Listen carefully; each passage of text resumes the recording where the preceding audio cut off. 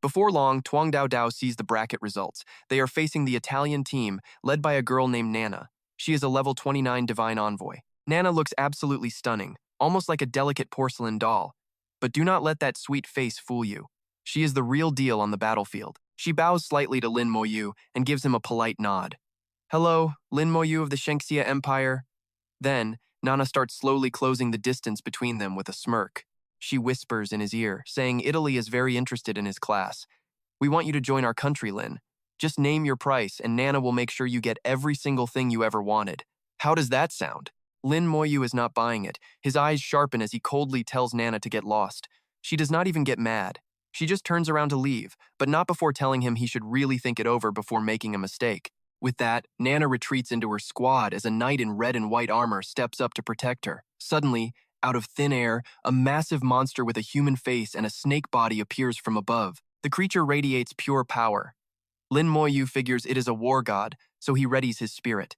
He summons his skeleton mages, and they immediately launch their ultimate move, Ice Dance. A freezing rain of ice shards flies straight at the beast, but the beast just opens its massive mouth and swallows every bit of the skeleton mage ice attack. Nana smirks from behind her knight. Hey Lin, this is our country's human-faced snake god. It literally devours elemental magic for breakfast, so those little ice tricks of yours are completely useless against us. Lin Moyu stays cool.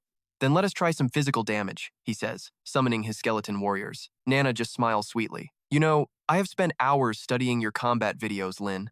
I have already prepared the perfect counter for every move you make. Nana suddenly shouts, using her divine possession skill. A monstrous beast appears, covered in sharp thorns. It has the head of a wild hog and a massive, rugged body. It roars and charges forward with terrifying, raw aggression. That beastly spirit suddenly slams into the knight, turning him into a total animal. His eyes are burning with fire as his aura sweeps across the entire arena like a hurricane. This is her ultimate move, the legendary Divine Possession. Instantly, the skeleton warriors swing their blades and swarm the knight. The impact of their weapons clashing creates a massive shockwave, forcing both sides back. Even behind his white shield, the knight is being pushed back further and further by the relentless pressure. Nana is shocked. Wow, Lin, your skeletons are no joke if they can push back a divine knight. Suddenly, the knight lets out a roar, activating his possession enhancement. In a flash, his body surges with even more insane amounts of raw power. The knight screams and charges right into the skeleton army. Watching from the stands, the crowd is totally stunned. Everyone looks confused and worried about what is going to happen next. Man, what kind of class is this? It is way too strong. All of Lin Moyu's skeletons are being suppressed. Is he actually going to lose this time? Nana smirks at him. It looks like your little skeleton soldiers are not following orders anymore. Lin Moyu just scratches his cheek, thinking, I have not even given them an order yet. She is way too confident. Then, Nana summons another strange-looking spider monster to the field. She sends the spider into her mage using divine possession. The mage's eyes turn blood red as he raises his staff. A massive whirlwind erupts, surrounding the skeleton warriors and keeping the entire army pinned down. They are completely stuck and cannot move an inch. Nana sighs, her voice dripping with sarcasm. Poor Lin. Your magic does not work, and your skeletons are trapped. It looks like you are totally out of options now, right? Do you have anything left, or are you just going to give up and lose? Lin Moyu just snorts. Is that really all you have got? Nana freezes in shock and screams out, Wait, what did you just say? In a split second, she and her entire team are bound tight by heavy iron chains. Nana realizes with horror that this is a curse she cannot escape. She stares at him, trembling. The crowd goes wild, wondering what the heck just happened to the match. Was not Lin Moyu just losing a second ago? How did things flip so fast? It is a curse. On the stage, Lin Moyu looks at Nana coldly and asks a simple question. Your class skills do not actually work on living people, do they? He glances over at the knight and asks, These guys are not exactly what you would call alive, are they? Nana's pupils shrink in terror. She stammers, How did you? The chains tighten around her, making her scream in pain and beg for mercy. The crowd starts buzzing. So they were all just Nana's puppets the whole time? No wonder everything about her team felt so weird. Their movements were way too stiff to be human. Turning the bodies of dead players into puppets is just straight up evil. She is a total monster for doing something that heartless to fellow warriors. Meanwhile, Nana is screaming in agony as a soul-burning fire tears through her. In an instant, that same spectral flame sends Nana right back to where she started, broken and defeated. It is a brutal end to her little puppet show. She watches Lin Moyu walk away, her heart filled with total regret.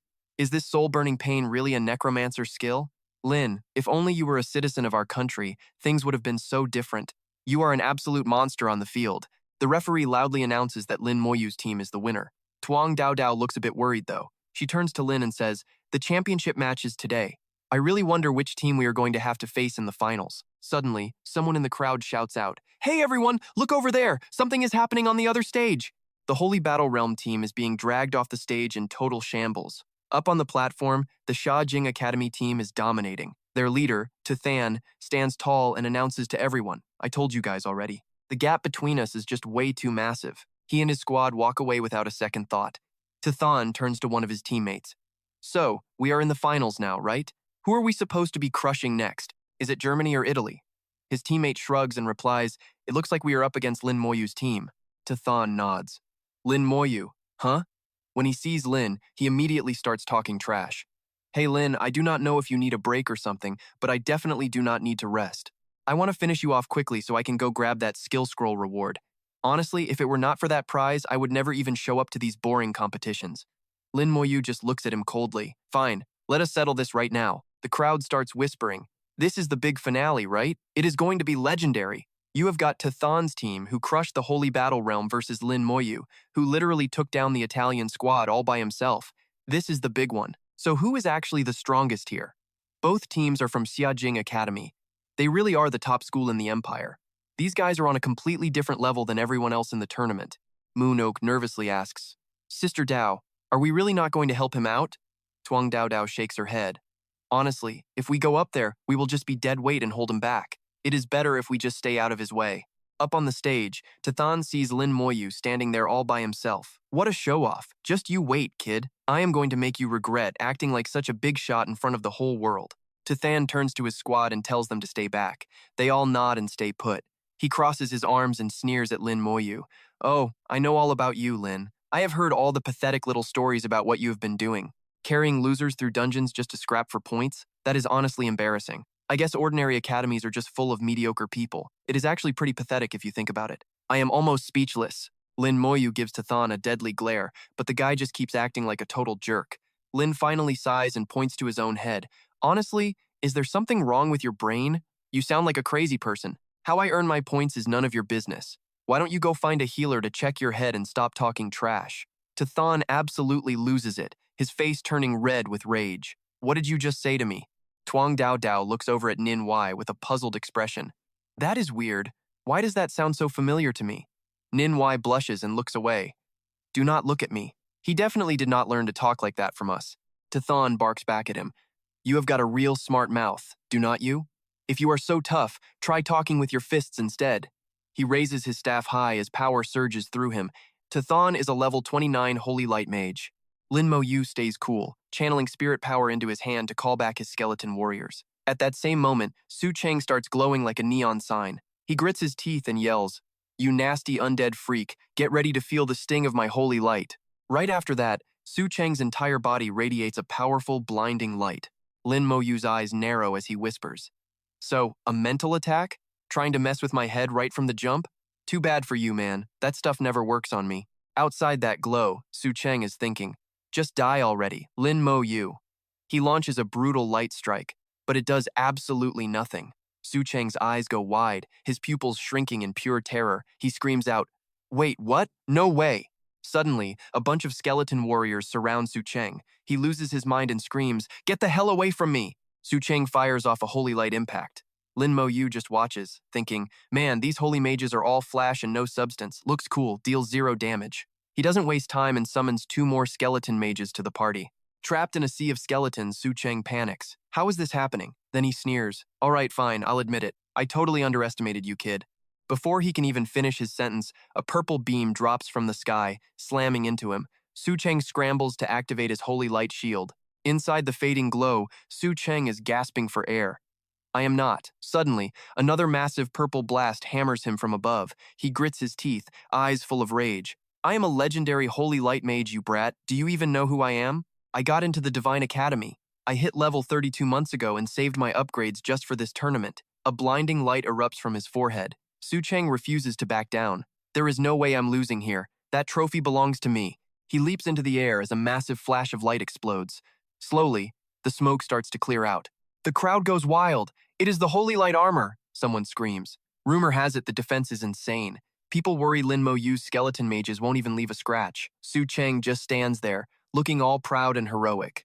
Moyu locks eyes with his opponent and raises his hand, releasing a cold blue mist. Su Cheng just scoffs, his voice dripping with pure contempt.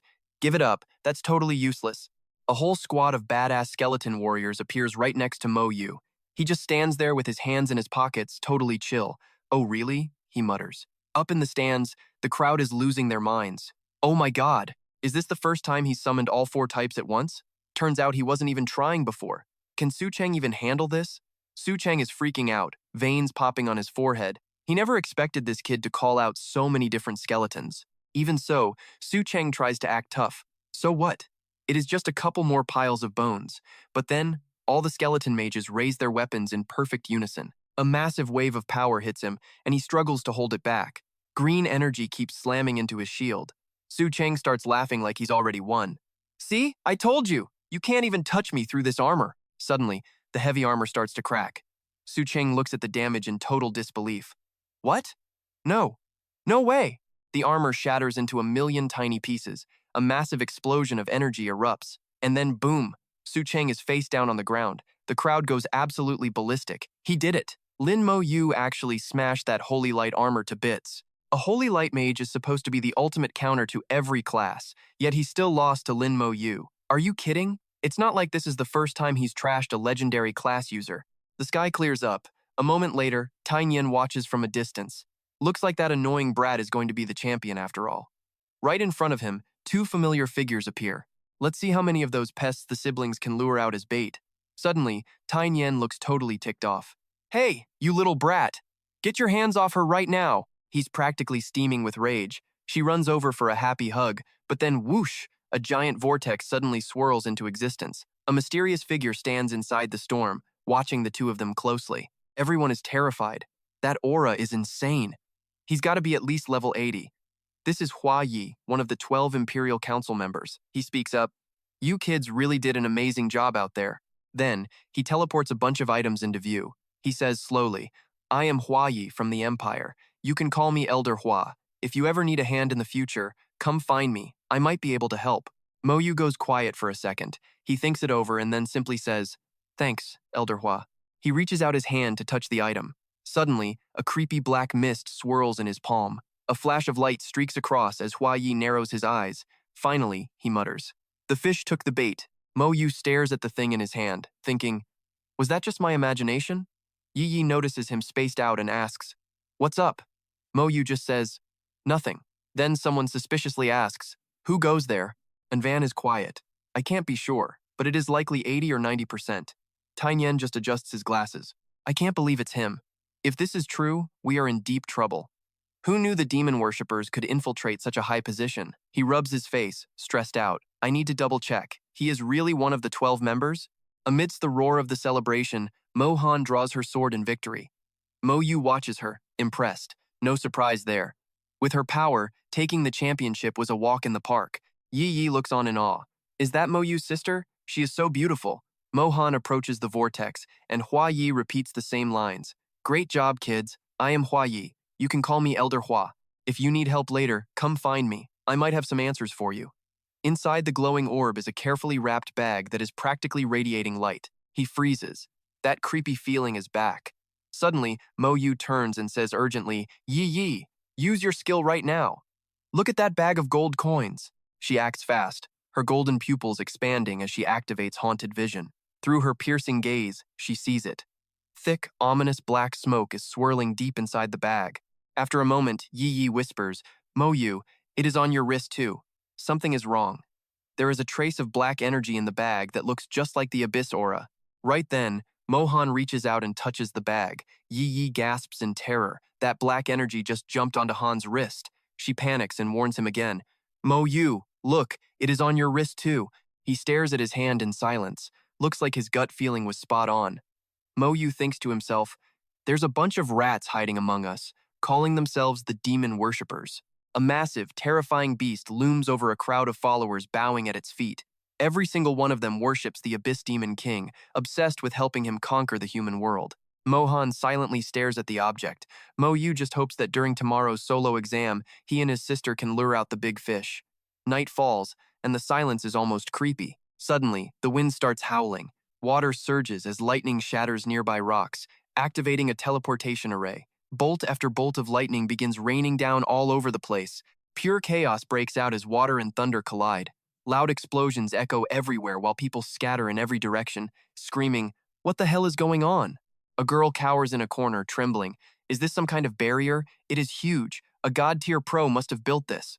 Moyu watches the chaos. The demon worshippers. They finally made their move. They are trying to wipe out every single team in the competition. Everyone is running for their lives, screaming in terror. This is horrible. Oh my god, am I gonna die here? What do I do? Right on cue, an army surrounded by a dark aura appears. He is low-key watching them. Every single one is a top-tier pro, over level 70. Then, a dark figure leads an edgy army out of the shadows. Moyu's eyes narrow. This boss is at least level 80. Someone recognizes it and panics. It is the mark of the Abyss Order. Those guys are actually here? They have got some serious guts. Attacking inside the Empire? Seriously? He stands high above, raining down blasts of dark energy. The black mist slams into the guards on duty like a freight train. The demon general finally rolls up, talking about how human meat is back on the menu. He has been starving for days, and now he is ready to feast. Nana's squad steps up, the demons are here, and it is time to scrap. Moyu's face goes dark as he clenches his fists, shadows swirling around him. A massive wave of pressure locks onto him from a distance. He looks up just as lightning crashes down, followed by thousands of dark shadows. Moyu keeps it cool. The guy landing in front of him mocks him, saying bravery is just another word for useless. Your fate is already sealed, kid. He says geniuses do not live long. But then, a voice echoes out. I do not see it that way, because I am doing just fine. The dark figure freezes. It is Lord Bai. Yi Yuan walks over, totally unbothered. You knew I was coming, did you not, Hua Yi? Exposed, the man laughs and rips off his mask. Cannot hide anything from the great white god. He calmly notes that Hua Yi is not running. Thick black mist swirls around the old man. He just smiles. No one would mess with Lord Bai without a plan. The Abyss Kings show up. Suddenly, Hua Yi's eyes go wide. Something rises in front of him that scares him half to death. Yi Yuan narrows his eyes. The Charm Demon King? So that is who turned a level 83 pro into a demon's lapdog. She chirps in, saying too bad she could not charm the white god himself. Yi Yuan clenches his fist. Since you are here, then, the second Demon King snaps back. You are awfully confident, white god, but the Demon Kings do not plan on sticking around for this. We are only here to kill. A portal opens next to her as she giggles. You think you can actually keep us here? The vortex expands, and suddenly, two more Abyss Kings crawl out of the ground. Tainyan calmly knocks an arrow, aiming right at the Flame King. The second Demon King just shrugs, one-on-one. That makes it a fair fight. Suddenly, the barrier cracks. A blinding light hits. Tathan spits out that he only lost because Moyu's power is a total cheat. Two masked figures glide toward him through the chaos. The Demon King watches, chin in hand.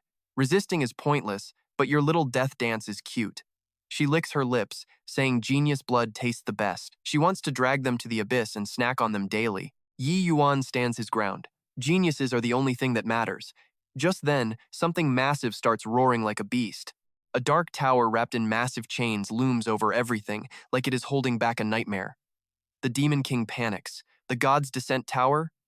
We have been played. A beam of light explodes from inside, making the chains rattle like crazy. The top of the tower glows with a blinding glare, the monsters vaporize, and the flying ones get blasted back. Moyu figures it out.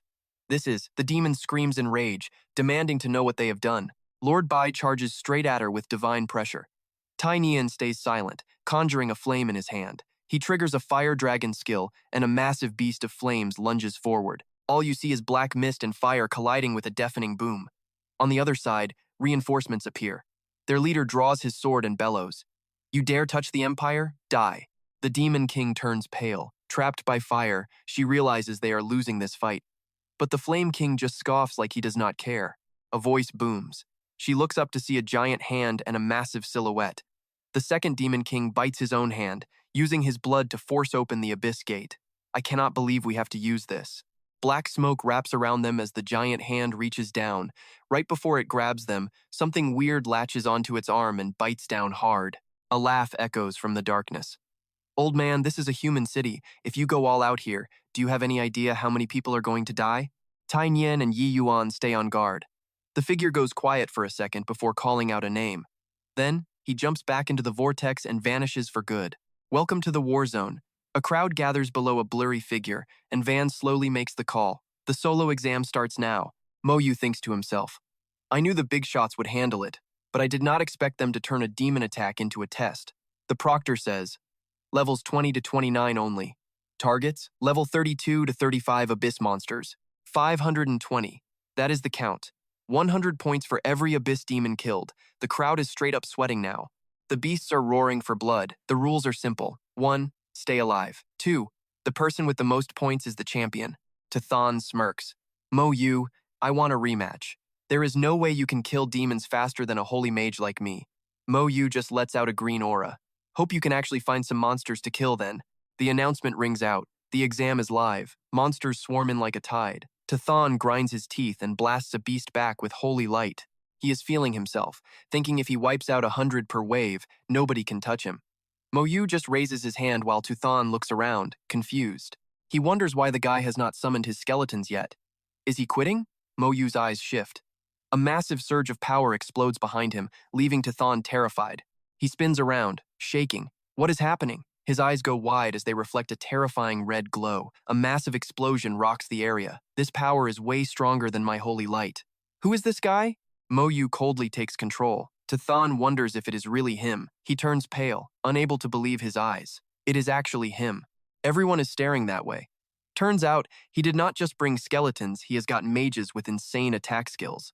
The air is thick with power as monsters pile up everywhere. Moyu clenches his fist. The monsters are mostly wiped out. Only the demon trash is left. The crowd yells that Moyu took almost everything, but the demons are worth 100 times more. There is still a chance. Tathan gets his second wind. He is determined to win this. Exactly. The abyss demons are still there. If I kill enough of them, I can still win. He activates his holy armor, but his confidence is gone. He breaks a sweat and glances back. That is when something black appears. Standing behind Moyu is the newly summoned outpost guard. That massive frame lunges forward, chains rattling and clanking with every step. In midair, a bunch of chains wrap around the monsters. The outpost guard uses his raw power to smash right into the middle of the pack. The crowd is losing their minds. Is that an outpost guard? Is that another one of Moyu's summons? What else is he hiding? Tathan just stands there, wondering what kind of broken class this even is. Qianfei laughs from behind and mocks him. Looks like you finally met your match, huh? Guess you realized who the real pro is now, didn't you? The air swirls around the succubus queen as energy flows straight into Macnu. It is a total power surge. Wait, is he really a 3-star second lieutenant now? Everyone stares at his silver badge in total shock. A 3-star second lieutenant? How many demons did this guy actually take down to rank up that fast? Tathan looks at his own badge and feels like trash. Qianfei is stunned. A 1-star private? He starts cracking up. Tathan, I thought you were some big shot, but you are just a low-level 1-star private? Seriously? He snaps and tells him to shut his mouth. Qianfei flexes his own badge with a smug grin. You are trash, man. I am a 3-star private. That is 2 ranks above you. Tathan just fumes. I am a holy light mage and I blast through demons. Give me a few days on the front lines and I will pass you. Qianfei just laughs. Catch me if you can, buddy. Then he waves him off. Honestly, if you cannot even keep up with Macnu, you probably will not catch anyone else either. Tathan loses it and screams at him to shut up. The crowd starts to move but then stops cold. It looks like the demons are all gone. Over 7,000 of them. 7,000 monsters wiped out by Macnu alone. How do you even compete with that? He calmly gives the order to head back. A bright light flashes and the whole chaotic scene just fades away. Silence falls over the area. A voice shouts that Namhong City is saved. This is the true power of the God Tower. Look over there. Bodies are everywhere. Macnu stares at the floating corpses of the cult members. A moment later, Bai Yi Yuan shows up. He announces himself to the crowd. Everyone goes wild. It is God Bai. As long as he is here, everything is going to be fine. Those cult freaks do not stand a chance now. He tells everyone they knew the attack was coming and were ready for it. He is proud that nobody backed down from the fight when things got ugly. This is what being a real pro is all about. We use that cult attack as a live combat test for the solo exam. The demons are defeated, and the traitors are dead. Now, it is finally time to announce the winner. Yi Yuan announces the winner for level 20 to 29. It is Mac and Gu. But the guy is just standing there, staring at something like he is deep in thought. Yi Yuan continues, saying the challenge round starts tomorrow. If you think you are tough enough, come show us what you got. The rewards are absolutely massive. Hearing that, Maknagu actually looks interested and lets out a curious sound. Scene change. Makhan walks up to check on him. You okay, Maknu? She lets him know she has some news. She's going to have to head out again pretty soon. Maknu is confused and asks if she is skipping the challenge round tomorrow. She turns to leave and says she is almost level 45, so she is sitting this one out. It is his chance to shine. Take care. You too, he replies. Just then, Yi Yi shyly walks over. Maknagu asks where she was. He was planning on introducing her to his sister, but she never showed up. She admits she just was not ready for that yet. Then he asks what went down while he was stuck inside the tower. Yi Yi remembers the chaos. 2 powerful Abyss Kings showed up, but her grandfather and Mr. Bai managed to step in and hold them back. The Xiajing Academy also sent out their elite guard to wipe out every last member of the cult. She goes over every detail. A mysterious and super powerful figure appeared who seemed even stronger than Mr. Bai. Both Abyss Kings were absolutely terrified and tried to run for it. Finally, one of them used some kind of strange, secret skill. They summoned a demon to block our attacks. We were worried about the fight hitting innocent civilians, so we had to let those 2 Abyss Kings get away for now. Maknagu asks a follow-up question. Was that Flame King the same one we ran into before? Yi Yi nods her head. Yeah, that was definitely him. His eyes sharpen as he mutters that Abyss Kings are tough to kill, but just wait, he still has that teleportation stone to the Abyss. Sooner or later, he is going to go there and get some payback. Later that night, and Van is sipping tea under a tree. He asks if it is settled just as Yi Yuan and Tai Nian show up looking completely furious. He takes a sip of tea and snaps. Damn it, I did not expect Blackfire to actually get involved. If it was not for Blackfire, I would have taken the Flame King down right then and there. Tai Nian complains. Then Yi asks if that old guy ever bothered to step in. Yi Yuan explains that he did. The demon was so scared it sacrificed its life force to open an abyss gate. It summoned one of Blackfire's hands. It is a shame. If we were not in Namhong City, I would have made them pay a heavy price. He continues, saying there was at least some progress. At the very least, they managed to expose that guy, Hua Yi. Tainian nods and adds to the conversation. I never thought Hua Yi would flip and join them. We have to be careful. It looks like there are still plenty of demon spies hidden within our ranks. And Van strokes his beard and thinks, I will look into this. We need to purge every traitor from the Imperial system. The sun rises and the sounds of cheering echo out from the arena. Fans are buzzing about the challenge round. They heard about the cult attack last night and how the solo round got changed, which meant nobody got to watch it.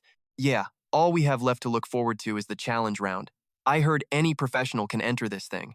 If you manage to win all 5 rounds, the prizes are even better than what the solo champion gets. Dao Dao explains the rules to the group. In the first round, you have to fight an opponent who is 5 levels higher than you. After every round, that level gap goes up by 5. By the time you hit the 3rd round, you are facing a level 42 pro who has already done their 2nd class change. She says it has been hundreds of years and nobody has cleared the 4th round yet. Suddenly, Mac Nu looks away. Dao Dao keeps going. If a pro under level 40 wins the 1st round, they get a basic skill scroll. If they manage to clear the 2nd challenge round, they get an intermediate skill scroll. Clearing round 3 gets you a miracle potion, and passing round 4 rewards you with 2 more intermediate skill scrolls. She hesitates and says that since nobody has ever reached the 5th round, no one actually knows what the prize is. Macnu's face is totally blank, but his eyes are sharp. Nobody has made it that far? I guess I will have to find out for myself. A bit later, the first challenger steps up. He is a level 34 Shield Knight. Facing off against him is a level 39 Shield Knight defender. Mak Engu watches him closely. That guy is military, right? Dao Dao nods. Exactly. These rounds are insanely hard because every single opponent is handpicked from the elite god army. He coldly attacks the challenger. She explains that these guys are not just random pros. They are 5 levels higher, so most regular people cannot even make it past the 1st round.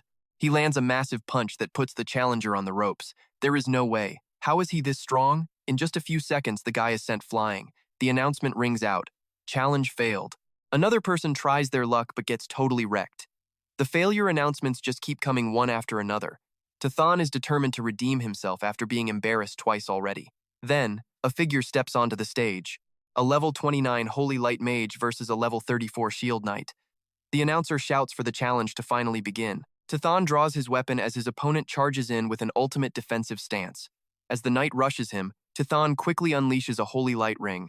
He leaps into the air with a burst of power and lands lightly on his feet. After a few quick moves, he brings up a holy light shield to block the attack. Tithon is not even sweating it. He wants to see just how strong this defense really is. A second later, Tithon is standing tall while his opponent is face down on the ground. Announcement: Tithon wins round 1. The crowd goes wild because someone finally won. These challenges are usually impossible since the god army is so tough.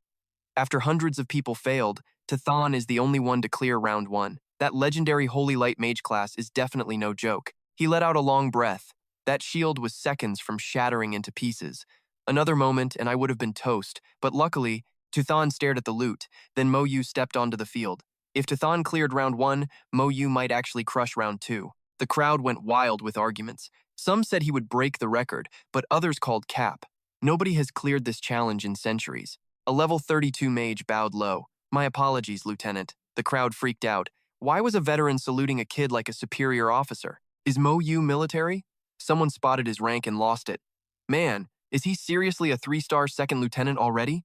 Everyone was shook. He is only level 27. How? No wonder he is a beast. Looks like that military training really paid off. Moyu summoned 2 skeleton warriors. As a wave of power and jagged rocks hit, the skeletons just charged straight into the chaos. He stood there stunned as they shattered his defense. He scrambled to pop a mana shield, but the impact nearly blew it apart. He couldn't hold them back. The skeletons locked onto him like prey. Desperate, he unleashed a massive wave of fire to push them off. A huge explosion rocked the field. Moyu was impressed. Only a soldier could survive this long. Anyone else would have been floor meat by now. He sent the skeletons back in. They charged like madmen. The soldier looked panicked, his hands glowing as he tried to form a plan. A formation flared to life. Moyu blinked. What skill is that? The crowd started buzzing. No way he is using a battlefield skill. What is a battlefield skill? It is military-only tech that requires specific gear. It is rare, hard to learn, and varies by rank and class. They change based on who you are. Some of the high-tier ones even require a whole squad working together to pull them off. Lava-like fire erupted, swallowing the skeletons, but they walked through it unscathed. Moyu noted how the fire trapped them in a small zone. "Let us see how much you can take," Moyu said. He sent more skeleton warriors. The soldier started sweating, his eyes darting around in fear. "Seriously, Lieutenant, you don't give people an inch, do you?" A boom echoed as the skeletons leapt through the smoke to finish him. Round 1 goes to Moyu. The crowd cheered. They knew he would crush it, but seeing it happen was a whole different vibe. That soldier was a veteran, but Moyu is just on another level. He made that look way easier than Tithon did. He looks ready for round 2 already. Moyu just scoffed at the talk. Then the host asked, "Do you want to keep going?" Next up was a level 37 sword knight. The guy glared at Moyu. "To beat a summoner, you have to rush the user. Round 2, let us go." The knight slammed his shield forward in a charge. A skeleton warrior intercepted him, clashing its sword against the steel. The knight stumbled back. He is too strong. Getting close to him is going to be a nightmare. He raised his shield to brace. The knight hesitated. Moyu looked at the blue flame in his hand. Pointless. He recalled his skeletons into clouds of dark mist. He smirked. "Get out here." A whole squad of skeletons popped up. The knight was stunned he could summon them from a distance now. Dark mist swirled behind the knight. He froze. It was a trap. He needed to break out before he got boxed in for good. He turned around, but chains were already wrapping his body. The skeletons swarmed him, hitting him with a massive blast that sent him flying. "I lost," he muttered. Round 2. Moyu wins. Everyone stared. A level 27 just bullied a level 37 like it was nothing. He makes it look way too easy. Clearing round 2 without breaking a sweat means he is still holding back big time. "Want to keep going?" the host asked. Moyu nodded. Next was a level 42 archer with 3 stars and full platinum gear. Can he actually clear round 3? If it is this hard now, I can't even imagine the insanity of rounds 4 or 5. 4 and 5? I will see them soon, Moyu said. The fight began with the archer firing a shot packed with insane power. The arrow streaked toward him, but Moyu didn't flinch. Right before it hit, his skeleton mages snatched the flaming bolt from midair. The archer split into clear, raining down a storm of arrows. The crowd gasped. Is this it? Is the streak finally over? That is a second-tier job attack, but Moyu's armor held firm. His class is broken, perfect offense and defense. The archer leapt, firing midair. Moyu started planning. This high-level archer is way too fast and agile. My skeletons can't catch him. I need to slow him down. Moyu cast a curse, and chains suddenly snared the archer's limbs. He broke free fast, but the chains kept hunting him. He fired an arrow straight up, releasing a massive wave of energy. The energy wiped out the chains. "Try this," the archer yelled, firing a silence arrow. It hit, but Moyu's armor barely felt it. No way! Silence didn't work? The crowd was terrified. His defense is cracked. He is immune to crowd control. Does this guy even have a weakness? The air got heavy. Everyone was whispering. His class is literally perfect. How is anyone supposed to beat a guy like that? It is a standoff. Neither side is moving. Moyu did the math. My warriors are too slow, and he is way too slippery. He charged a skill, hesitant. Is this too much? Might be overkill. Meanwhile, the archer split into clones again, pulling back his bow. Moyu stayed quiet. A green mist swirled around the archer's head. He suddenly screamed, clutching his skull as his bow hit the ground. What happened? Was that a mental attack? Moyu raised his hand, glowing with power. Sorry about this, he said calmly. Hanjaw dropped, totally freaking out. What kind of skill was that anyway? That swirling air trap was pure pain. Tathan saw the insane power radiating off Lin Moyu and panicked. This guy, where the hell did this monster even come from? Then the announcement boomed. Round 3, Lin Moyu wins. The crowd was buzzing. Is it just me, or is this kid actually terrifying? He cleared round 3. Are we witnessing history today? The proctor didn't even blink, just said, keep going. Then a level 45 knight stepped up. Someone yelled, level 45? Seriously? People started whispering. Only 3 levels higher than the last round? Is round 4 really that hard? No wonder they say nobody has ever cleared it. Yo, check it out. Right after that, a full squad of level 45 pros showed up.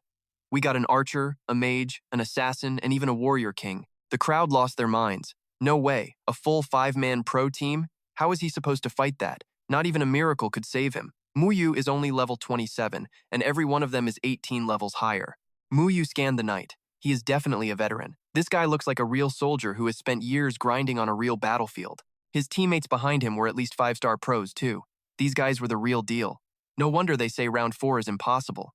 The 2 of them stayed quiet, just judging him with their eyes. The knight spoke up. Not bad, kid. Making it to round 4 is something to be proud of. Moyu just grinned, energy swirling in his hand. Thanks, but I am still here to win today. Suddenly, black mist exploded everywhere like creeping vines, spreading out at an insane speed. The stands went wild. What is happening? Am I dreaming? In a flash, the black mist turned into thousands of skeleton warriors. Even the knight was shocked. This kid is crazy. Tathan was shaking. All those skeletons, how did he... He was hiding so much. There were still more he had not even summoned yet. Qianfi yelled, how are we even supposed to fight this? Moyu waved his hand, and the skeleton army charged all at once. The skeleton mages scrambled into position too. Getting hit from all sides, the level 45 squad had to pop their group defense shield.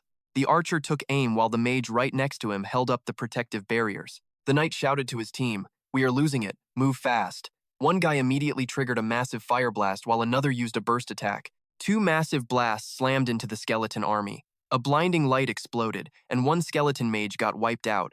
Moyu realized the warriors could take the hits, but his mages were way too squishy. Suddenly, a stealth attack lunged at him. The assassin was stunned when 2 skeleton warriors grabbed him out of thin air. But then, a surge of power erupted. The high skeleton warriors just stared at each other as the assassin vanished into thin air. Moyu conjured a soul flame and said coldly, you think you can run? The assassin panicked and screamed at the warrior king, I need a heal, now. The knight asked what happened. The assassin was pale, groaning that the skill really hurt. Moyu cast a slowing curse, but they popped a group cleanse to break the chains. Moyu just shrugged. Figures. With high-level support on their side, my curse skills aren't going to do much. The skeleton army swarmed them again. Protect the perimeter, someone yelled. They were getting pinned down, so they triggered a massive fire ring to push them back. The fire ring blasted the skeletons back. Then the archer fired off chain arrows to trap them. He shouted, these chains aren't going to hold them for long. A wave of energy shot toward Moyu. Someone screamed, we can't wait, clear a path and move out. The crowd was panicking. It's over. His skeleton formation is totally trashed. Is this the real power of level 45 pros? It looks like Lin Moyu is going down. The squad locked onto him. He has way too many skeletons. If we keep fighting them, we will just gas out. We have to take him down directly. The archer aimed right at his head. Moyu just smiled. Not bad for soldiers from the Shengxia army. This is the first time I've had this much fun. The whole squad charged him with a roar. He looked them dead in the eye. It's useless though. I'm going to win this. Flames blasted the knight and his crew. He felt his very soul start to burn. Suddenly, the warrior king was kicked out of the match. He just stood there stuttering, I'm out? Looking back at the fight, the warrior king was worried. Without his support, they weren't going to last more than a minute. The knight tried to block the skeletons, but when he looked up, he turned pale. Dozens more skeleton warriors were already closing in for the kill. Moments later, the whole team was tossed out of the arena. The judge announced, "Round 4, Lin Moyu wins." The audience was stunned. He won? What the hell was that fire skill? In a blink, a top-tier team was wiped out. That Necromancer is way too scary. Yi Yi turned to Dao Dao and asked, "You think he can actually beat round 5? Dao Dao stayed quiet for a second and said, "I honestly don't know. His raw power is just on a whole different level. I can't believe we're actually standing here witnessing history right now." Moyu just nodded. Yeah, Lin Moyu's name is definitely going into the history books after a performance like this. A level 2 skill book floated over to Moyu. The judge hesitated and asked, "Lin Moyu, do you want to keep going?" Moyu just nodded. "I'm staying in the fight." The whole crowd started buzzing. "We are actually going to see round 5 today?" I didn't even think the organizers set the difficulty that high. The announcer boomed. "Round 5 starts in 3 minutes. Get ready." A golden plaque floated in front of Moyu. The rewards were insane. A divine potion and a high-level skill book. The stands were erupting. Those are top-tier items. Usually only third-job pros can even touch that stuff. You can't even buy them. This kid hasn't even had his second job change, and he's already set for life. Even Moyu was a little shocked. He knew that as you got stronger, the chances of actually learning high-level skills dropped to almost zero. With this book, a high-level skill was a sure thing. And that divine potion? Using it after the third change would boost stats by 20,000 permanently. The value was just off the charts. Moyu whispered to himself. No wonder White God said the challenge was the real test. I have to win round 5. 3 minutes later, his new opponent was teleported onto the stage. The crowd gasped when they showed up. Whoa, they're all rare level 50 pros. It's a full mage squad with the highest attack power you've ever seen. They aren't even scared of fighting a whole army. We got a level 50 holy knight and a forest elder. The crowd started whispering that Muyu's skeleton army might actually be useless in this round. Take a look at these two monsters, a level 50 shadow mage and a level 50 flame mage. The crowd thinks Moyu is cooked. That shadow mage is a legendary master of arrays. This class is packed with group control skills. Pair that with the flame mage's insane firepower and an elder's buff, and you have got a team that is basically invincible. The last two to step out are a level 50 star summoner and an elemental mage. The hype is through the roof. Nobody expected another high-level summoner on the field. Are they trying to outsummon Moyu? Don't forget that Star Summoner has a nasty skill reset ability. YY panics and asks Dao Dao for help. Moyu realizes this whole lineup was built specifically to counter his playstyle. No more hiding his true power now. Suddenly the announcement blares out. The challenge begins.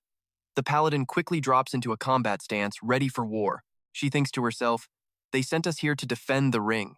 And our opponent is just some level 27 kid? Are young players really this cracked now? Behind her, the team starts casting. Moyu isn't lagging behind, summoning a literal army of skeleton warriors. The paladin orders her team to prep an AoE blast. Moyu pulls out a massive scythe, and the whole arena starts whispering. A scythe? That is Moyu's signature weapon, but no one has actually seen him use it. Down in the stands, Tathan looks terrified. Is he really going to summon that thing? On the other side, the flame mage drops a fire rain. The shadow mage casts Cloud of Slumber. The elemental mage is not holding back either, charging up a big one. What kind of fire cloud is that? The star summoner quickly brings out his beast. They are using skill resets to spam massive AoE spells. The crowd is stunned by the constant magical barrage. The challengers charge again. Moyu doesn't flinch. He swings his weapon and shouts, "Time to wake up, sleeping soul." Suddenly, the outpost guard towers behind Moyu, and his face goes cold. The audience is losing their minds. What is that? Is that another one of Moyu's summons? The paladin looks dazed and asks if this is a joke. If I am not mistaken, that is the outpost guard, a hell mode dungeon boss, right? Moyu stays silent. He summons his wraith general and gives the order to lead the troops. The general's eyes glow with power. He immediately starts directing the skeletons and mages to press the attack. Seconds later, 3 of his skeleton warriors are completely wiped out. Watching the fight, Moyu does the math. The boss is doing its job, soaking up all the fire for the skeletons. Kim Bang watches from the sidelines, amazed that a necromancer can even do this. The paladin squad retreats into a defensive formation, popping a group shield. The outpost guard doesn't care, he just lunges forward. He slams his weapon right into their glowing energy barrier. The paladin's face goes pale. She realizes all their AoE damage is being tanked by the guard. The shadow mage quickly tries to use Sleepy Cloud. Rain starts falling from the sky.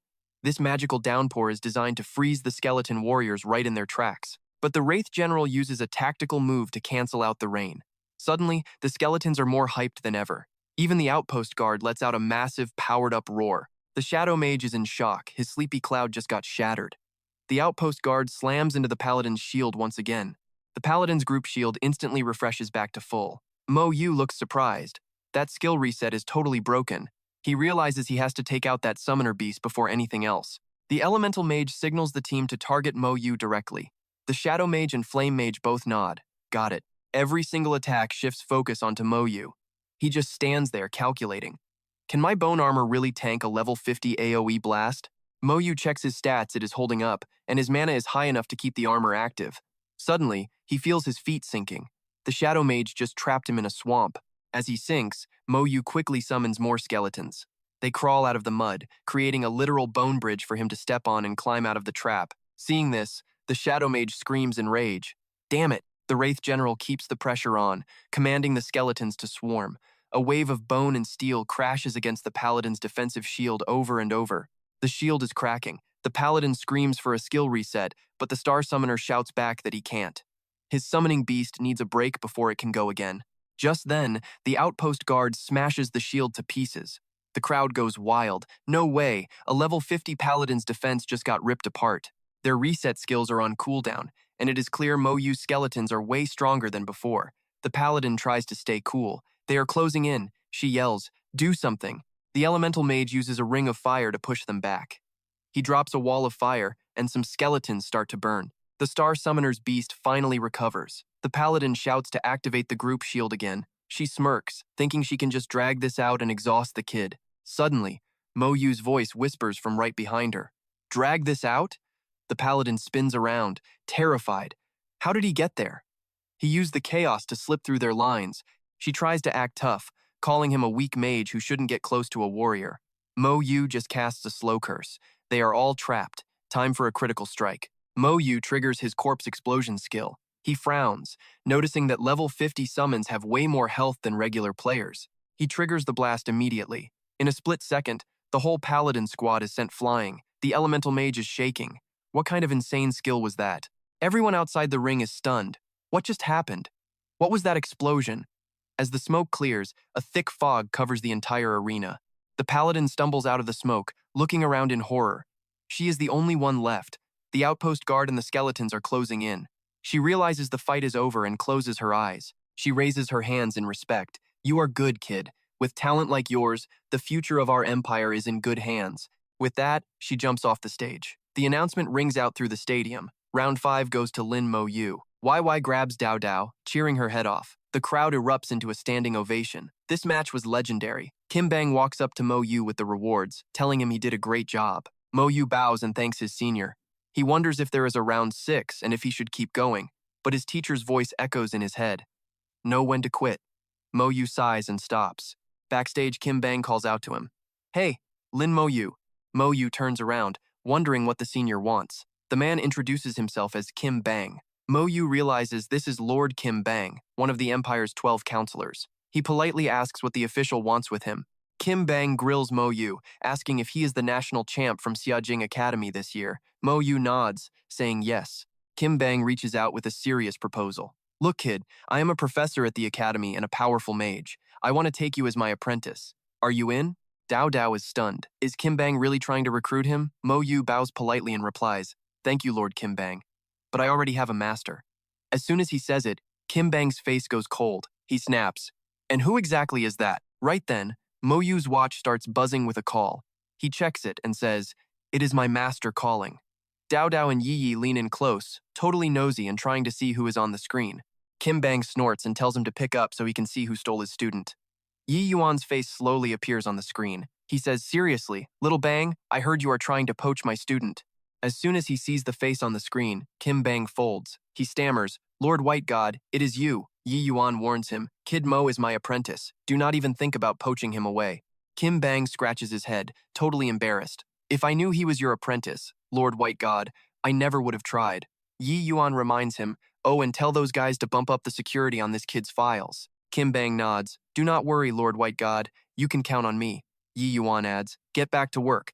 After the competition ends, come see me. Old man and I have a job for you. Kim Bang knows it is serious and replies, "Yes, sir. As soon as the competition is over, we will come meet you and Lord Man." After that, Yi Yuan turns to Moyu and gives some orders. "Kid, you have shown off enough lately. Time to head back to the academy. I have a new mission for you." Moyu nods. "Yes, master." After the call ends, Yi happily runs ahead. "Let's go." Back to Xiajing Academy. Back at the student dorms at Xiajing Academy, Moyu is in his room meditating. After a while, he pulls out the potion he won from the competition and drinks the whole thing down. A surge of power immediately explodes from his body as his stats start climbing. Moyu is thrilled. "Finally, I can increase my other attributes besides just my spirit power. This is huge." The next morning at Anvan's place, Yi Yuan looks at him with pride. "You did a great job this time." And Van chimes in, "Isn't it amazing? No one has ever cleared 5 challenge rounds before. Honestly, the kid is way stronger than his master was back in the day. He barely made it past round 3 at best." Hearing his old history brought up like that, Yi Yuan blows up and snaps, "Can you just talk like a normal person for once?" After that, he calms himself down and gives Mo Yu his next mission. "Next, you need to head to the dungeon palace to hit level 30 as fast as possible. Once that's done, I will take you to a special place." Mo Yu repeats, "The dungeon palace?" He's confused and asks, "Why not level up on the battlefield? I thought leveling there would be faster, plus I could earn some military merits." Yi Yuan warns him, "Just stay at the academy for now. You stood out too much this time. If you go out, people will definitely track you and target you." He gives a worried warning. "Lately, plenty of geniuses in the Empire have been assassinated. You have to be careful. Inside the academy, you will be safe." Mo Yu nods and says, "I get it." After he leaves, and Van asks, "Are you really going to take him to that place?" Yi Yuan confirms it. "Of course. You are not a real pro until you go there. The earlier he goes, the better it is." And Van says with a bit of worry in his voice, "Are you not afraid he will run into danger?" Yi Yuan chuckles and says, "That kid is stronger than we think. He will not die that easily. Besides, he has the mark." Meanwhile, Mo Yu is deep in thought about the dungeon palace. Seeing the familiar road, he mutters, "I am back again." Mo Yu walks into the academy as students stare at him with pure envy. "Look, Great God Mo is finally back. I heard Great God Mo cleared 5 challenge rounds." One student brags, "I actually ran a dungeon with a future God tier player. Just thinking about it gets me hyped." Another snaps, "Shut up. You just paid him points so he would carry you through that dungeon." He sighs to himself. Looks like the white god was right to worry. I really am drawing way too much attention. Shuhan hears the noise and calls out, "Junior Mo, are you back already?" Mo Yu gives a quick nod. "Yeah." She gives him an inviting look and asks, "Which dungeon are you hitting today? Need a recommendation? I will give you a fair price." Actions speak louder than words. Shuhan gets a notification and cheers. "Generous boss, you just received 100 points." Suddenly, a black swirl surrounded by brilliant light appears right in front of him. This is the entrance to the Fire God Palace. The infosphere pops up with the details. Fire God Palace, level 32 dungeon. Difficulty levels, normal or nightmare. Level requirement, level 27 to 37. Entry fee, 500 points. Cooldown clear fee, 2500. Cooldown time, 120 hours. Record, 8 hours, 32 minutes, and 15 seconds. Mo Yu thinks about the info. This dungeon seems pretty standard, so why is the record a whole 8 hours? She finally speaks up to answer his question. "Did you notice it already? The clear time for this dungeon is insanely long. Hardly anyone even picks it anymore. That is because this place is actually one of the 5 great elemental dungeons." Shuhan starts explaining. Besides the 4 main elements we know, wind, water, fire, and thunder, there is also the light element. Every element has its own specific dungeon.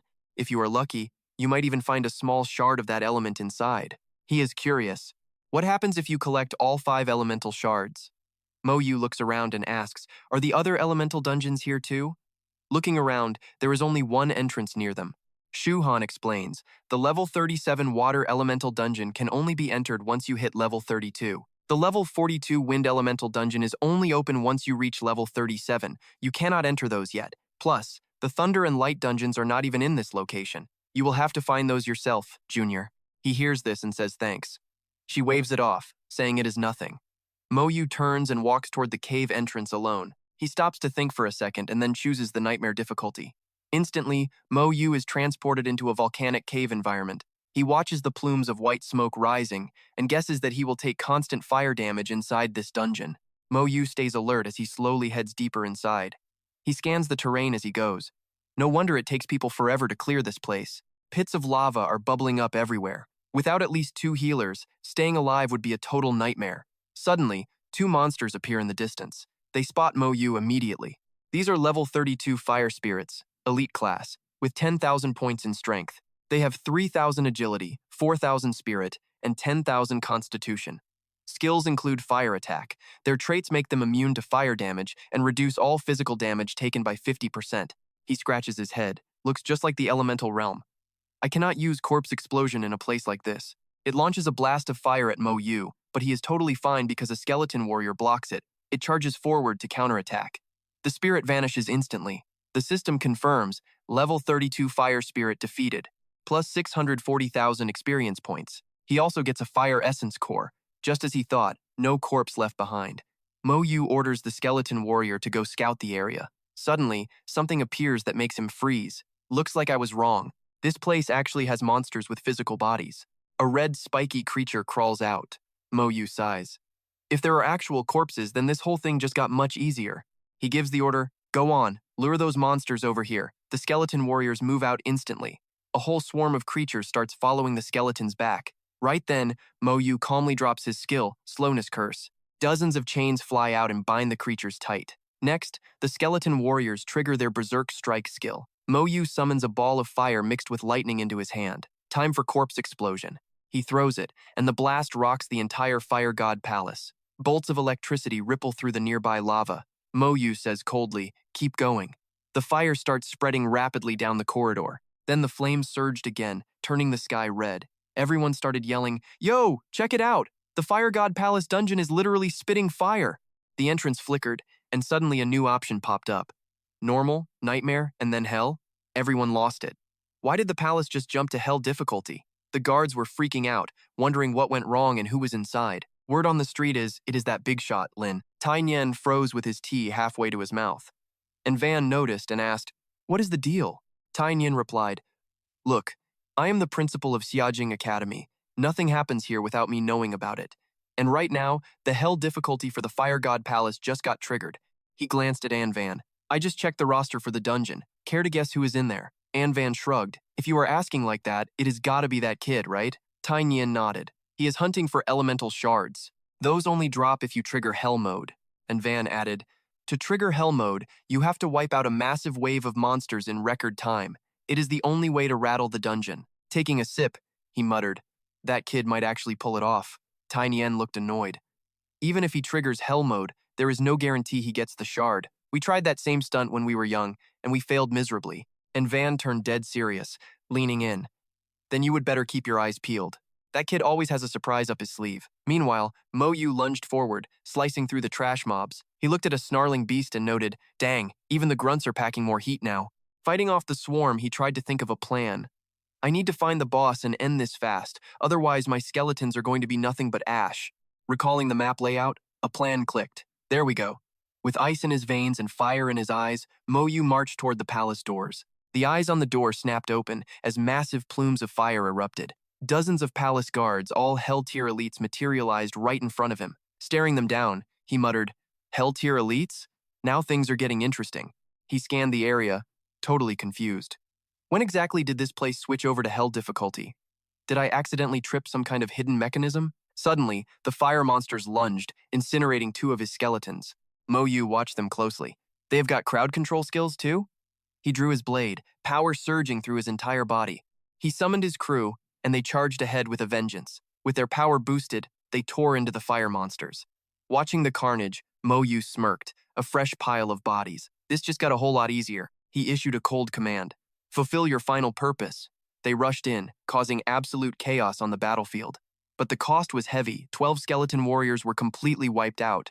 Flames kept pouring from the door as hundreds more fire monsters swarmed out. Moyu just grinned.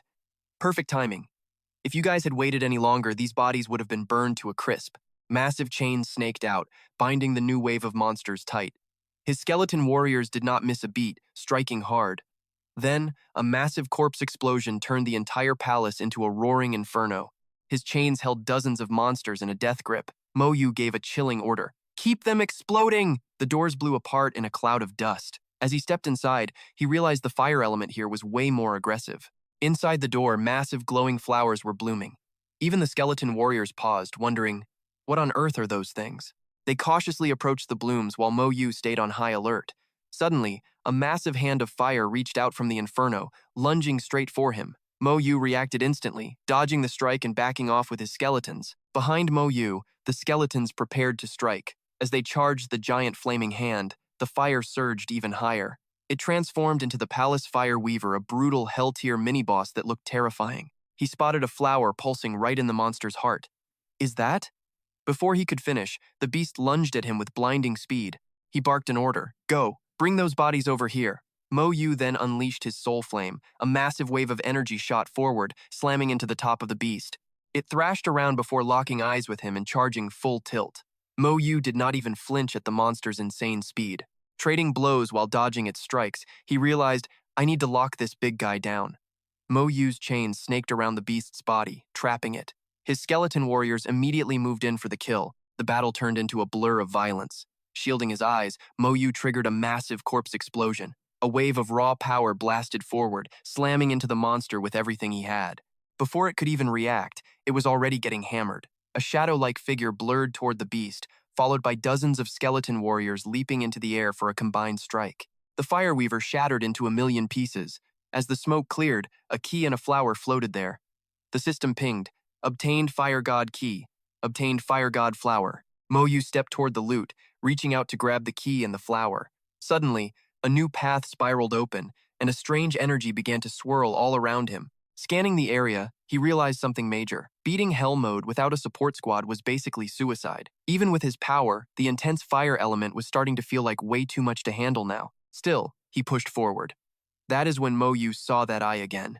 A massive, flaming eyeball suddenly materialized, looming over the entire palace like a total nightmare. That massive eye was staring straight into his soul. Info suddenly flashed before his eyes. Magma Giant, Hell-tier boss. Moyu was totally stunned.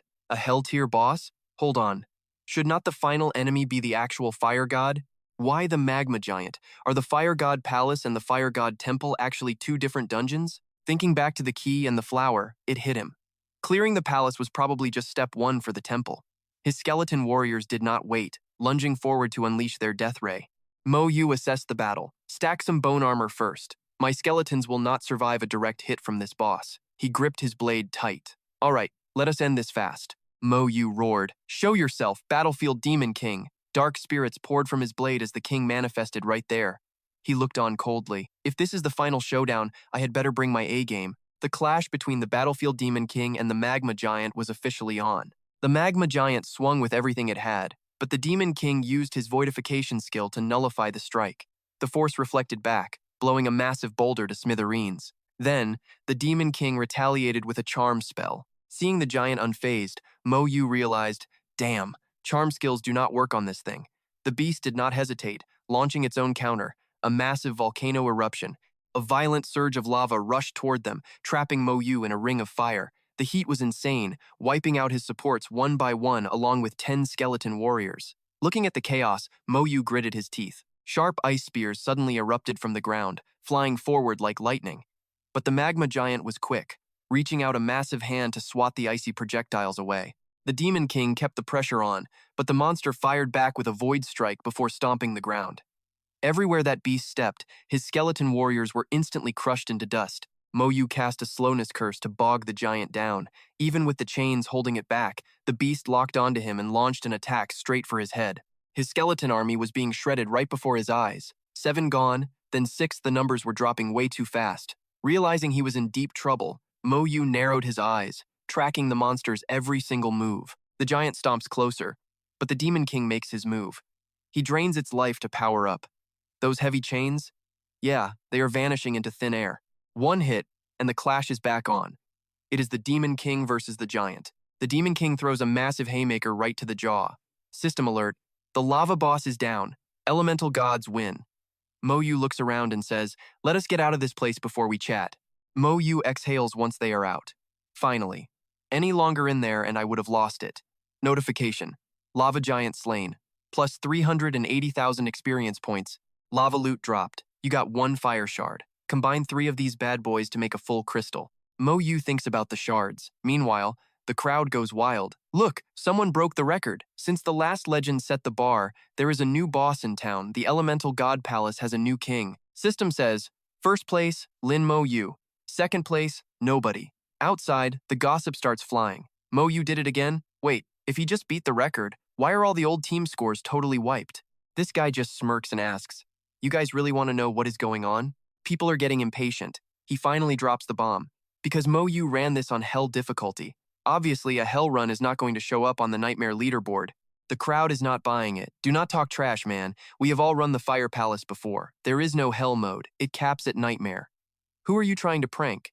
He stays cool and says, why would I lie? I watched the dungeon rank up myself. Do not believe me? Go look. They all crowd around the screen. System alert. Hell difficulty Fire Palace record. First place, Lin Moyu. 3 hours, 58 minutes, 22 seconds. Second place, empty. They are absolutely floored. No way the dungeon actually leveled up. Moyu is a beast. He cleared hell twice as fast as the old Nightmare record, and he is probably not even trying. Moyu walks out like it is nothing. Time to see Master and find out what these shards do. The rest of the squad is shaken. Do we still go in? The team leader snaps back. Of course we do. You think 12 of us cannot beat one solo kid? Chuangfeng grits his teeth. He heard about the level up and rushed over to clear it with his squad. But it is that brat again? His face is pure rage. I will ruin you this time. Over at the T-spot, and Van and Yi Vian see a blue light. Yi Vian asks, so, I heard you are the one who ranked up the dungeon? Mo Yu is caught off guard. Yeah, but I have got some questions for you both. He pulls out a key and a flower to show them, and Van stares at the loot. Ah, fire, crystal shards. He asks quietly, I bet you have heard those rumors about what happens when you collect shards from all 5 elements, right? Well, truth is, most of that talk is wrong, and Van explains it. Merge all 5 and you get the elemental godstone. Do you not already have a high-grade crystal? This stone works like that for your 3rd job change. It boosts your success rate. Mo Yu is stunned. It can help me evolve? He continues. To become a high-level legendary class, you have to go through 2 different professional evolutions. That 2nd evolution is way harder than the 1st. Even if you use every treasure and trick in the book, the odds are still low. But that godstone? It jumps your success rate by 30%. It clicks. I see. Then I definitely have to get my hands on that elemental godstone. And Van looks at him. As for where the real Fire Palace is or how strong that god actually is, we do not really know. You will have to explore it yourself. Mo Yu bows. Thank you, sirs. I will take my leave now. And Van asks Yi Vian, did you not go to the Judgment Palace? Why not tell the kid? Yi Vian says, that was over a decade ago, during the war with the Abyss King. Thinking back to the palace, he says, I saw it on battleground number 8. After we fought the Demon King, the place just vanished. He is still too weak. When he levels up, tell him to go to battleground number 8 and search. Yi Vian gets serious. As for the most mysterious Saint Palace, I have never even seen it. He will need some serious luck for that one. Back at the dungeon entrance, Mo Yu just looks around quietly. He stares inside. If these shards are that important, I will farm them a few more times for Yi and my sister. Right in front of him, Chuangfeng and his crew are looking totally dazed. He cannot believe it. I prepared everything. I even brought 4 healers, and we still failed? While they are still in shock, a voice cuts through. Move aside. I want to enter the dungeon. He snaps back, teeth clenched. What is the rush? Go find another dungeon. Chuangfeng's eyes go wide. He cannot believe who is standing right there. Lin Moyu. The guy just walks right past them like they are not even there. The system announces the dungeon cooldown has been reset. He picks Hell difficulty. Chuangfeng hears the choice and freezes. He cannot believe his ears. Hell difficulty? His veins are popping as he balls his fists. Let us stay and watch. Can he actually clear this? Mo Yu is already moving. To save time, skeletons, go pull some mobs. At the palace gates, 2 monsters are standing guard, ready for a fight. He activates his power. Dozens of skeleton warriors spawn. Mo Yu gives the order. Go pull the mobs. Keep the bodies intact. Do not let them burn up. They rush forward. Mo Yu plans it out. Prep the bodies first, then hit the lava giant. That should save a lot of time. He walks forward. The giant glares at him with pure hatred. The Demon King appears. Mo Yu drops the skill. Slow curse. The giant is suddenly caught in his trap. Those corpses? Time for corpse explosion. The Demon King reaches out with a void strike, piercing right through the giant. Then, hundreds of skeletons swarm in, hacking away at the beast. Outside, the crowd yells out, someone just broke the dungeon record again! Lai Thang is completely stunned. One guy rushes over to tell him, Boss, it is Lin Moyu. He just set a new record. He is shocked. What? He only just went in a second ago. Lai Thang looks at the people whispering. I knew he had not hit his limit yet. This record? Nobody is touching it. The only person who can beat Moyu is Moyu himself. System alert. Hell difficulty, Fire Palace record. First place, Lin Moyu. 1 hour, 12 minutes, 34 seconds. Second place, empty. Looking at the data, Lai Thang turns pale. 1 hour, 12 minutes? That is way faster than the nightmare record from 5 years ago. He clenches his fist. His real power is scary. Moyu just looks at the board. Lai Thang is frozen. He just got out and he is going back in? Moyu is a straight-up grind machine. Is this really the gap between us and a god? He hangs his head and mumbles, God Moyu. His teammates are just as shocked. Turning pale, he barks, forget it, we are bailing on this dungeon. Suddenly, a massive system alert pings. Name, Lin Moyu. Class, Necromancer. Rarity, unique. Lin is buzzing finally. Meanwhile, the crowd outside spots something and stops dead. Look over there. Look, someone shouts, pointing at the newcomers. It is the Genesis Academy squad. Those guys are total ghosts. They never show up unless something major is going down. Mysterious and arrogant as usual. Why the sudden crowd? Check out that gear, those straight flex. Rare boss drops everywhere. The necklace of harmony, wind spirit earrings, they are rocking the best loot in the game. The elite squad stops right at the Harmony Palace gates. A bystander gasps. They are actually going in. They are definitely chasing a new record. Then another shout rings out. Holy crap, Flame Emperor Academy is here too. A whole crew from Flame Emperor rolls up. Shu Han looks stunned, while another guy whispers, man, here we go. Genesis versus Flame Emperor. Round 2 of the ultimate rivalry. She explains that the city has 3 top-tier schools. Genesis Academy is the undisputed number 1. The other 2 are basically just fighting for second place, locked in an eternal grudge match. Shu Han is hyped. They must have heard about the dungeon upgrade, she says. They are all trying to snag a spot on that leaderboard while the points are fresh. But it does not matter, she smirks. They are just fighting for silver. Moyu just nods makes sense. Suddenly, the Flame Emperor leader yells, move out! Meanwhile, the instructors are watching the chaos on their monitors. Kai Ran rubs his chin. Genesis and Flame Emperor both showing up? This is going to be a bloodbath. Looks like Flame Emperor might actually have the edge this time. The instructor narrows his eyes, tracking every move. Flame Emperor has a Holy Fire Knight leading the charge, he notes. That class has insane fire resistance. With those buffs, they will definitely Yi Yuan just shrugs. Does not matter. They are still second-rate compared to Genesis. Plus, Kid Lin already crushed the record. They are stuck with silver anyway. Kai Ran jumps. Wait, what? That kid went back into the dungeon already? All 3 of them lean in, eyes glued to the screen. Kai Ran is losing it.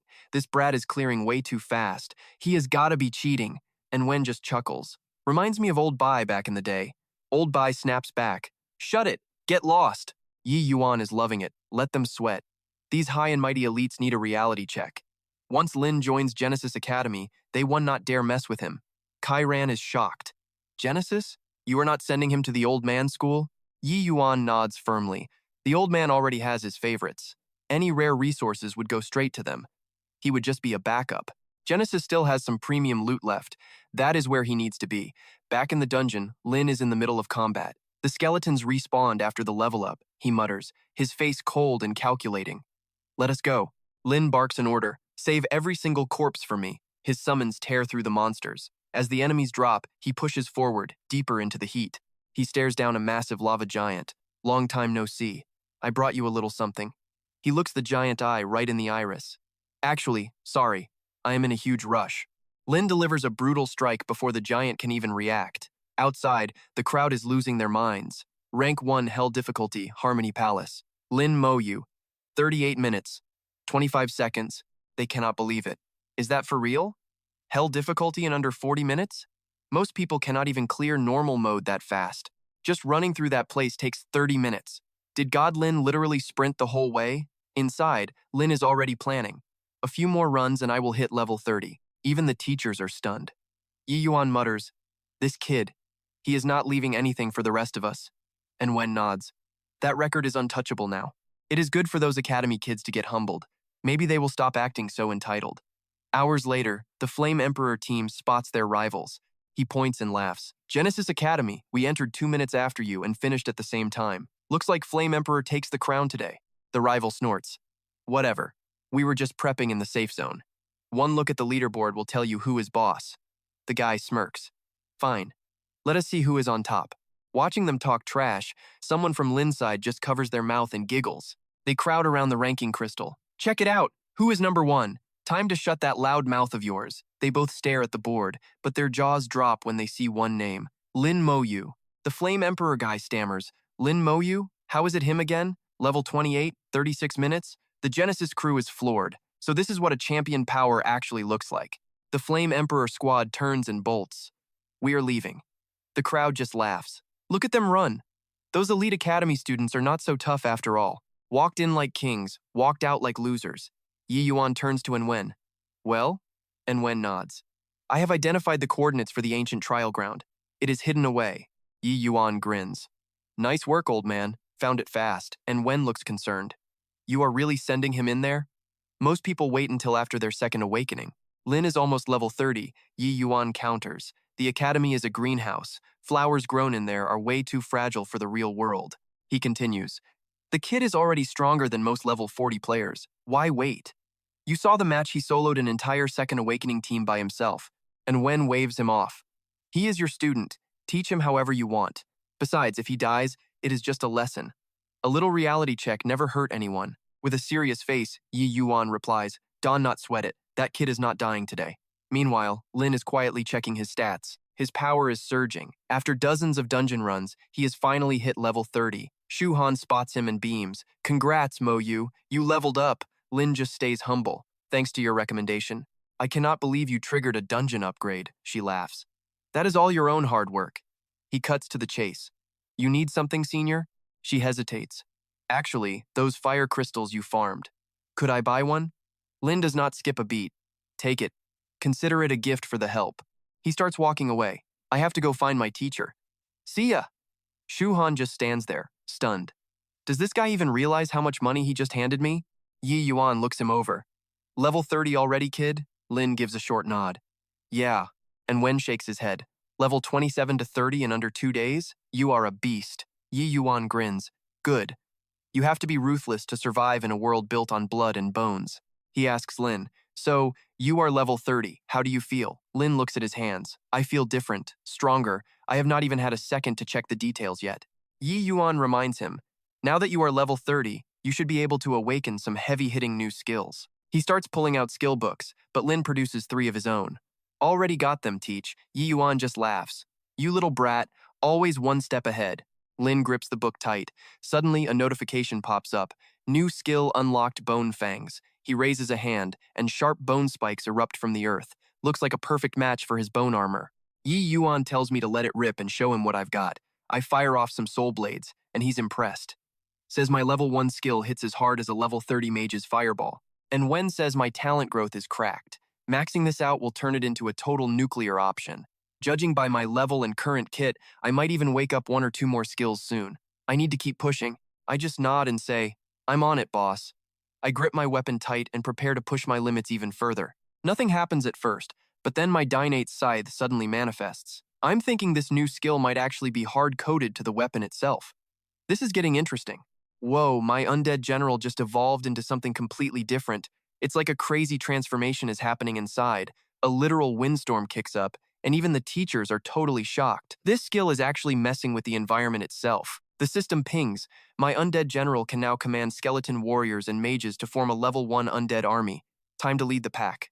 Stats are looking beefy. Strength, agility, and spirit at 40, with constitution at 200. Plus, the army gets a boost to attack power and speed. Let's go. We're talking faster, casting, better physical and elemental defense, and total control.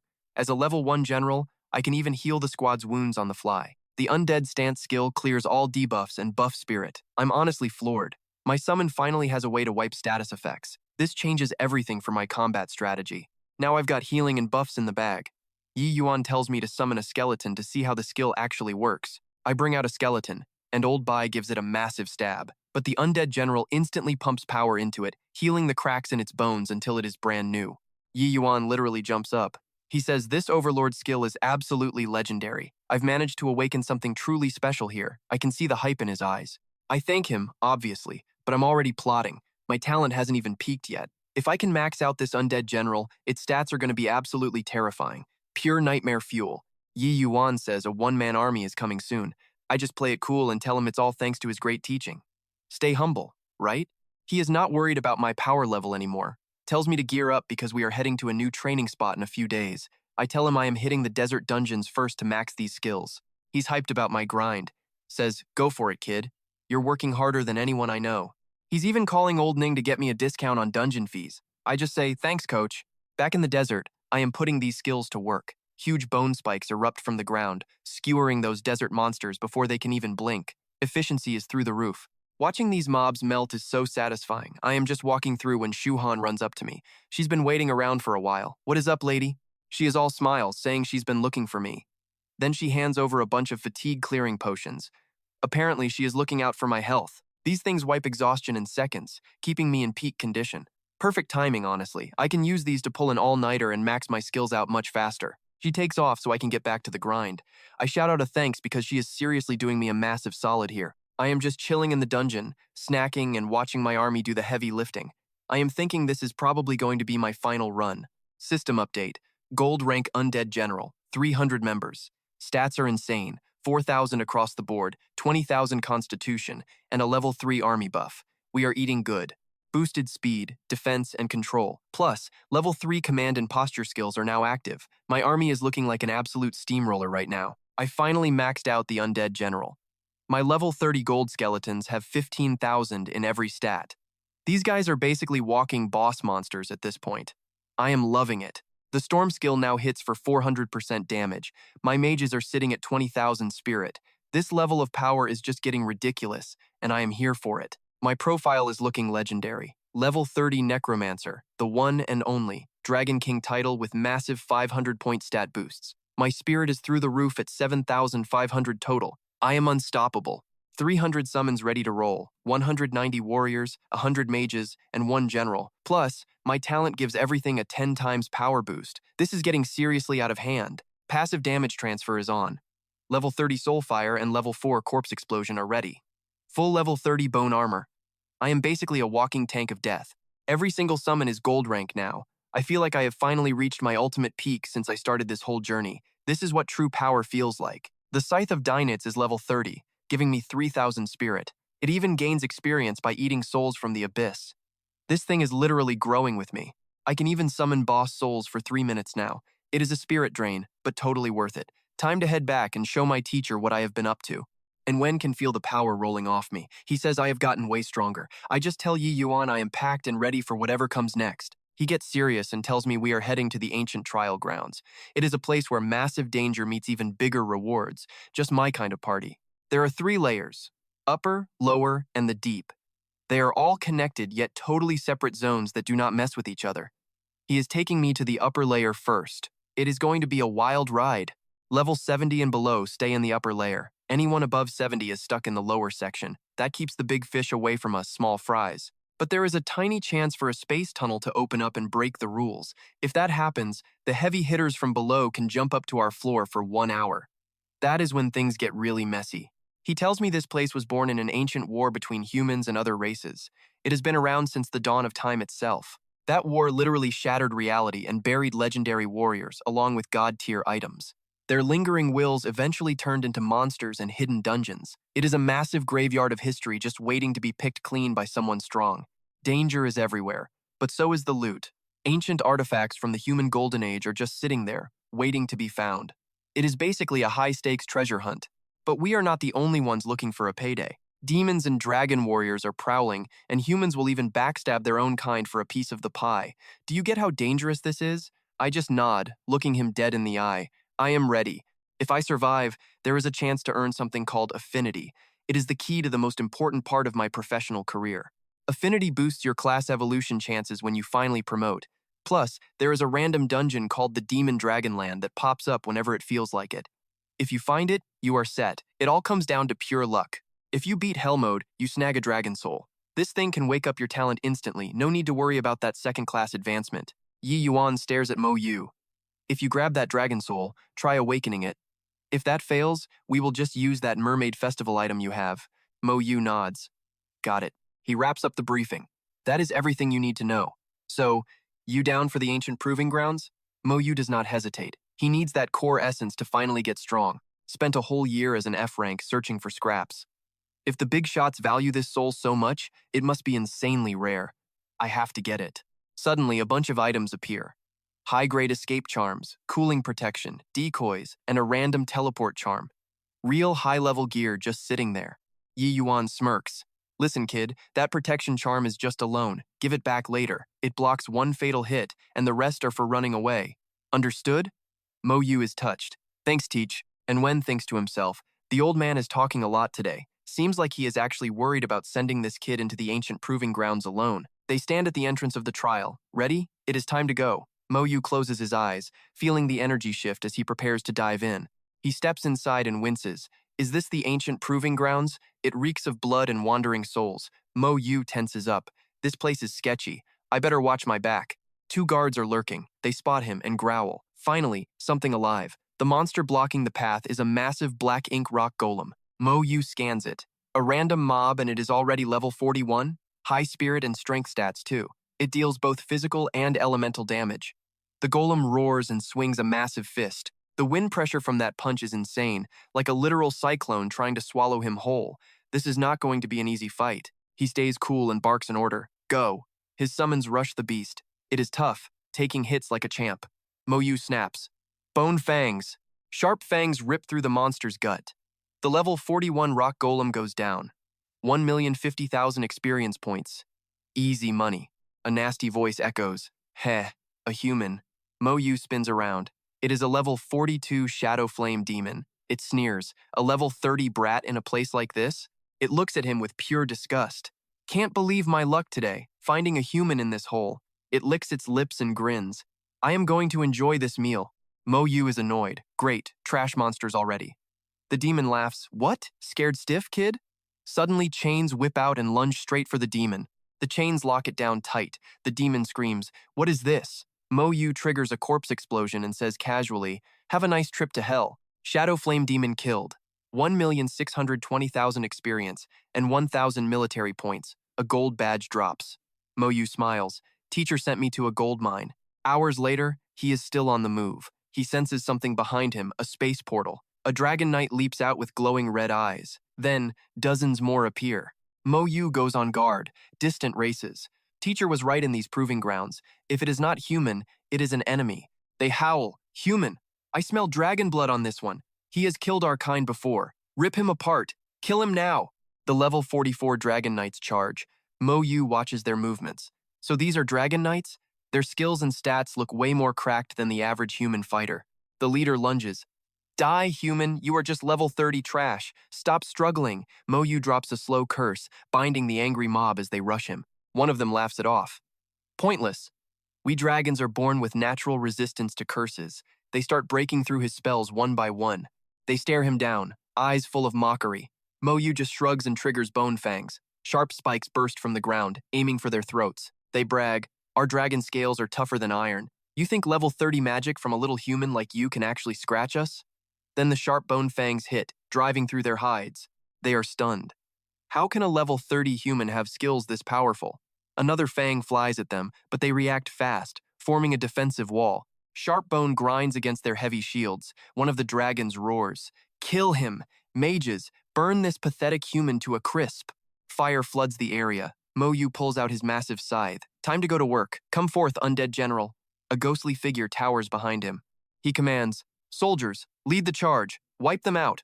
An undead army rises, shattering their shields instantly. No way, they scream. What the hell is that?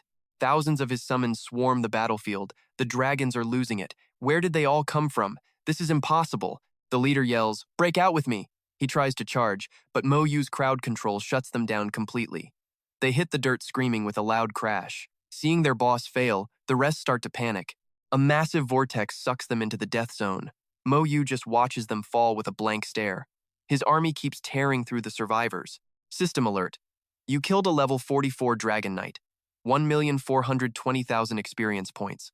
1,000 military points. Dragon Warrior dead. Another 44,000 military points earned. Military rank updated. Second Lieutenant level 4.6. Moyu grins at his stats. My rank is actually climbing. He looks at the fallen dragon. He walks off, brain already working. Whether it is demons or dragons, they all want a piece of the level 30 human. Fine, more experience for me. In a nearby camp, a furious roar shakes the ground. Who did it? Who slaughtered my squad? When I find you, I will eat you alive. Hours later, Moyu sighs. Man, if I could fly like those demons and dragons, life would be easier. Humans really got the short end of the stick here. Suddenly, abyss demons appear. He is confused. Abyss demons? Why are they hanging out with the dragon race? He squints as the dragon knights follow them. They scream, "Human! Fresh human meat! This one killed our elders." Moyu blinks. Wait, why are they acting so friendly with each other? Then he sees the thousands behind them. Soul Devourer Swarm, level 40. Skill, Soul Devour. Ignores all defense and physical immunity. It literally eats everything in its path. He is shocked. What are those things? Ignores defense and immunity? No wonder the demons and dragons are running for their lives together. The swarm zeroes in on him. The monsters scream, "The exit is right there. If we make it out of this zone, we are safe. Just keep running." His face goes cold. Dozens of whirlwinds spawn in the air. The monsters shriek, "Run! The exit is right in front of us." Then the trap springs. Seeing their buddies like that, they just smirked and walked toward them. The panicking monster hissed, "You filthy human. Once we break free, we are going to carve you into 100 pieces." They watched in terror as the soul eaters surrounded them again. Trying to run? I don't think so. The chains tightened, leaving them completely lost and freaking out about what was happening. Before they could buff up, his curse hit them, canceling their moves. Just as they broke free, a surprise was waiting. He summoned hundreds of skeleton warriors. The demons screamed, "What is this?" Like a beast, a dragon knight charged forward, and the clash got brutal. The knight panicked. "Human, those are soul eaters. They bite everything. Use your head or we are all gonna end up dead." Suddenly, hundreds of soul eaters swarmed in. The demons bolted, calling him a psycho. Moyu just stood there and whispered, "Come out." The undead general had already pulled the ghost army together. The undead general buffed the squad, and those demons froze. Then they started laughing. Thought he was crazy, but he is just an idiot. You really think these summons can stop the soul eaters? So naive. If you won't let us walk out of here alive, then we are dragging you down to hell with us. This is getting annoying. He sighed as his skeleton warriors finally started making their move. The demons laughed, calling him a fool.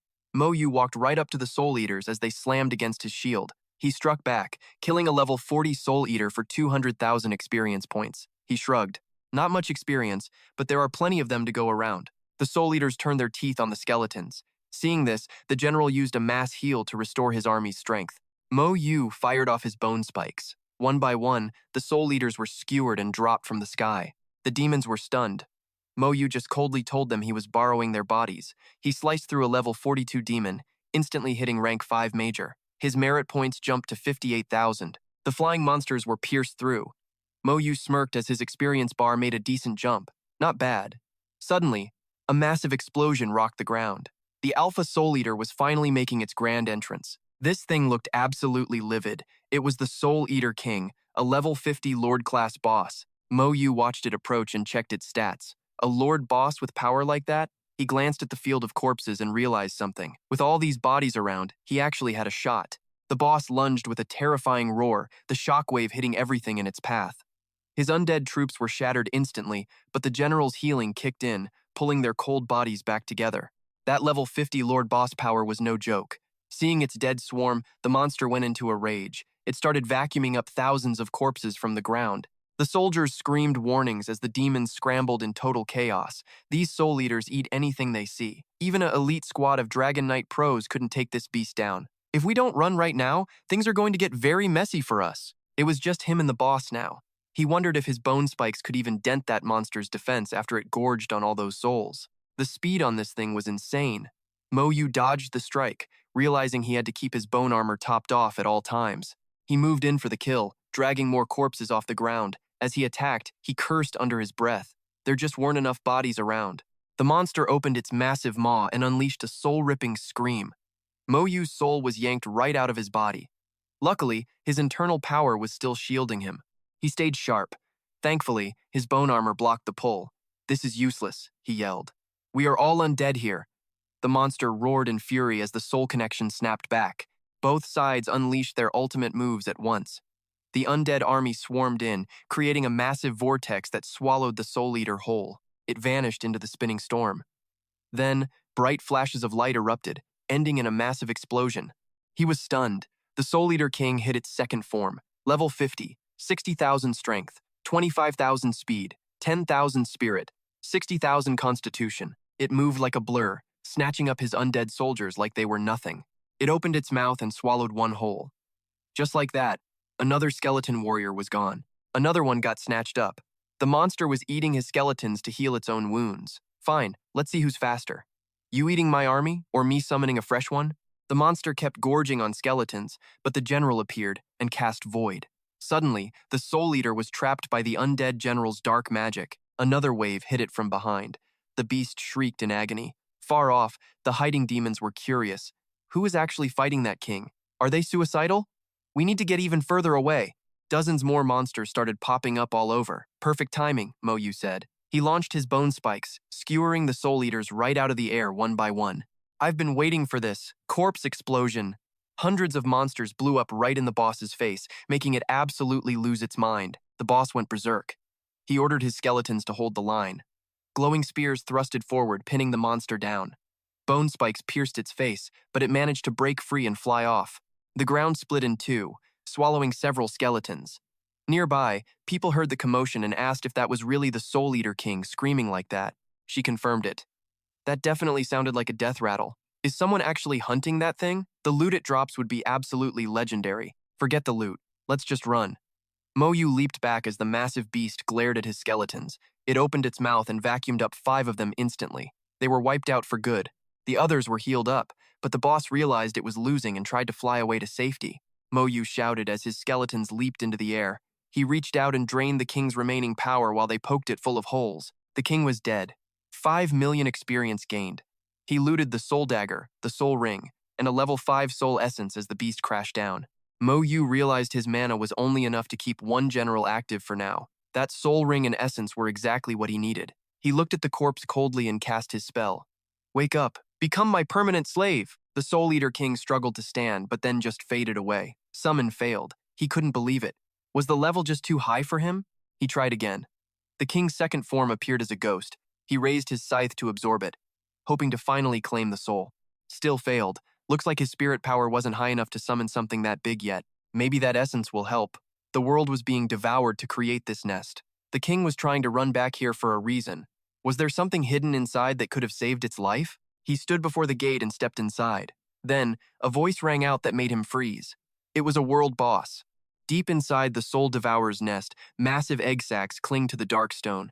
This is the level 51 world boss, the Hive Mother. Moyu froze. This is the trial's world boss? Look at those stats. It lunges toward him as the water-filled eggs burst open. Level 50 soul-eating guards swarm out, protected by thick mental shields. He grits his teeth. Breaking through 4 layers of stacked shields is going to be a nightmare. Suddenly, the world boss triggers its soul explosion skill. His skeleton warriors shatter instantly. Damn, they can't tank that kind of damage. He calls on the King of Priests to heal the squad and stabilize the front line. He breathes a sigh of relief. Thank God for the undead legion. If he was still his old self, a few of those soul explosions would have definitely ended his run. Soul rings appear over his soldiers, then blast the enemy. He hesitates, staring at those shields. How the hell do you crack that? Nearby, other soul devourers are harvesting souls just to power up the mother and her guards even more. The skeleton warriors charge, slamming into the world boss with everything they've got. Moyu sees things differently now. Usually, he is the one interrupting skills, but now the boss hits back with a nasty frost soul attack. His skeletons are getting wrecked before they can even move. Another warrior goes down. Moyu snaps, launching a direct strike at the world boss, pouring all his power into the hit. Then comes the Bone Fang skill. Sharp spikes rain down on the monster like a hail of bullets. 12 more skeletons are wiped out instantly. The monster looks gassed. Moyu smirks, stepping back. What's wrong? Scared of my soul fire now? Guess I finally found your weakness. This is actually working. He drops more soul fire. The boss tries to buff itself with frost soul again. Moyu just sighs and shrugs. My turn now, you overgrown bug. The soldiers nearby are confused. The Hive Mother's screaming suddenly stops. Wait, did someone actually kill it? Who the hell could that be? The rocks split wide open as the dust settles. The pro teams are losing it. Who did this? The entire Hive territory is literally collapsing. They are panicking, wondering who actually walked away the winner. Should they go check? Should we check it out? They ask. If that Hive Mother is still alive, she's definitely hurt. This might be our chance to swoop in and finish her. Those lights descending into the rift belong to the Ha Ling Academy. The team briefs each other quickly before jumping back into the fray elsewhere. Meanwhile, Moyu is still fighting hard. Moyu yells, "How about you taste your own soul damage for once?" The world boss retaliates with a massive soul fire blast of its own. The undead general blocks the hit with his weapon. The monster fights back hard, but Moyu's bone fangs rip through its thick hide over and over again. Moyu grins like a maniac. One down.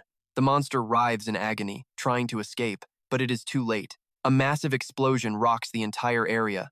On his command, they swarm the boss. Furious, it triggers a super hatching skill. Moyu moves to stop it. "You really want to die that bad? Then don't blame me." Eggs on the ground crack, releasing hundreds of hungry hatchlings. The boss is totally gassed now, gasping for air after burning all its power on that one move. Its wings snap open and flap hard, sending a whole swarm of soul devourers flying straight for his throat. They swarm his skeletons, but Moyu isn't done. He uses bone fangs to impale them, then triggers a soul explosion to finish the mother. Moyu wipes the sweat from his face. "Relax, you're next." He casts a slow curse on the monsters, trying to block his path forward. The skeletons tear them apart, smashing their bodies to bits. Moyu fires off his finishing move, and the hatchlings just pop into gore. A final scream rips from the world boss as its body fails. 3 minutes later, its mangled corpse lies still on the cold ground. System alert. Soul-devouring mother defeated. 5.1 million XP gained. Items received. Hive mother egg, 10 soul crystals, and a soul gem. Seeing the loot, he is stunned. More soul crystals? Seriously? These things are worth their weight in gold in this game. He realized his teacher was right about these ancient trials. He hasn't even been here that long and he's already swimming in high-tier treasure. An old man mutters, "The world boss is dead." Someone nearby asks who could possibly be that strong. "Man, I really hope it was a human." The world boss's massive body slowly begins to fade away into nothing. Before it vanishes, a primitive rune appears. Moyu grabs it and the system confirms it is a pass to the primitive space. He remembers his teacher's face. This is the exact foundation that turned his mentor into a god-level professional. Even human detection skills came from there. He can't believe it was in this hive. Suddenly, the rune glows, flashing strange symbols everywhere. Stunned, he stares as the rune starts to transform right before his eyes. A massive force hits him, and he completely freezes up. Everyone is shocked his name has turned bright red. For 10 days, until that light fades, enemies will constantly attack him to steal that rune. Who could it be? Moyu hears the warning. A target now, huh? Just like his teacher. Suddenly, a blade whistles toward his back, but he blocks it just in time. The assassin is instantly bound by hundreds of chains. It's a dragonoid. A skeleton warrior rushes out immediately to face the new threat. Skeletons swing their swords, but the dragonoid dodges effortlessly. Moyu realizes his curse is wearing off. Fine, time for the bone fangs to handle this. The sharp spikes impale the dragonoid, but it activates a thick shield and manages to break free from the chains. Others join in, shouting, "Kill him now, take the rune." Moyu looks at the red light surrounding his body. His teacher mentioned this before, he just has to survive for 10 days until the light disappears. Turns out they are all level 40 dragonoid professionals. No big deal. He isn't scared. He'll kill them all. Behind him, 1,000 skeletons prepare to fight. The general activates the Legion buff. Instantly, his soldiers are surging with massive power. His army is ready for total war. The dragonoids are totally stunned. Moyu mocks them. "Think your puny shields can compare to the hive mothers?" He steps forward to show off his power, launching sharp spears right at them. The leader panics. "Focus fire," he laughs, shattering their defense. 3 skills hit the leader at once, and a massive explosion clears the entire area. Another dude lets it rip, splitting the earth and sending soldiers falling into the abyss. The boss calls for a retreat, but Han is not having it. You do not just try to assassinate someone and walk away like it is nothing. 1,000 spirit power? 3,000? Moyu just shrugs and decides they will make some decent new soul rings for his collection. He summons the soul-devouring lord, and the crowd loses their minds, screaming, "What is that thing?" One guy recognizes the beast. It is the soul-devouring king. Sensing total disaster, they start losing it and bolt for their lives. They tried to run, but something was already breathing down their necks. The soul-devouring king reaches out with a massive hand, snatches a guy, and tosses him into his mouth like a snack.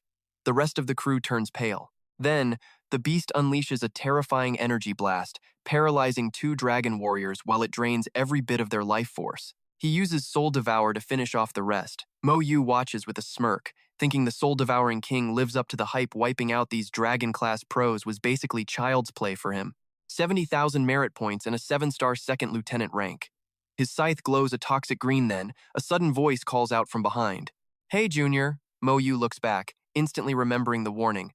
Some humans will literally stab their own kind in the back just to get ahead and grab some loot. One guy interrupts his thoughts, asking if he realizes how much trouble he is in. As Long Yizhan and his crew approach, Moyu wonders if they are just another group of vultures after his primeval rune. Yizhan speaks up, asking how a level 30 newbie even made it into the ancient proving ground. Moyu keeps it cold. The guy keeps talking, asking if he is from Xiajing Academy before introducing himself as Long Yizhan from the Genesis Academy. Moyu could not care less. He has got an icy stare and asks what they want. Yizhan warns him, "Junior, do you realize how much danger you are in right now?" Moyu just looks up and says he knows. Yizhan tries to play hero, promising to protect him for the next 10 days. Moyu just tilts his head, thinking, "Protect me?" He turns to leave, telling them thanks, but no thanks, and to keep their distance. Yizhan will not let it go, shouting that he is going to get himself killed. He is speechless when Moyu does not look back. His teammate grumbles that the kid is being way too arrogant and does not know what is good for him. Yizhan figures he must be some academy prodigy otherwise. There is no way a level 30 would survive in the ancient proving ground. His teammate rubs his chin and scoffs at the kid's insane luck for finding a primeval rune. He is bitter, wishing they had arrived just a few minutes sooner to snag it. Before he can finish, Yizhan shuts him down, telling him to keep his head straight. The kid is human and one of their juniors. The teammate quickly tries to backtrack. "Look, I will not touch him. But with that attitude, he is toast in this place. We will just wait and watch like hawks." Yizhan realizes this kid is definitely more than he seems. He notes that anyone who can grab a primeval rune knows its worth and is probably guarded. He figures a guy like that likely left a soul mark at the Hall of Valor, so messing with him is a bad idea. Back with Moyu, he drops another monster and gains 1,000 spirit points. He grins. This battle is paying off big time. Soul crystals and spirit energy. It is a poison abyss demon. The beast is shocked, wondering how a human has such a massive defensive skill. System check. Abyss poison demon. Level 48. Strength 20,000. Agility 20,000. Spirit 10,000. And Constitution 15,000. Skills include poison, toxic fog, and stealth. The demon mocks him, calling him a level 30 brat for coming here all alone. He mocks Moyu's luck for finding that primeval rune, but laughs because in the end, it is just going to become a gift for the demons. He tells him to just give up, but before he can finish, Moyu takes him down like a bolt of lightning. The demon screams in agony as he is sliced into 100 pieces. Moyu just roasts him for talking too much. The system pings. Level 48 Abyss Poison Demon defeated. 1,480,000 experience and 1,000 merit points gained. As he walks away, he sighs and rubs his head, realizing the next 10 days are going to be full of this annoying stuff. 5 minutes later, Yizhan's crew arrives and finds the demon's corpse. His teammate is stunned, asking, "What the hell happened here? It has only been a few minutes. How could a level 30 kid take down a high-level abyss poison demon in such a short time? There are not even any signs of a struggle, which means the fight was over in a blink." Yizhan regrets doubting him, realizing they all underestimated the kid. He definitely belongs in this arena. His teammate asks if they are still following him, and Yizhan gives a firm yes. Suddenly, a beam of light hits, and the ground starts shaking as a swarm of strange birds takes flight. It is an abyss succubus, level 48, with strength, agility, and constitution all at 20,000. Her spirit is 50,000, with skills like charm and spirit shock. Her charm works on anyone 5 levels lower, though it will not work on bosses or leaders. Everyone freaks out when they see her, shouting that she is an abyss succubus and those are her charmed puppets. They think the junior is in deep trouble, but he is already in her crosshairs. She licks her lips and smirks. Moyu spots her. She is kin to the legendary Charm King. She strikes a pose, unleashes her seductive magic, and laughs, telling him he is about to become her mindless slave. Moyu summons his weapon and brushes off the attack like it is nothing. Alice is totally confused. How is her charm failing on a level 30 human? The ground rumbles as Moyu asks her if she knows it is rude to take without giving back. Suddenly, a massive demon hound jumps in to tank the blow for her. Alice glares at him, swearing revenge. She tells him to die as a horde of monsters swarms in, but Moyu stays totally calm and prepares his next move. He summons his legion of skeleton warriors. Yizhan's crew watches from a distance, worried that the kid is finally toast. Yizhan wonders if the primeval rune can save him. The battle is brutal, with neither side backing down. Powerful strikes and slashes send shattered rock flying everywhere as the ground beneath them turns to dust. Moyu glares ahead, telling her that luckily for him, his specialty is farming merit points. Suddenly, a massive explosion rocks the area, sending shockwaves that terrify everyone nearby. Even Alice screams in shock, asking what is happening as she watches her monsters drop one by one.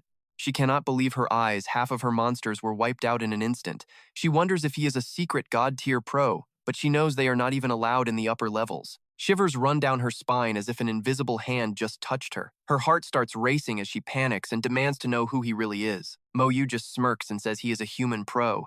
Alice bolts for it, but he coldly warns her that there is no escape. Alice was tied up in a flash, crushed and sent into a freefall. She barely escaped, panting and covered in wounds. Humans are straight up terrifying. No way. I gotta report this to the Demon Lord right now. Moyu had a massive question mark over his head. Like, how did she not lose her mobility? He sighed, totally annoyed. She got away again. If only I could fly, I always get played on that front. Moyu just shoved his hands in his pockets and walked off. Meanwhile, Not Chien and his crew were standing there having an existential crisis. Their brains were scrambled. How the heck did he pull that off? I can't even process what kind of fight that was. One of the teammates shouted to the captain, "If that was us, could we have done that?" Not Chien snapped back, "Not a chance." Then he broke it down. "With all those monsters and demons in the sky, even if we won, it would be a total bloodbath. We couldn't pull it off like that, kid." Another guy, sweating bullets, spoke up. "Captain, we never saw the Soul Eater King back at the nest. You think maybe it was Han?" Not Chien replied quietly, "If that is Han, his real power is beyond anything I imagined. The guys hunting for the primitive rune, they might be in for it." He stopped and shook the team out of it. "Quit daydreaming. I got a gut feeling we're no match for him. I want to see how he—" They didn't realize someone had been standing right behind them the whole time. It was Moyu, flanked by two of his skeleton warriors. Not Chien's heart raced. Was he waiting for us? He turned around, saw Moyu, and froze. Rubbing his head awkwardly, he forced a smile and said, "Hey there, Junior." Before he could finish, Moyu asked, "Senior, how do I get to the central area on the upper floor?" Not Chien pointed right and stammered, It's over there." After getting his answer, Moyu walked off. Not Chien's heart was thumping hard. Why am I so scared? The guy is only level 30, for crying out loud. A teammate was totally confused. "Captain, if we aren't getting the rune, why follow him?" Not Chien replied, "Because I want to witness history." Day 1, Moyu's skeleton army clashed with the Trial's monsters. Day 2, same thing. By day 3, it was a full-blown showdown. The tension was off the charts. Moyu's military merits kept climbing until he hit the rank of colonel. He was impressed. This primitive rune was a gold mine for farming points. Suddenly, a weird feeling hit him. 3 days of people looking for trouble, and now it's dead quiet? The other group wasn't having it easy either. Not Chien felt something was seriously off. Someone pointed at a light pillar in the distance where a massive monster appeared. "Captain, look!" They panicked.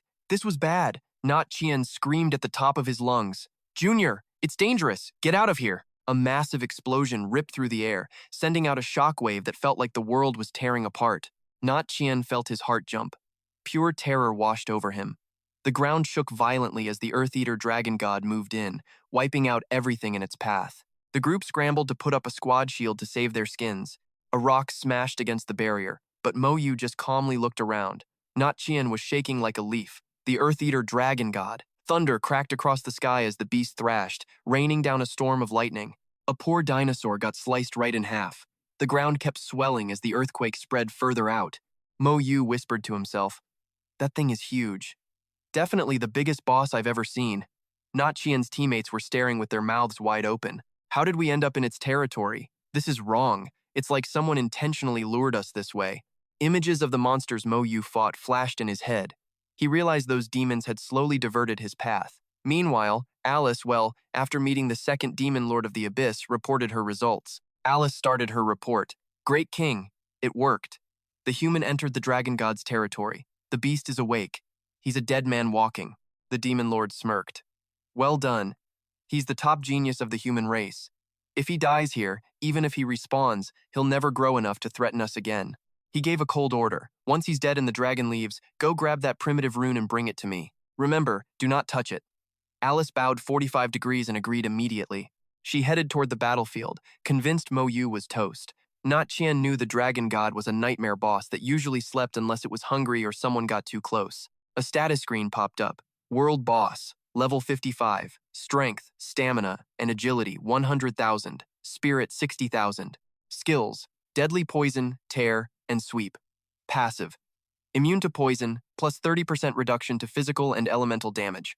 Moyu was actually excited. Those stats were insane. Natien was confused and terrified. Does he really plan to fight that? He and his team charged forward anyway. Natien yelled to boost morale, "Come on guys, let's take a swing at this dragon." But they froze when Moyu spoke up. "Everyone, get back, as far as you can." With a massive leap, the dragon god shook the whole area. The sky turned pitch black and eerie. Moyu calmly summoned his weapon. The team couldn't stay on their feet and hit the dirt hard. Moyu unleashed a skill, and Natien was sweating buckets, totally stunned. A massive army of skeletons appeared before his eyes. He couldn't believe it. Moyu cast a slowing curse. Natien yelled, "Everyone, let's get some distance first." The dragon god was trapped as hundreds of chains shot out from every direction, binding it tight. The dragon let out an ear-piercing roar of pain. It thrashed around blindly as dust and rocks filled the air. Moyu quickly used a mass heal to patch up his skeleton army. Then he launched a soul fire attack. The dragon writhed in agony. System alerts flooded in, 3 bone warriors and 2 mages destroyed. The dragon lunged at Moyu like a starving predator. He analyzed the situation. "My level is still too low. I can't deal enough damage." The dragon put everything it had into a lightning-fast strike. But Moyu blocked it, slamming his hand down with sheer force. Natien watched the fight, questioning his own reality. How is he tougher than a knight? He's actually tanking the dragon god's attacks. His teammate added, "I'd be dust by now." The dragon god's massive body coiled back, getting ready to unleash a shockwave that would level the place. Moyu swings into action, ordering a full-on raid on the Earthshaker dragon. He pops his army buff, and a skeletal warrior grits its teeth before lunging in hard. A massive strike lands on the dragon hide, but the beast snaps back with a crushing blow, tossing the bone squad aside. Still, the skeleton blade rips through those tough scales, leaving a deep, bloody gash that sprays gore. Moyu raises his hand, summoning a jagged forest of bones from the earth. The Earthshaker dragon opens its massive maw and lets out a deafening, gut-wrenching roar. It slams back down with insane force. The shockwave sends the bone warriors flying through the air like dry leaves caught in the middle of a literal hurricane. Moyu checks his notifications. 13 soldiers and 9 mages got wiped out by that toxic cloud. The Earthshaker dragon is trying to flip the script with its deadly poison. Moyu quickly covers his face, trying not to breathe in any of that nasty, glowing green gas. Under that poisonous fog, the skeletons keep the pressure on. The toxic mist starts drifting into the forest. Yizan covers his face with his cloak and screams to his crew, "Watch out, it is poison, everyone. Fall back now." The smoke gets thicker by the second, totally killing their visibility. Yizan teammates are panicking, asking if Moyu can even survive this mess. Yizan tries to stay cool. "Look, we just have to trust him. If he goes down, we are all dead meat anyway." His teammate looks at him and asks, "Yo, Captain, do you actually regret coming here?" Another guy says they could have avoided this dragon if they had just ditched Moyu. But Yizan shuts it down fast, saying he has 0 regrets, leaving them totally stunned. He admits they started off with some shady thoughts, but now he gets it. We are all human, and we are supposed to have each other backs in this fight. Yizan's voice booms. Besides, he is one of our own. If we are going down swinging, the seniors should be the ones leading the charge into the fire. The system pings another lost skeleton. Moyu realizes the fog is too thick to see through. "Time to stop holding back," he growls, clutching his weapon. "Come out, soul-devouring king." Soul-devouring king, level 50. 60,000 strength, 25,000 agility, 10,000 spirit, and 60,000 constitution. Skills include Soul Siphon, Second Form, and Terrifying Roar. This beast ignores defense and physical immunity, basically tearing through anything in its path. Moyu smirks. "Hear your armor is tough?" Like a starving predator, the soul-devouring king bites down on the dragon, ripping off a huge chunk of hide. Bypassing defense is a total cheat code. The king leaps onto the dragon back before sticking the landing. Not giving it a second to breathe, it opens its mouth wide and lets out a terrifying roar. The sound waves ripple out, making the dragon feel like thousands of jagged blades are slicing through its very soul. It screams in agony. Moyu laughs. "Your stats are way too low. Normal hits won't kill you fast enough, so I guess I will just have to break your soul instead." He unleashes the soul fire. The dragon body and spirit ignite in a massive blaze as it coughs up more poison. Moyu shouts, "Now is our chance. Finish it off." Hundreds of bone spears fly out, skewering the dragon and making blood erupt like a geyser. The entire bone army leaps into the air for one final coordinated strike. Its soul essence gets sucked back into the body, making its eyes glow. The dragon thrashes as it gets ripped apart from the inside, coughing up thick blood and gasping for air. Seeing it collapse, Moyu notes, looks like you are finally running on empty. Suddenly, its claws twitch, and the dragon tries to burrow into the ground to make a desperate escape. Moyu taunts it, going somewhere? In your dreams. He screams at his army, do not let that thing get away, block it. The skeletons swarm, pulling with everything they have. Moyu screams, die. The soul-devouring king sinks its teeth into the dragon hide, tearing away a massive chunk as dark energy surges out like a black fountain. The Earthshaker dragon is down for the count. The system confirms the kill. 5.5 million experience points gained, plus the dragon gem and the ultimate poison crystal. Dragon Slayer sword, platinum rank, plus 3,000 to all stats. Knight skills increased by 90%. Built-in poison damage. Attacks deal 1,000 damage per second based on strength for 1 full minute. This thing is a total beast for any high-level knight to wield in battle. Platinum Knight Shield, plus 3,000 to all stats. Defense skills up 90%. It creates a toxic aura for 5 minutes with a 1-minute duration. Cooldown is exactly 5 minutes between every single use. Ultimate Poison Gem permanently cuts poison damage by 50%. Also gives a chance to unlock a random poison element skill upon usage. Can be combined with other crystals for a divine stone. Increases class advancement success for the 3rd job change. The more elements you fuse, the crazier the results. A divine stone is way more powerful. Can be used alone for poison resistance, but once you do, it is gone. Moyu stops. Wait, this is an elemental crystal? No way. He realizes this trial is way more mysterious than he thought. His teacher never even mentioned these poison crystals. He is now 1 step closer to completing the full divine elemental stone. Looking at the 2 gems, Moyu whispers, that makes 2. System ping, fire and poison divine stone. Using this for the 3rd job change adds a 5% success rate. Moyu scoffed. 5% is trash. I need way more. He grips his weapon and points. You are next. Moyu needs to finish the soul capture before the fog clears. He raises his staff and triggers the soul reaping skill. But the capture fails. Moyu grinds his teeth. Damn, the level gap is way too wide. He tries again, but the result is just as bad. The mist is fading. One last chance. Everything on the line. He puts everything into one final shout. Soul Reap. The ghost of the Earthshaker dragon begins to rise. Earthshaker Dragon Soul. Level 55. 100,000 strength, 100,000 agility, and 100,000 constitution. Spirit is 60,000. Skills: Deadly Mist, Cleave, and Sweep. It is immune to poison and takes 30% less physical and elemental damage. Moyu beams. Finally, now I have a way to deal with those massive tanky enemies later. As the smoke clears, Yi-Zhan and the crew peek out. Is he still alive? Yi-Zhan is sweating bullets. This is bad. Do not tell me that dragon is still standing. Wait, it is not moving. A second later, they are all staring at the dragon massive corpse with their jaws on the floor. No way. Is that really the dead dragon? They can't believe it. He actually took that monster down one-on-one. They are just glad they decided not to pick a fight with a guy like him. A sharp scream pierces the air. Moyu looks up to see Alice hovering above him. Her face is pale as she screams internally, how is this possible? Alice starts questioning, how did he kill that thing? She turns tail and runs. Moyu begins casting a spell, realizing she was the one behind this. Yi-Zhan hesitated and asked, hey Junior, you okay? Moyu looked at the dark, powerful weapon in his hand and whispered, I am fine.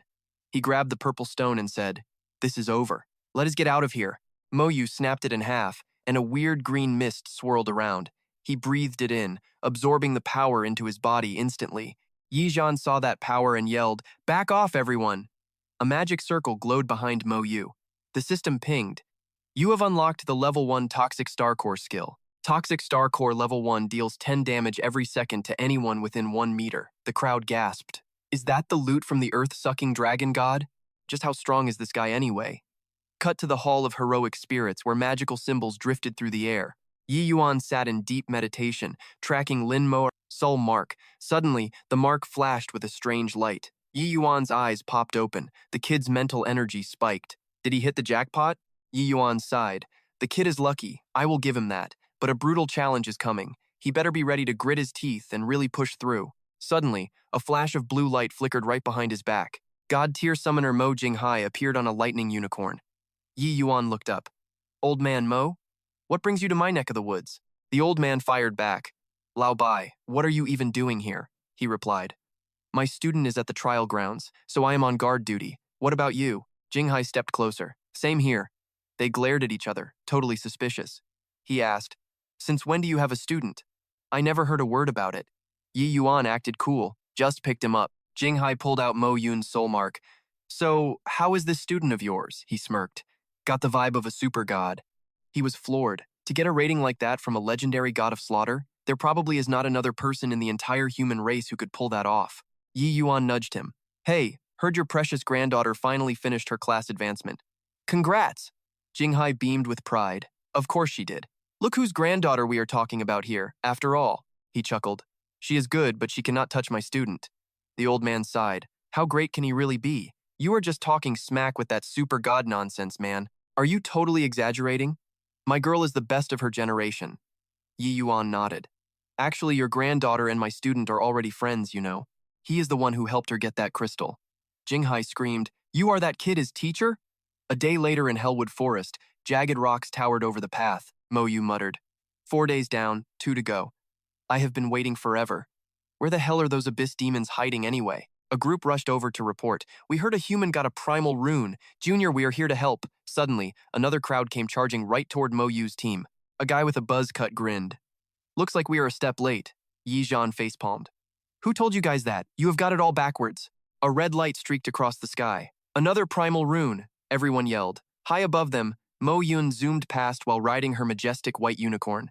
She glanced back, looking totally stressed. A horde of demons was right on her tail. She saw the red light glowing ahead. Wait, another human got a rune? Then she saw a familiar face. Lin Moyu? Again? She screamed. How is he here at level 30, and how did he snag a primal rune? She bit her lip. I do not know why, but seeing him makes me feel safer. Even if he is only level 30, the demons hissed behind her. Give up, girl. Drop the rune and surrender. She dove toward Mo Yu, yelling, Look out. That crowd of total trash is right behind me. Hop on. I will get you out of here. He looked at her hand and said one word. Run? Mo Yu smirked. They are the ones who should be running. The demons saw his rune and cheered. Another one. We are going to be rich. But Alice saw Mo Yu and started shaking with pure terror. Alice's voice cracked with fear. It is Lin Moyu. Run for your lives. The monsters obeyed and vanished instantly. Mo Yun was confused. Why are they so scared of you? He joked, I probably killed them before. Then he asked, how long have you had that rune? She thought for a second. Since 5 days ago, Mo Yu suggested, you should stick with me until the rune fully merges. She realized there must be a reason the abyss demons feared him. She was totally exhausted anyway, so she finally agreed. Fine. Let us do it then. Once they were safe, Alistair breathed a sigh of relief. Glad I am fast, or I would be toast. His goons asked, why are you scared of a level 30 human? Alistair snapped back, I am not scared. I just cannot mess up. The Demon King is big plan. He has been prepping this for years. The goons got hyped. For the Demon King, we will give it our all, Alistair smirked. Good. Only 1 day left. Inside a cave, the two sat opposite each other. Mo Yu asked, did your class advancement work? She patted her unicorn. Yep. I am a Holy Spirit summoner now. My buddy here is a Holy Spirit now, too. Her stats popped up. Mo Yun, level 41, Holy Spirit summoner. Thinking of the hidden zone, she asked, I bet you are here for the God-chosen secret spot, right? She clenched her fist and kept going, but the God-chosen zone is only the second best opportunity in this place. The third is the Dragon Heart dungeon, where you can find those rare dragon crystals. First is the primal space. You need a rune just to enter. My grandpa told me that, plus there is one more massive secret he mentioned to me. Legend says there is a world boss so strong, no one has ever beaten it. She went quiet, thinking, I have never heard of anyone taking it down. Suddenly, arrows rained from the sky. Mo Yun and her unicorn jumped. What the hell? She quickly threw up a shield to block them. A massive boulder crashed down, rattling her shield. Mo Yu analyzed the power. This magic. Our attacker must be at least a level 50 mage. She is level 41 and survived the demons, but this shield won't last. It shattered, and she scrambled onto her unicorn's back. She yelled, They are after our runes. Get on. I am getting us out of here right now. But Mo Yu stayed chill. Relax. It is totally fine. She stared at him, totally stunned. That is a level 50 plus Dragon Knight, you idiot. How the hell can you say everything is fine? Mo Yun is panicking like crazy, her voice shaking. Move. If we don't bolt now, we're toast. The monster just laughs. 2 prime runes? Talk about a payday. A level 30 and a 41? You humans really picked the wrong day to show up. He lunges forward, grinning with pure joy. Too bad, but honestly, this is way too easy for us. One of the creeps snickers. I'll snag that level 30 kid and toy with the girl later. Mo Yun sees the incoming heat and screams, Watch out! Then the monster lets loose a cross slash right at them. But surprise, the attack doesn't even leave a scratch on Moyu. He just stands there, totally chill. The monster's jaw drops. What the heck? Suddenly, the air shifts and a bunch of chains whip out of nowhere. In a flash, the monsters are hog-tied. They realize it is a curse. One of them barks, "You idiot! Don't you know our dragon tribe has total resistance to low-tier curses like this?" Suddenly, a scream from the back. One monster just gets deleted. The others are bugging out. Wait, what? Moyu just smirks, fully in control. Got the hang of this now. Rule 1. Take out the support first. The monster loses it, raises its shield, and charges. Die. Even with a whole mob of monsters swarming him from behind, Moyu doesn't even blink. He is ice cold.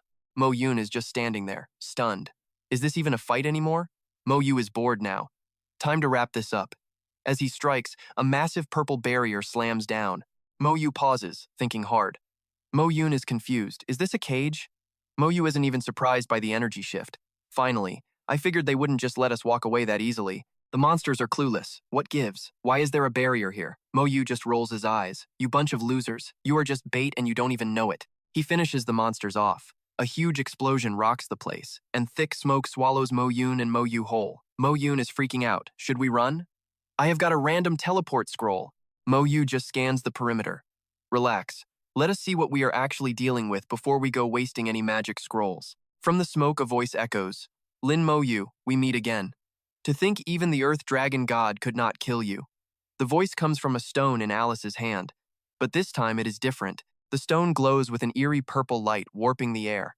Then, an image of the succubus queen flickers into view. She looks way too excited. Hello again, my dear little friend. Lin Moyu. Moyun whispers. Who is that? Moyu's face goes stone cold. The succubus queen. Last time she tried to sneak into the human realm and got her tail kicked by the god of war. She gasps. An abyssal demon queen? Why on earth is someone like her showing up in a place like this? The queen makes an offer. Little Lin Moyu, your power is actually impressive. Why not join the abyss and work for the four kings instead? Her voice carries a weird weight, and suddenly Moyun looks totally dazed. A second later, her own shield snaps her out of it. Moyun shivers. Whoa, I actually felt like I wanted to give up and just serve her for a second there. Is this the queen's actual power? That is terrifying. Thank God for this bone armor, or I would be a total goner right now. The queen pouts. Ah, it did not work? Then she grins like a psycho. What a shame. Since you will not play nice, I guess I will just have to ask you both to drop dead instead.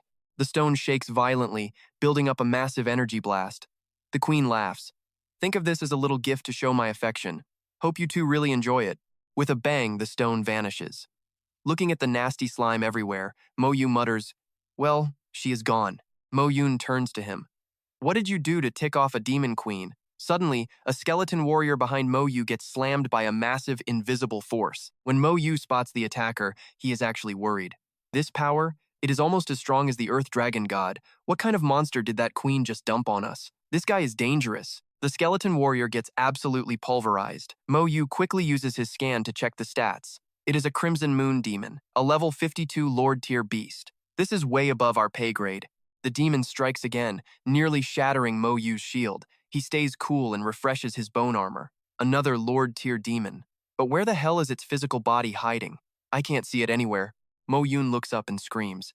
There are high-level demons all over the sky. A Lord tier demon is basically the same as a world boss. In the abyss, these guys are elite. They're rare, and this barrier is fused right into the demon itself. If we can't kill it, we're stuck in here forever. There is no way out. A system notification pops up. A skeleton mage has been taken out. Moyu tries to stay calm. Let me check this out. He thinks the skeleton's full power strike didn't even leave a dent. Looks like Moyun was right. We have to take down that Crimson Moon demon to break the cage. Suddenly, attacks start raining from the sky, slamming right into both of their defensive shields. Moyu is getting annoyed. These guys are a total pain. Moyun chimes in. My summon has a silence skill, but it only lasts 30 seconds and takes 10 minutes to recharge. Plus, the range isn't great. Moyu has got a plan. 30 seconds? That is plenty. Just wait for my signal, then hit it with everything you have got. The Crimson Moon demon attacks again. Moyun sighs. Here we go again. Moyu is starting to figure it out. Doesn't matter where we stand inside this barrier. We're going to get hit by the Crimson Moon demon no matter what. It is hiding underground. It probably merged with the soil itself. Moyu sends out another skeleton warrior. Let's try one more time. Two massive forces collide head-on. The battlefield is pure chaos. The Crimson Moon Demon is shredding Moyu's skeletons like paper. He has to keep spamming group heal just to keep them standing. Moyu is sweating now. I can't even touch this thing. Alice laughs. We studied your skills, kid. The queen handpicked this demon just for you. So sit back and enjoy your final moments while you still can. Mo Yoon asks, now what? Mo Yu stays calm, don't sweat it. One monster next to Alice grumbles, hey, why don't we just squash this kid right now? Another one agrees, yeah, their stats look pretty pathetic to me. Alice just smiles. Go ahead and try it if you want to die. If it wasn't for the level limits in this trial ground, the queen would have sent an even scarier demon to finish the job. She points at Mo Yoon. Kill that girl first. I can't stand pretty faces. The monsters charge forward. Alice is feeling herself now. We are ready for you this time, Lin Moyu. You are dead meat. The Crimson Moon Demon is wiping out the skeletons. Moyu drops a slow curse to try and buy some time. Then Moyu fires off some bone spikes. They pierce right through the demon's tentacles. The demon pulls back, and the skeletons are finally free. He realizes attacking the spikes is totally useless. It doesn't hurt the main body at all. He needs a way to force the real demon out of the ground. Then it hits him. Wait, I have got it. He uses the toxic star ring. The poison spreads fast, covering the entire area. I have not leveled this up yet, but it is perfect for smoking this demon out of hiding. Mo Yoon watches from above.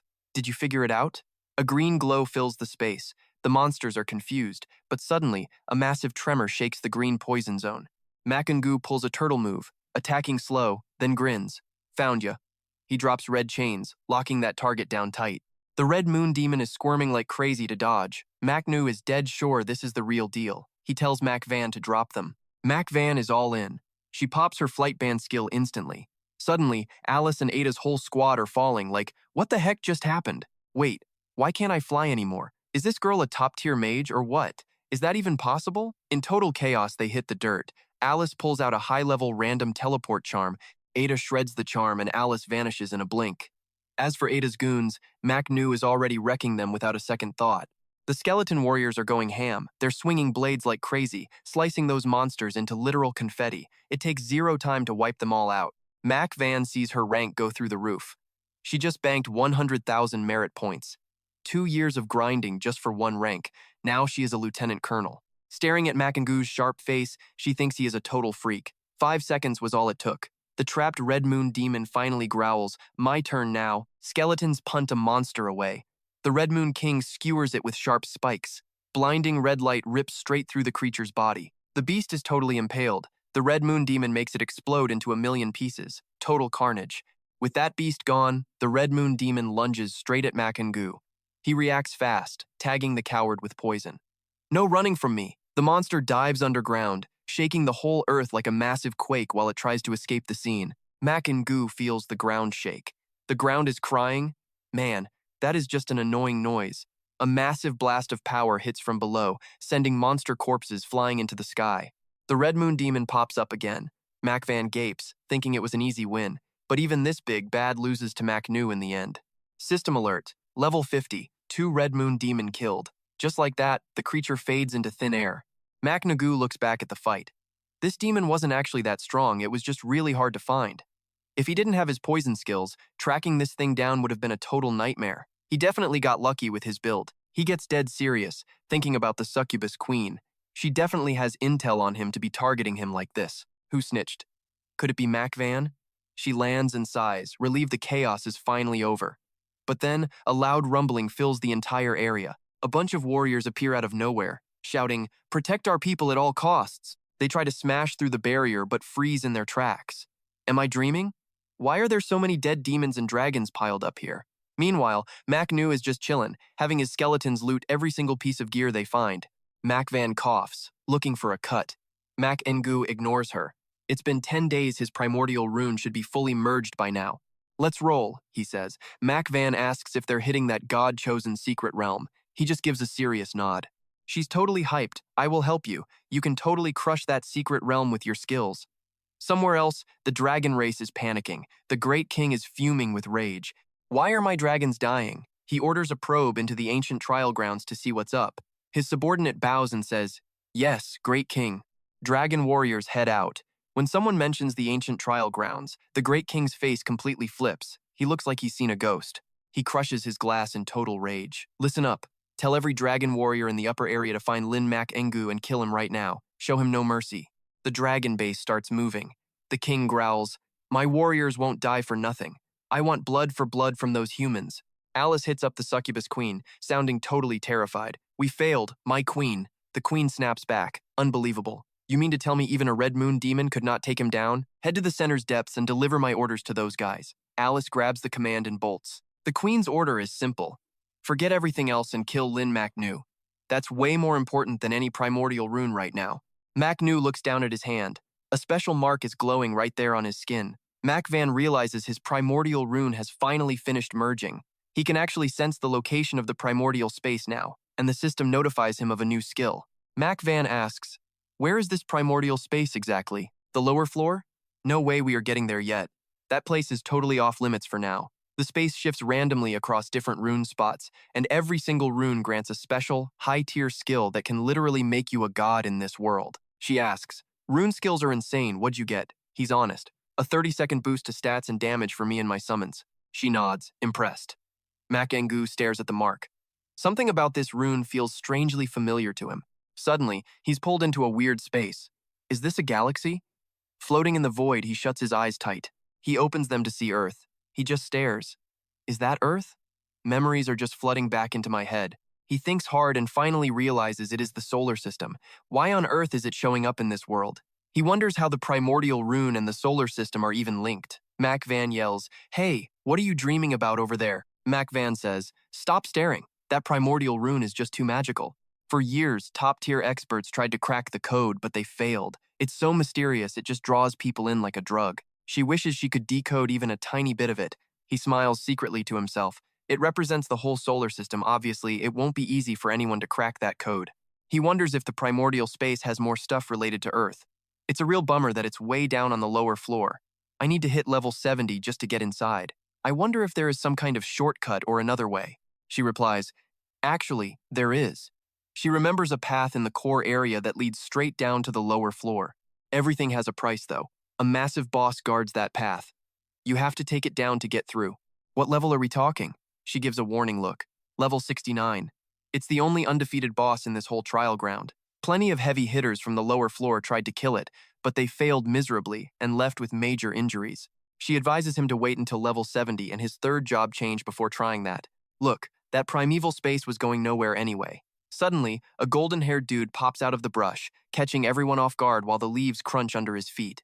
Blondie, calling himself Clow, tries to play hero. He offers protection for that primal rune, claiming it is demon bait for the abyss. But the girl just shuts him down hard. No thanks. Suddenly, a booming voice hits the air. "We are people of the Shenxia Empire. We do not need your protection." The boss raid team from the Gala Guild rolls in looking like absolute units. Van whispers that these guys are the heavy hitters, the top-tier guild in all of Shenxia. Clow sees the leader, Van's son, and realizes he has zero clout here. Knowing he is outmatched, he just storms off in a total huff. Jiang checks their stats and loses it over Van's Holy Spirit Summoner class straight-up legendary tier. Then he sees Monu, a level 30 Necromancer. He has never even heard of that weird class before. But once he spots the badge, Jiang snaps to attention.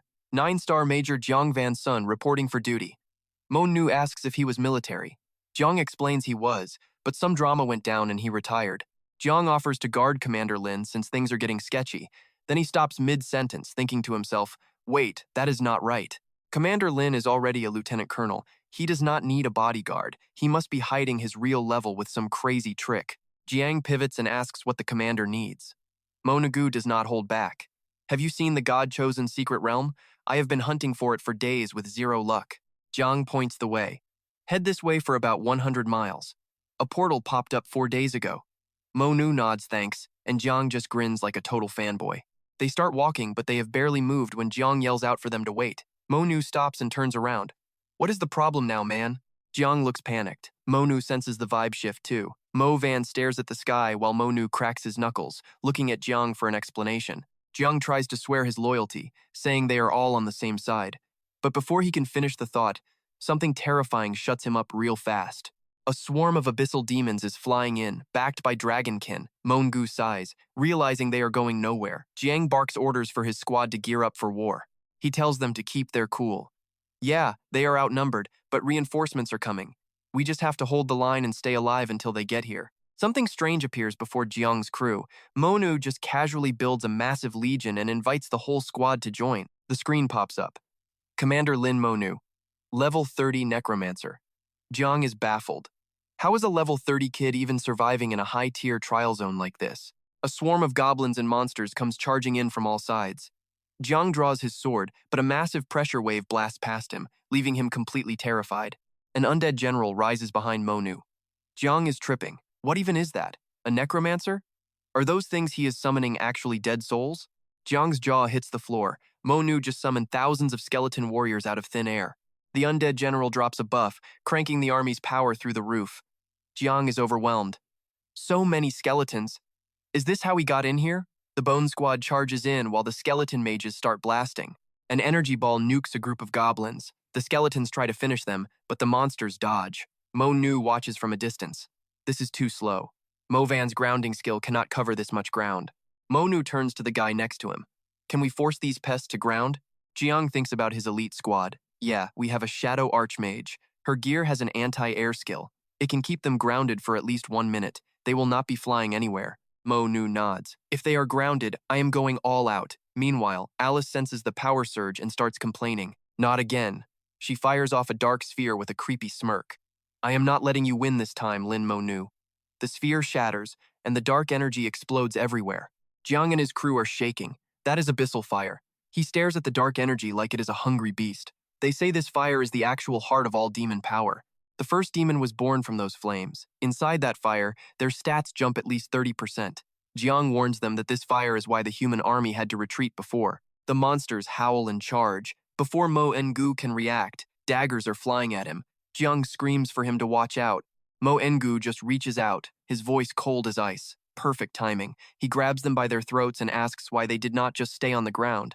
His eyes go dead. Soul Flame. He tosses them into the dark fog as they scream. Level 50 enemy eliminated. 2 million experience points and 1,000 merit points added. Something heavy slams down in front of them with a loud bang. Monu smirks. He drops a slow curse, and magical chains lock them down. A bright flash and a boom send the monsters flying. Alice is fuming. Spread out. Watch for his AoE skills. Another wave dives in, screaming for blood. Kill him, and the king will reward us. Monu just grins. I love when you guys get aggressive. It just means more corpses for my army. A light blast clears them out. These dragons are just getting in the way. Alice mutters to herself, but wait, she has a plan. She licks her lips, looking totally insane. These trash dragons might actually be useful for the Demon King's plan. Mo Engu looks up. Enough bodies. Bring them all down now. His teammate nods and triggers the mass grounding spell. A violent storm erupts as the demons lose their wings and fall like stones. One of them screams out in total panic. One of them realizes the truth. Someone is using a grounding skill. We are stuck on the dirt. The soldiers on the ground see 10,000 demons falling and freeze. Jiang is losing his mind. There are so many. With this power, they could steamroll the center zone. Is this like the world boss event? He wonders if Lin did all this. The soldiers whisper among themselves. Honestly, he does not even need us. He is winning solo. Alice drops in, holding a glowing purple gem. Someone warns Lin that she is using an item to block his skills. Lin just nods. This demon keeps slipping away. This time, I am ending her. He raises his hand and roars. Corpse explosion. Thousands of light beams pierce the earth, turning the whole area into a flashbang. The soldiers start yelling. Look at these merit points. My badge just leveled up. I just gained a star. Me too, man. They stare at their hands, totally shocked. I actually made it to officer rank? Jiang watches in awe. The kid can literally wipe out demons and dragons by himself. Mavan's basically begging us to join his squad. This kid totally lives up to the hype. Just look at those skeletons rocking bone armor. His aura flipped from emerald to a deep purple. Maintaining forbidden skills for too long is a death sentence. While the skeletons were distracted, that sneaky demon went for a dirty backstab. Alice used a soul stone to buzz the Demon King. She reported in like a good little minion, telling her boss everything was good to go. Out of 228 high-level demons, 161 are toast. Of the 126 dragons, 93 have been wiped out.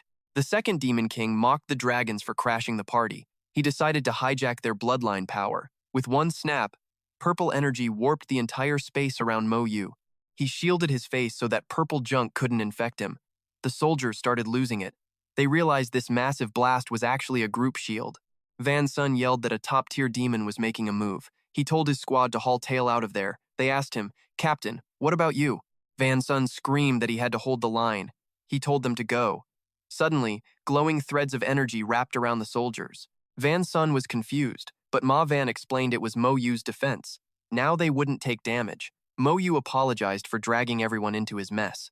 The soldiers panicked. The second Demon King, Van Sun realized Moyu was fighting monsters on a whole different level. That purple energy turned into a massive, swirling tornado. Alice was stunned. The king was summoning an abyss fire spirit, a dark secret fueled by sacrificing tons of lives. Its power depends on how much blood was spilled.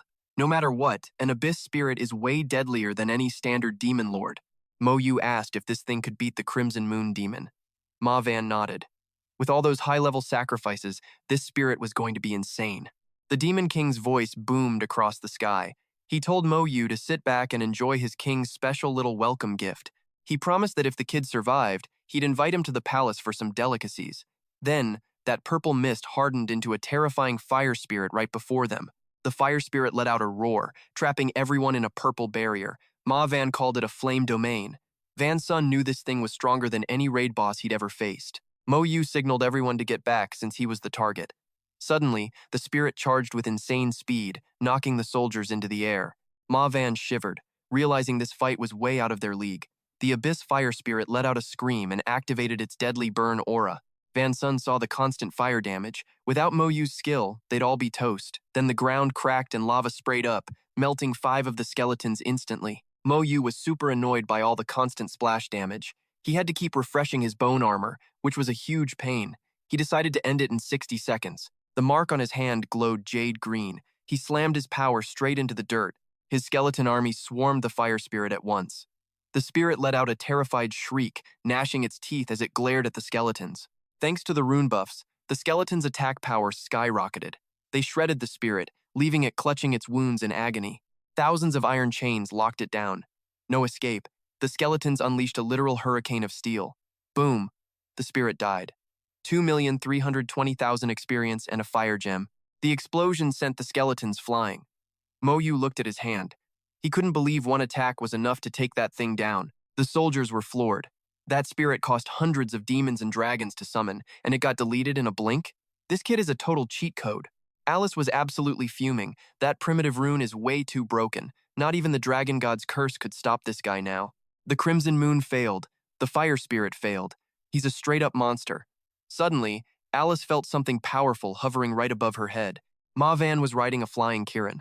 She wasn't about to let that demon escape after she tried to kill Moyu so many times. Alice was terrified of Ma Van's forbidden skill. She tried to open a portal, but Ma Van closed in fast. Alice crushed her soul stone just in time to escape. Ma Van watched her slip away and cursed. The purple energy was still swirling. Moyu didn't care. He figured he'd finish her off eventually. He looked back and saw people coming to check out the noise. They had to leave for the trial. Van Sun would handle the crowd. At the entrance, a soldier told Van Sun he felt like he was watching a god-tier legend be born. He yelled to block the path so Moyu could enter in peace. Once they were inside, Ma Van was impressed. This was the god's trial. They headed deeper into the zone together. Ma Van shared a quote from her family elders about the trial. She yelled for them to charge forward and never take a step back. 2 figures stood among the floating rocks and parallel paths of the trial. Moyu and Ma Van split up. He watched her run and whispered to himself, "All in." Moyu buckled as intense mental pressure hit him. He realized every single step up these stairs was going to crush his mind even harder than before. Ma Van struggled to move. She thanked her lucky stars for those soul crystals. Her spirit power was finally strong enough to handle this. The pressure seemed light at first, but Ma Van knew the real test was coming. She wiped her sweat. There are 500 steps. The first 100 give 1 divinity energy each. Steps 101 to 200 give double. The final 100 give 5. Moyu remembered his master said he needed 100 units for divinity. Ma Van forced herself up. Every step was a battle. She gritted her teeth, vowing to hit that 100-step mark even if she had to crawl. Moyu was still walking like it was nothing. This pressure didn't faze him. He looked at his hand as a spark of energy appeared. He knew 500 steps meant more power if he cleared them all. He tightened his fist and kept moving forward. Suddenly, a bright light caught his eye and stopped him. A massive 3-legged tripod was floating in the distance. He was stunned. Is that a cauldron? Ma Van wiped the sweat from her face. Getting divinity meant a 90% chance for a class upgrade at the second job change. but reaching the end boosted the third job change by 80% too. Moyu looked up. Man, that is massive. He had to see that divine tripod up close. The two of them started the long climb up the stairs. 50 steps in and she was already dripping sweat. She looked at him casually strolling and couldn't believe it. He is only level 30, but he is way faster than me? Like the pressure doesn't even exist. At step 100, she finally started absorbing the divine energy. He felt like he was literally floating. This divine power is insane. It doesn't just level you up, it buffs your base stats too. Getting this at a low level is a total cheat code. If he kept this up, he would definitely surpass his master. Moyu locked in. He needed more power. Meanwhile, Mo Yun was trailing behind, completely out of breath. The sudden relief felt amazing. So this is divine energy? She watched his back, thinking, man, I forgot this kid is a total freak. She wondered how far he could actually go. At level 30, he might even smash the old record set by Bai Shen. Mo Yu watched the energy swirls around him. Level up already? Not enough. He wanted more. Mo Yun collapsed, using her hands to keep from face-planting. She gasped for air. Finally, level 2 divinity. The family records were not lying. Hitting level 2 makes you a legendary genius. At least I did not embarrass the family. Bai Shen hit level 5, maybe I can actually reach that. Then she remembered Mo Yu. Wait, where did he go? She squinted and saw him way ahead. When the hell did he get over there? She brushed back her hair, annoyed. Total monster. Being born in the same era as him is a nightmare for every other genius. Mo Yu hit step 200. Divinity level 5. The pressure was still light, so he kept pushing. Suddenly, Mo Yun went flying past on a Kirin. She yelled out, "This is awesome! I can actually use my skills here." At step 200, her Kirin shattered. The mental pressure slammed her down. This was her limit, but she had successfully reached level 5. Step 300. Then 400. Mo Yu was drenched in sweat now, teeth gritted. At 490 steps, he collapsed, gasping. So close, the floating tripod was right in front of him. Damn it. Is this really my limit? That tripod, maybe it is like the primal rune? Is it linked to Earth? He forced himself up. Pure divine energy wrapped around him, making him hover. He stepped forward, standing before the massive tripod as energy surged through him. His eyes widened. He noticed streams of energy flowing downward. Standing at the mouth of the massive vessel, Mo Yu realized something. All that energy outside was just a tiny leak from the inside. He reached out to feel the flow. If he absorbed all of this, how high would his level go? Suddenly, a massive force crushed him down. Mo Yun felt the pressure too and panicked.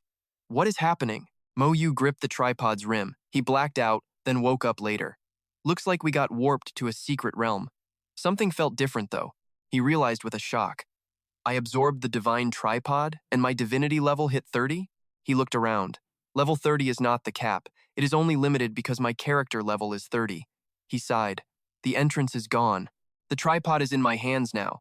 Does that mean the god trial is over forever? What is the link between this, the primal rune, and my memories? There is a secret here.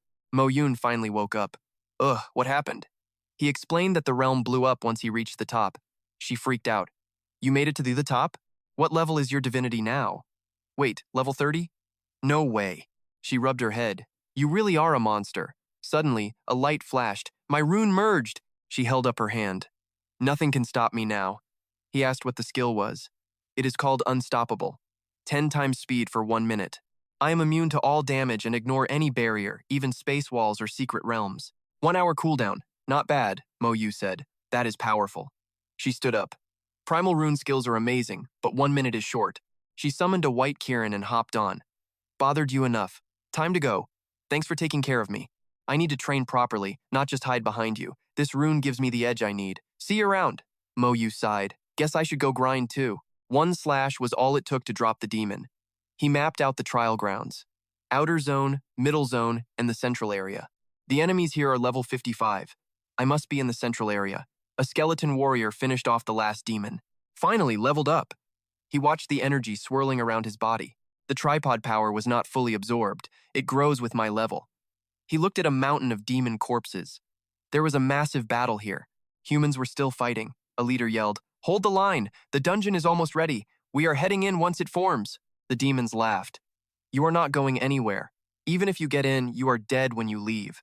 You are just fresh meat to us. Their trash talk ended with Mohan's blade. Sis! Mo Yu shouted, running toward her. Sis! She turned around, shocked. She whispered, Little Mo Yu?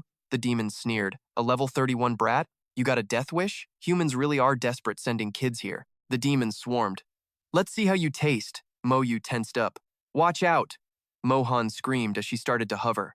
This is it, 10,000 dancing swords? The demons did not stand a chance against the blades. Swords tore through them. The leader charged, but a massive wave of energy stopped them cold.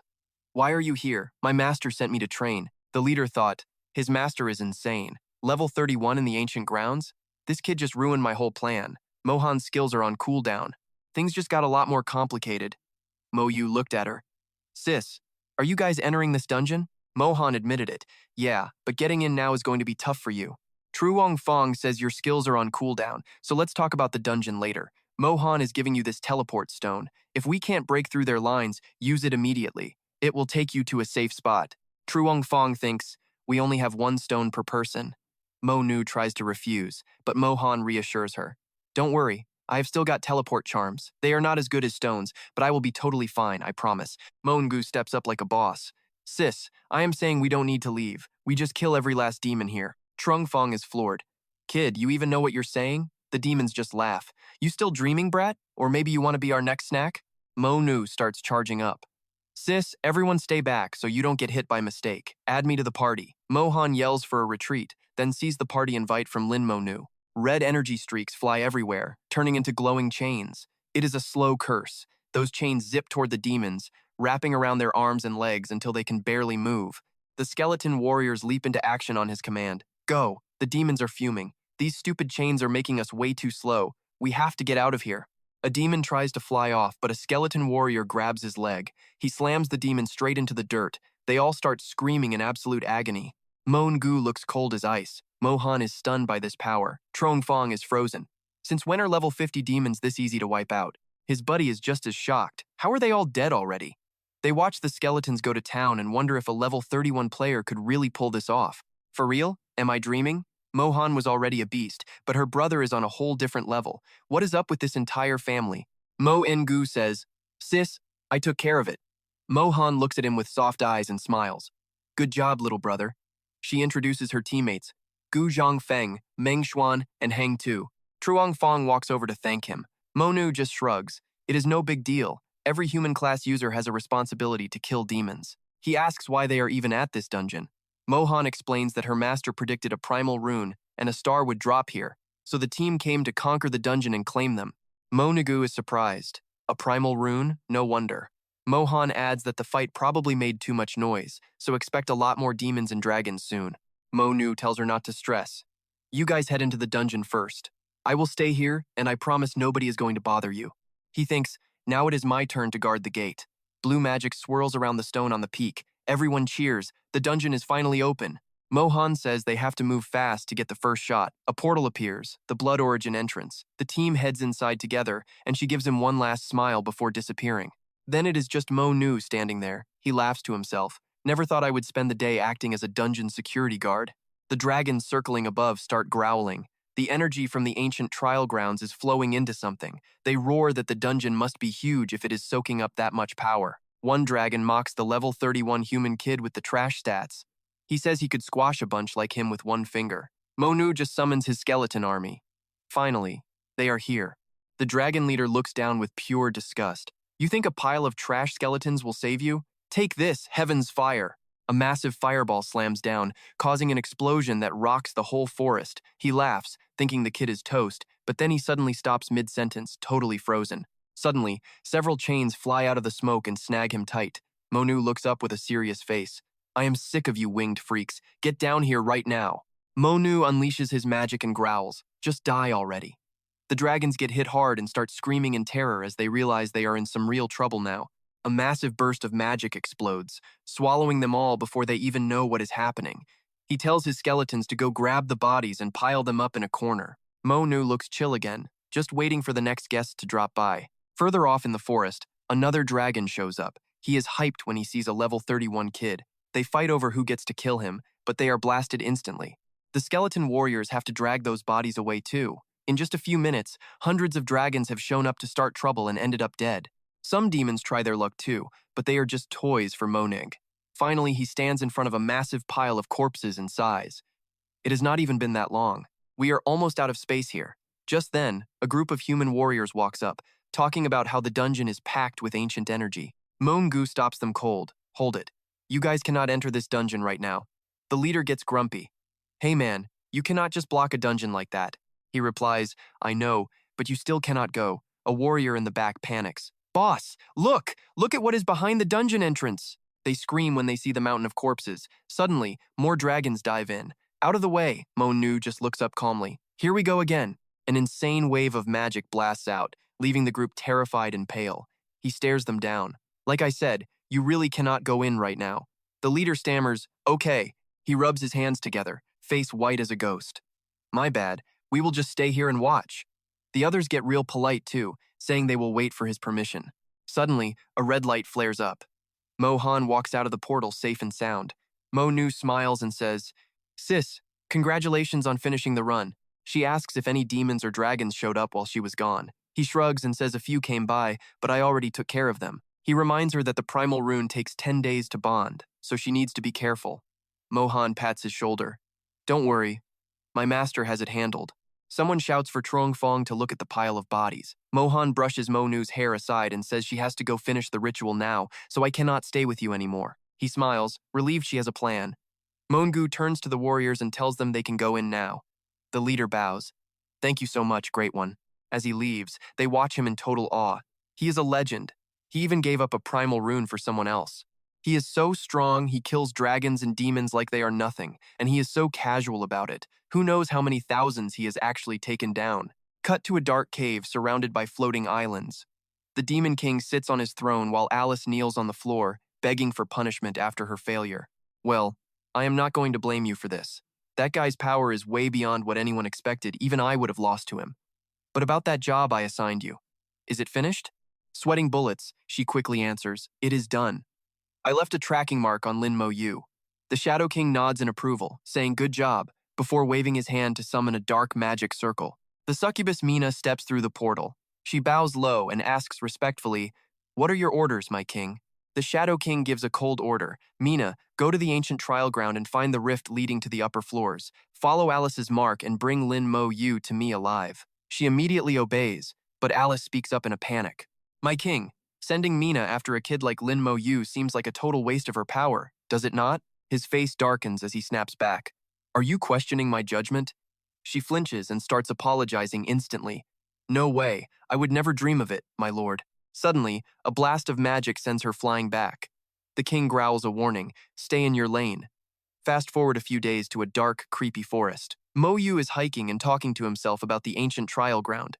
The loot has been pretty solid so far. Only the Demon Dragon dungeon is left, but who knows when I will actually track that place down. Meanwhile, his skeleton warriors are busy shredding every demon that gets too close. He feels a surge of power as he finally levels up.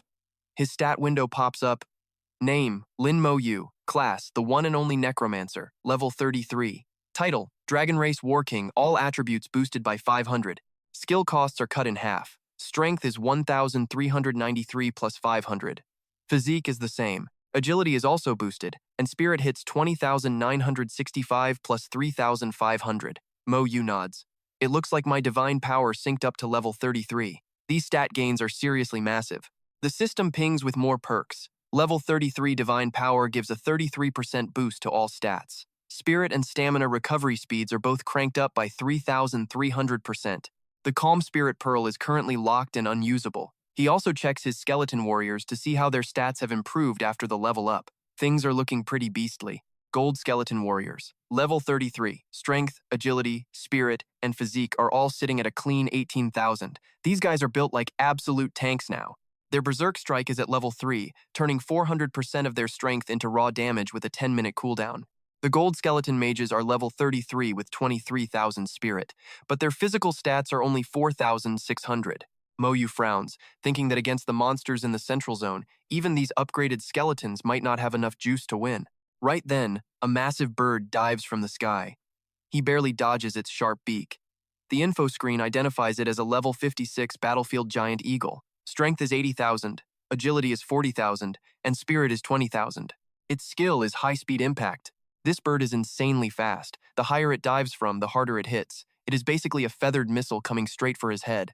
Moyu is stunned. This is just a regular mob in the central zone, and its stats are already this insane. The eagle circles back up to build momentum before diving like a jet. He quickly casts a slow curse and summons red chains to lock it down. Then he blasts it with soul fire, roasting the bird right out of the sky. The eagle loses its wings and comes crashing down hard. Moyu smirks, noting that his skeletons are still the kings of jumping people. The warriors swarm the bird with berserk strikes, killing the level 56 eagle instantly. He gains 1,680,000. He picks up a star fragment, a rare item packed with celestial power. He examines it, realizing this is the first time he has found actual crafting materials in this trial ground. Suddenly, the eagle's body starts glowing and turning into tiny sparks. This is not good. Moyu scowls as he realizes the monsters here turn into light after they die. Without a body, he cannot use corpse explosion to clear the map. The ground starts shaking violently. Moyu looks around asking, "What now?" A pack of level 56 battlefield armored beasts charges out of the forest. Their strength is sitting at 85,000. The skeletons rush in to handle the beasts, but then Moyu senses something way more dangerous behind him. The ground is literally collapsing, and huge trees are getting snapped like toothpicks by something massive. A terrifying demon called a snake turtle shows up. It opens its mouth, showing off rows of razor-sharp fangs. Moyu wipes sweat from his forehead, realizing this fight might cost him a lot of skeletons. He decides to summon his gold undead general at level 33. This guy leads a legion of 330 warriors. His stats are around 5,000 each, but his physique is a massive 26,000. His skills include Legion Heal, Legion Buff, and Legion Formation. He is a total support beast. The general raises his magic mace to buff the army. This increases everyone's attack, power, speed, defense, and resistance by 30%. The skeleton warriors start glowing with dark energy, looking ready to tear through anything in their path. Moyu stares down the giant snake turtle without blinking. He shouts a challenge, "Bring it on!" The monster lets out a deafening screech and launches its massive body into the air. It uses an earth slam as it lands, causing a massive shockwave. The ground shatters into pieces, and in just a split second, 7 of his skeleton warriors are completely wiped out of existence. The undead general starts spamming heals on the survivors. Moyu breaks a sweat, surprised that the monster's attack power is actually this high. He quickly summons more red chains to bind it, but the monster slams the ground again, jumping high and then crashing down with enough force to send rocks flying in every single direction.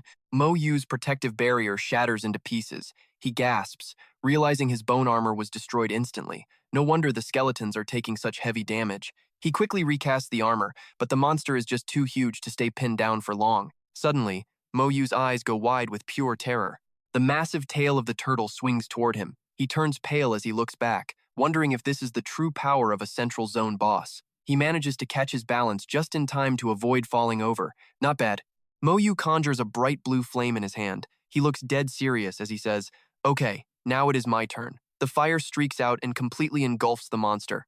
He frowns, knowing he has to move fast. He shows the seal on the back of his hand to trigger his elite soldier buff for 30 seconds. All base stats for him and his summons jump by 200%. The skeletons are now surging with insane power. They all charge at the burning snake turtle at once. Every single skeleton lands a berserk strike, cutting into the monster so deep that blood starts spraying out like a fountain. It is a total bloodbath. Moyu lets out a satisfied smirk. Even though the buff only lasts 30 seconds, that is more than enough to end this. The turtle's massive head slams into the dirt, and he wonders if it is finally over. But then, the monster pulls its head back into its shell like a total coward. Moyu shouts in alarm, "This is not good. It is healing its wounds." The skeletons keep hacking away with their swords, but it does nothing. He groans, realizing its defense is just way too high. Moyu gets serious and summons a razor-sharp scythe. He thinks, "Go ahead and hide in there. My Soul King's Devour can ignore your defense and tear your soul apart regardless." Suddenly, a massive pressure drops from the sky. A shadow so big it covers the entire area appears out of nowhere. Moyu feels the danger and screams for his skeletons to get back. An even bigger bird appears in the sky. It ignores Moyu and grabs the turtle shell with its massive talons. As it flies away, the wind pressure is so strong that he has to shield his eyes. That bird is hauling tail across the sky. Moyu looks up, wondering if that's from the ancient trial school. Suddenly, a massive snake shell slams down, literally shattering the ground beneath his feet. Looking at that empty shell has him shook. The boss is dead and eaten. A light pops out, it's the shrinking tortoise shield. Platinum tier for knights, plus 3,000 to all stats. It gives a 90% boost to defense skills, plus 20% physical and elemental damage reduction. It even comes with the special shrinking tortoise skill. You can't move for 30 seconds, but you're immune to all damage.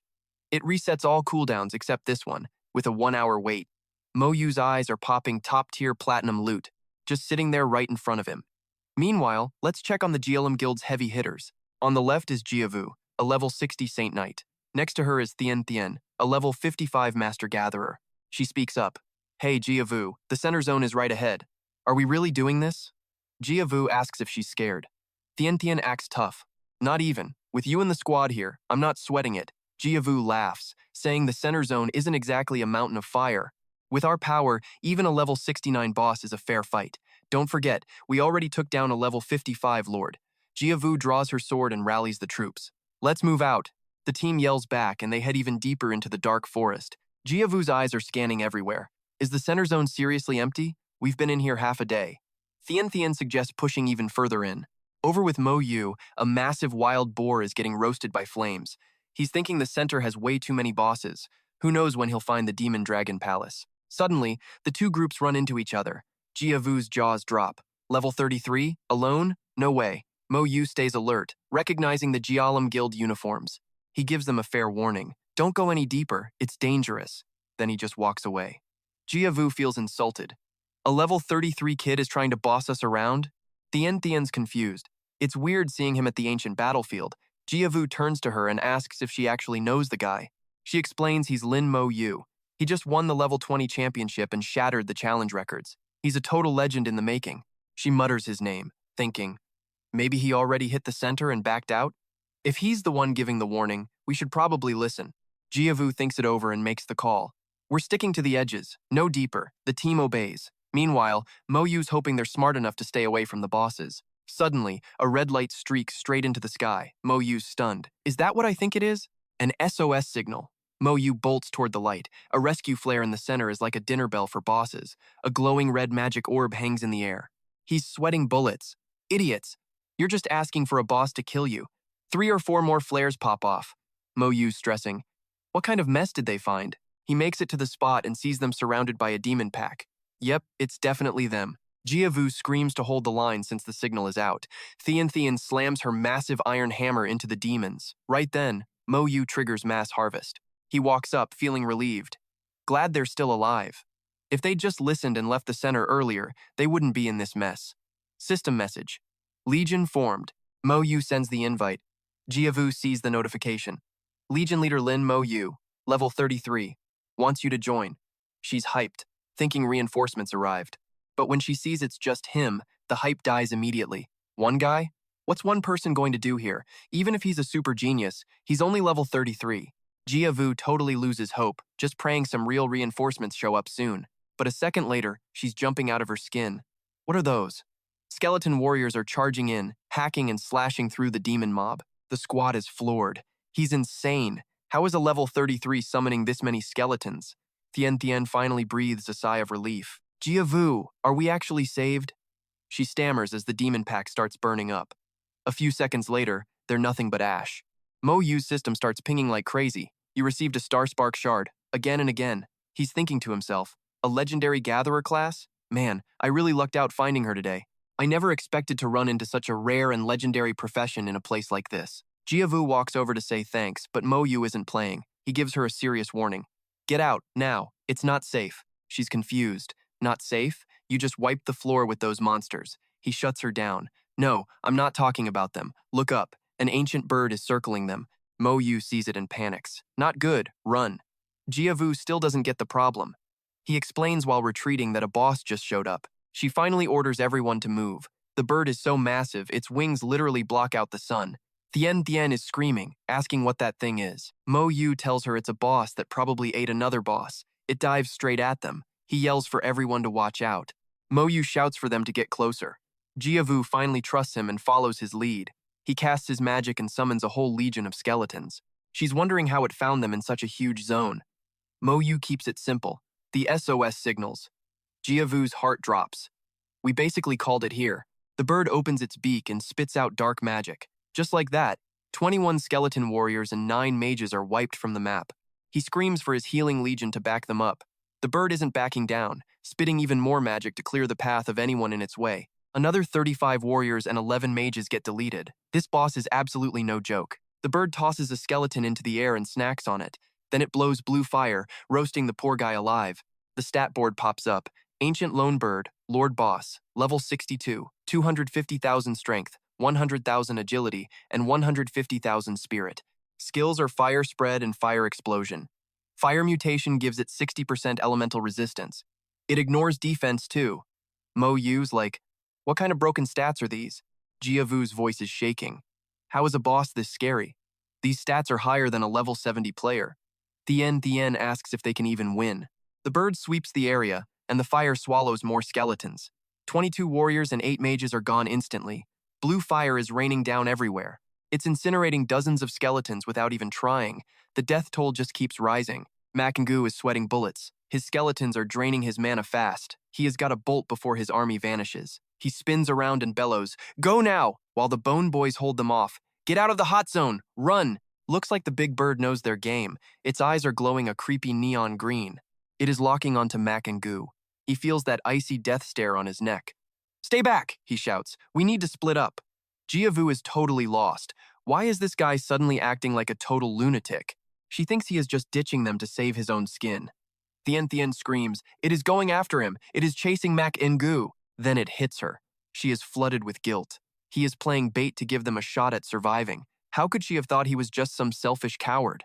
Jiavu barks out, "Let us move. Do not let his sacrifice be for nothing." Meanwhile, the bird spreads its wings and shrieks. It dives, raining down endless waves of green soul fire. Makangu is sprinting for his life. One hit just shredded through 6 layers of his spirit armor. He snaps and unleashes his magic. "Seriously? You think I am just some weakling?" He fires back with Soul Flame, wrapping the bird in a blanket of burning blue fire. The bird, his eyes go wide in shock. Makangu just stands there, totally done running. Inferno covers the entire area. Over in the distance, Jiavu sees the massive explosion light up the sky and gasps in pure horror. Can anyone even survive that? Thien is a total wreck. Jiavu bows her head in respect. The guy is a freaking legend. A true hero. "We will build him a monument when this is over," she whispers. Suddenly, a massive, terrifying dragon god is summoned from the void. Maknu growls through gritted teeth. "I am remembering this. If I die here today, once I respawn back at the hero hall, I am coming for your head." Suddenly, Mina appears with a smug grin. "Found you at last. I knew you would be hiding out in the center of this mess." Maknu's brain is racing. How did she track his location? Is he tagged with some kind of tracker? Ada just giggles. "Be a good boy and come with me. Do not worry. I will take real good care of you." He uses his blue fire to shut down her magic. Ada scowls. Her charm spell just bounced off him. The Demon King wants him alive, but this kid is turning out to be a real pain. He shuts her down. "Keep dreaming. I am not going anywhere with you." Mina just chuckles. "Sweetie, that is not your choice to make." He bolts, yelling back. "Oh, you think so?" He has got the bird under his thumb now. Its eyes are glowing hot. Ada just rolls her eyes. "A low-level boss? Move it or lose it, birdie. I will turn you into fried chicken." But the bird just shrieks and rains down a barrage of blue fireballs right at her head. Mina zips away to dodge, but it keeps spitting flames. She throws up a shield, but that blue fire starts leaking through the gaps. She is starting to actually look worried for once. "My barrier is draining fast. This bird is not some weakling." Makangu finds a spot to breathe and watches the chaos. Looks like those two are finally going at it. These two demons are throwing everything they have got. Mina launches 100 magic orbs, but the bird just opens its maw and blasts back with a massive beam of raw energy. The two powers collide, creating a massive cyclone that rips through the area. Thien feels the wind hit her and screams out his name into the storm. Mina is just dodging now. Maknu wonders why she is not hitting back. Maybe she is a high-level intruder? If she goes all out, the system will probably kick her out. Ada dodges and lunges straight for him. He realizes he cannot just run or she will stalk him forever. He has to use the phoenix to keep her pinned down and busy. He commands the bird to charge at her. Ada is losing her mind. "I cannot stay in this realm much longer. You are a dead man if you keep getting in my way." She spins around and fires a blinding flash of pink light. Maknu's eyes go pink instantly. He is under her spell. Suddenly, a blue flame jolts him awake. Crap! That was some heavy-duty charm magic. The bird is totally possessed now. Its eyes turn pink with tiny hearts in the center. It loses control and starts diving straight for the ground like a kamikaze. Mina laughs. "Makangu, you pushed my hand. You are coming with me whether you like it or not." She charges in. I am about to get booted from this realm, so if I cannot take you alive, I will settle for your corpse. He summons his skeleton squad for backup, but Mina just wipes them all out with one casual swipe. Ada laughs. Give it up, you are trapped. He summons the massive earth dragon to turn the tide, but she just carves through it in 3 hits. Get lost, you giant lizard. Mina thinks she has finally won and starts gloating. Let us see you get out of this one. Suddenly, she freezes, her eyes popping out of her head in shock. Thousands of sharp spikes erupt from the ground, catching her off guard. She gets slammed backwards, crashing hard into a massive boulder with a sickening thud. Ada is absolutely fuming. You little pest, I should have squashed you from the start. She gets serious, and suddenly, hundreds of human spirits start swirling around her. Macnu realizes they are tortured souls. Macnu is disgusted. She sneers, I am taking your head back with me, little bug, and your soul is going to be the perfect snack for my spear. A massive gale starts whipping through the air. Up in the clouds, something huge is hurtling toward the ground right where they are standing. Macnu's heart drops. This bird's ultimate move was not in any of the scout reports. If that thing hits him, he is toast. Even his bone armor will not save him from being pulverized. He has got one trick left, damage transfer. The bird is seconds from impact. He summons every last skeleton soldier he has to act as a meat shield, then turns and runs for his life. The bird hits the ground like a nuke, shaking the entire world. His skeleton army is vaporized in an instant, and Makengu is sent flying back by the shockwave. The explosion rips through the forest like a chainsaw. Trees are snapped like toothpicks and tossed everywhere. It is absolute, pure carnage. He groans, every bone in his body aching. Thank God for damage transfer. It soaked up most of the hit, or I would be nothing but a grease stain right now. His army is gone. He has lost 102 skeleton warriors and 58 mages so far. This fight is getting way too expensive. A familiar voice mocks him. You have got more lives than a cat, kid. Looking at Mina is shredded clothes and wounds. He smirks. You look worse than I do. Ada grips her spear and grins. I have got enough left for you. He holds up his hand, showing a glowing red mark. Try me. You might just regret it. He is thinking, the skeletons are gone, but I still have my aces. Ada is getting annoyed. Why is he so cocky? Is he bluffing? Macnu whispers, Primal Rune. A magic circle erupts right behind Mina's back. Ada's eyes go wide. Finally, she mutters, it is time for the real show. Before leaving, she looks back with a smirk.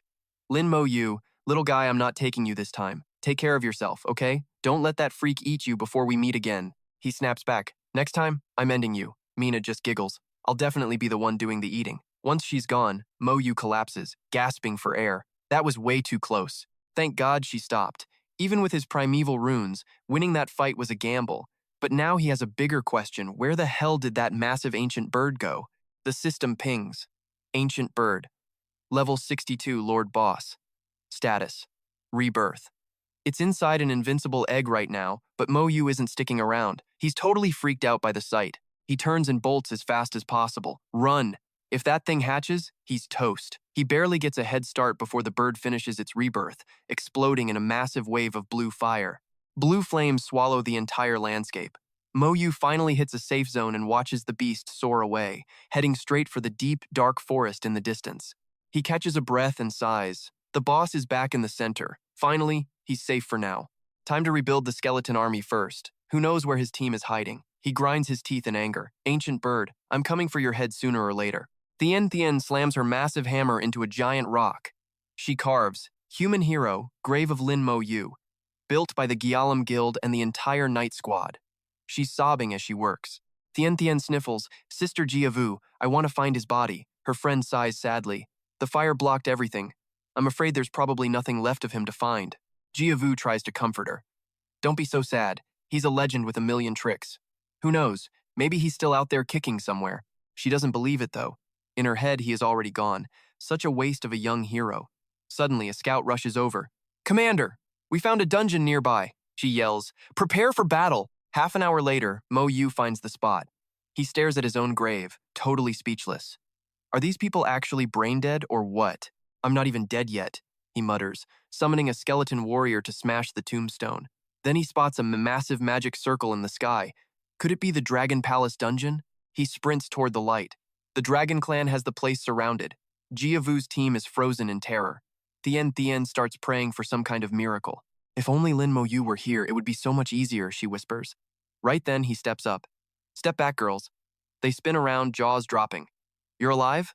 We thought you were dead. Moyu rolls his eyes. You guys look way too disappointed that I'm alive. Thian blushes.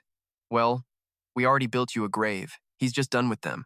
Jiang Van Sun runs up, shouting, Officer Lin, Moyu gets serious immediately. Report, what's the current situation? The man points back, looking totally grim. It's not good, sir. Those sky freaks won't let us enter. Moyu raises an eyebrow. The Earth Core dungeon? Van Sun nods. Exactly. The only place to get the heart of the Earth. He starts explaining the history. In the Knight class, becoming an Earth Knight is the ultimate goal. Legend says a god-tier Earth Knight once held off 6 demon kings alone, securing a massive victory for humanity. Van Sun explains the whole deal clearly. That Earth Core dungeon they are blocking, it only actually works for our human race. It is the essential item for a knight to evolve into an Earth Knight. That is exactly why the Abyss demons and the Dragon Clan are willing to kill everyone just to stop us from getting inside. Moyu nods. He wants that heart. Above them, the demons sneer. And here I thought the humans sent backup. It's just some level 33 brat. Younger meat tastes better. Kill him. No humans allowed in the dungeon. But another demon pauses, looking totally confused.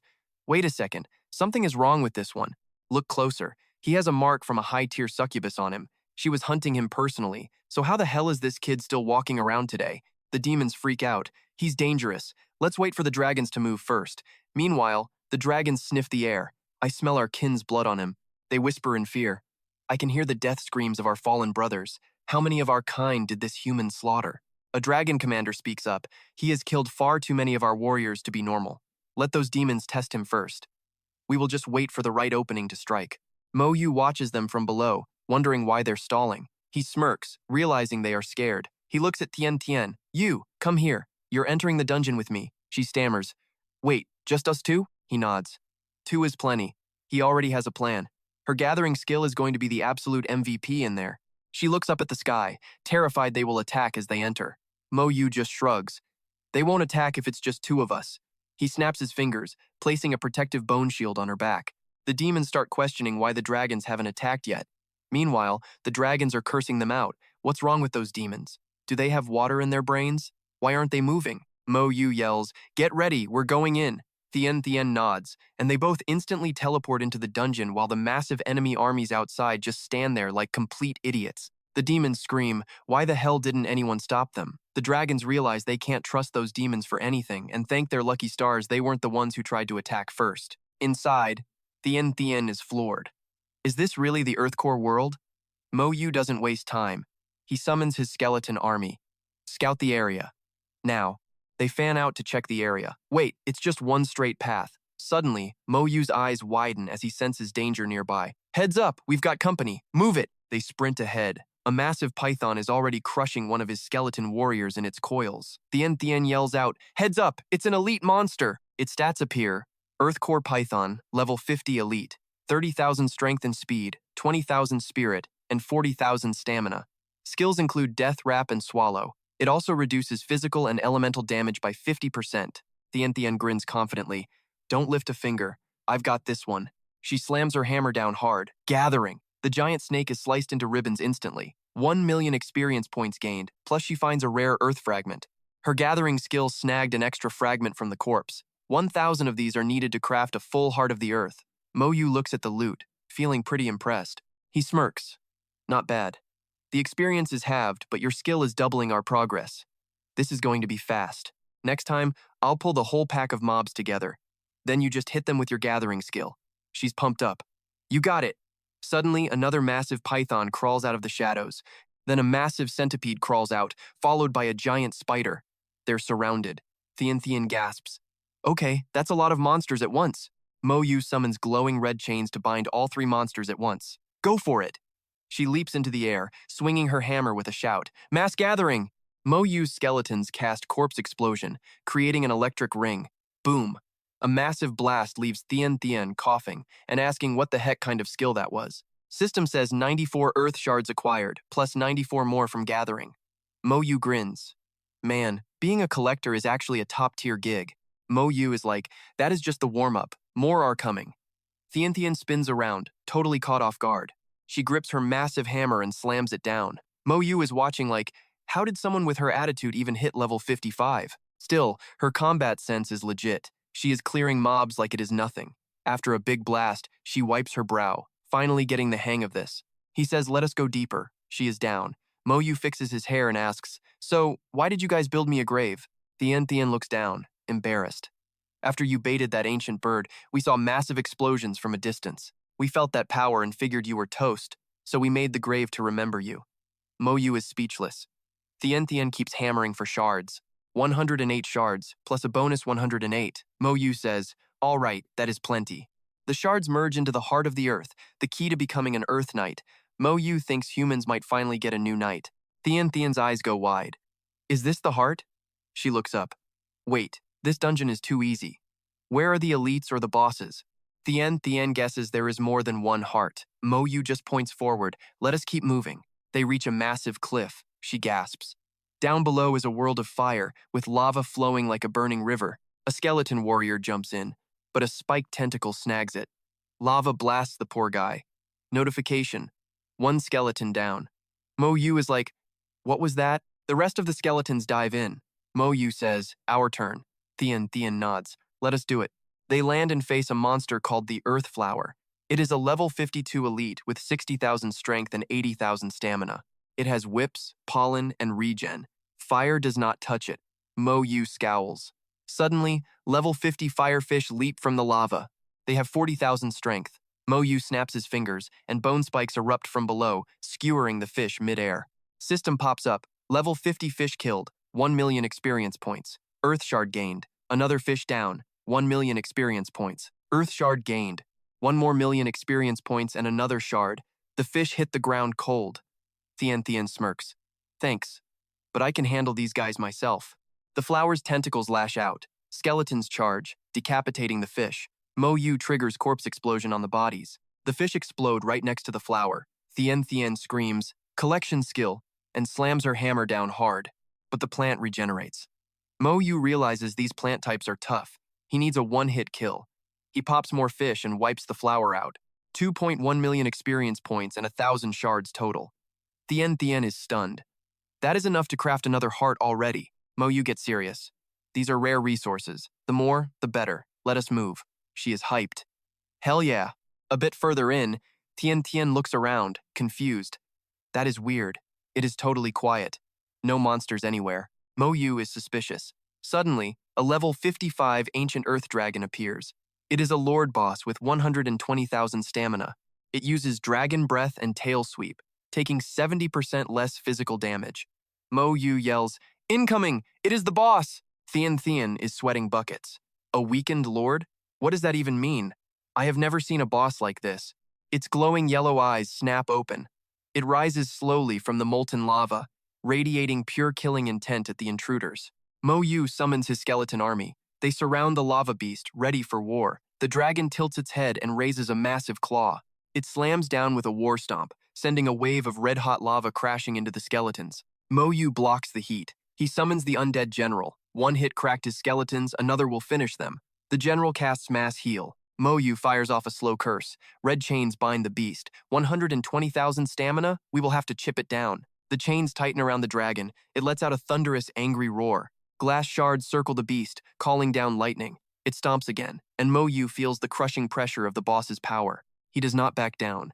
Bone spikes stab upward, followed by a blast of soul fire that wraps around the dragon's neck. The fight starts tipping his way. He shouts, finally, I have got its attention! Skeleton mages blast it with lightning. Thien watches, frozen. Is this how he fights? No wonder he is soloing the center at level 30. Moyu snaps. Stop daydreaming. Get over here and use your collection skill. She jumps. On it. She slams her hammer into the dragon's flank. Moyu raises his hand, the mark on his palm glowing blood red for a massive buff. His warriors go berserk, hitting the beast with everything they have. The dragon roars in agony and tries to stomp the life out of them. Its eyes flare. Thien panics as the dragon's jaw unhinges for a fire breath. Look out! Moyu just stands there, calm as ever. Soul fire thick around his fingertips. He looks the dragon in the eye. Trying to pull a big move? I do not think so. Thien sat paralyzed on the dirt, eyes wide with pure terror. Every attack was zeroing in on him at once, and honestly, he didn't have a single move left to stop the inevitable. Finally, the beast stayed down, completely crushed. The system flashed a massive 5,500,000 XP gain. He scored the Earth Dragon armor, 1 Earth Crystal, and a rare Earth Gem to boot. He snagged an Earth Heart too. Plus, his collection skill triggered, dropping a second Earth Dragon armor. Collection skills kept the loot coming, extra crystals, gems, and another Earth Heart. This Earth Dragon armor is a platinum tier beast meant for warriors. It boosts every single stat by 2,000 points and is basically a tank. It cuts damage by 20% and grants a 1-minute total defense buff. We are talking 10 times the defense power, though it has a 2-hour cooldown. That Earth Crystal? It combines with other elements to create an elemental godstone. This thing boosts your third job advancement success rate. The more elements you pack in, the stronger it gets. You can use it solo to permanently boost physical resistance, but there is a catch. Once used solo, you can forget about that godstone combo. But the Earth Gem permanently slashes incoming physical damage by 50% and might even grant a new physical skill. If a knight uses this for their second job change, their success rate goes through the roof. The Earth Heart is exactly what Thien needs to level up. She couldn't stop gushing to Lin Mo. "You are insane! I can't believe how easy you made that boss look. Without you, I would have been fried." He tossed the Earth Gem her way and told her to activate it. She was stunned. "For me? But I just used my collection skills. I barely even helped at all." Mongu stayed serious. "Stop talking and just use it. We have a dungeon to grind and 0 time to waste." Thien nodded, and he watched with satisfaction. It was finally time to merge the Earth Crystal and Stone. Just like that, Mo-Nu was holding a brand new elemental godstone. The system updated. This stone holds fire, poison, and earth. Using it for a third job change gives a 10% boost to the success rate. Mo-Nu stared at the stone, unimpressed. 10% is way too low. He needed to track down more elemental crystals to beef this thing up. As the glow around Thien faded, Mo-Nu asked if she scored any new skills. She beamed with excitement. "I actually got a physical move. It is called Slowdown, and it looks pretty solid. The skill has a chance to stun targets for 5 full seconds with a 1-minute cooldown. Just a heads up, the stun time drops if the enemy is a higher level than you." Thien was literally jumping for joy. Finally, a real warrior skill. "Thanks, Mo-Nu." He just gave her a small smile. They walked out of the dungeon, but they weren't done yet. Mo-Nu whipped out a cooldown reset talisman. Thien stood there with her jaw dropped. "Wait, you actually have a talisman to reset the timer?" Mo-Nu didn't waste a second. In less than a blink, he and Thien were heading back inside. Outside, Jiavu watched them leave and immediately head back in. He was confused. Did they actually beat it, or were they just retreating for now? He knew this would catch the eye of the demons and the dragon race. "Next time the commander steps out, we strike. We have to be ready." Everyone let out a massive roar of agreement, prepared for the coming fight. Meanwhile, the demons' eyes flared with pure, murderous intent. They were fuming, cursing Mo-Nu's name. "That brat is making a total mockery of us. He is playing games with us. Get ready. The second he steps out, we take his life." Over with the Dragon Clan. Things were just as heated. They couldn't let the humans get their hands on another Earth Knight. An Earth Knight is a bigger threat than 3 God-tier warriors. It is a Dragon Clan law. Never let a human become one. By now, Mo-Nu and Thien had already started their second run of the dungeon. Right at the entrance, Mo-Nu was already plotting. His elite soldier skill needed a full hour to cool down. Without that skill, the boss wouldn't be easy. He needed to move fast, but it would still take time. Then, his eyes lit up. "There are plenty of earth flowers and fish here. I can use Corpse Explosion to speed run this." A crazy idea popped into his head. What if a mini-boss exploded? If he timed it with his elite soldiers, they could squeeze in 3 or 4 more runs before the dungeon reset. He turned to Thien and asked if she had ever done a speed run before. She looked lost. "Listen, I am going to aggro every monster and pull them together. Just stay right behind me. When they cluster up, time your group collection skill perfectly. We are prioritizing speed this time. We might skip the small stuff, but we are definitely keeping the main loot." Thien tightened her grip, looking determined. "Don't worry, I will give it everything I have got." Mo-Nu gathered his mental energy and gave her the signal. Right then, his massive army of skeletons was summoned forth. Mo-Nu gave the command, "Start." Instantly, a swarm of snakes and crystal beasts lunged at his skeleton legion. Thien's jaw hit the floor. She couldn't believe it. Is this really what he meant by a speed run? Once the monsters were bunched up, Thien went to work just like he said. She started calculating her moves. Her group collection skill could only hit 200 targets at a single time. While she was busy with her skill, Mo-Nu stayed close to direct her. "Hit this side first."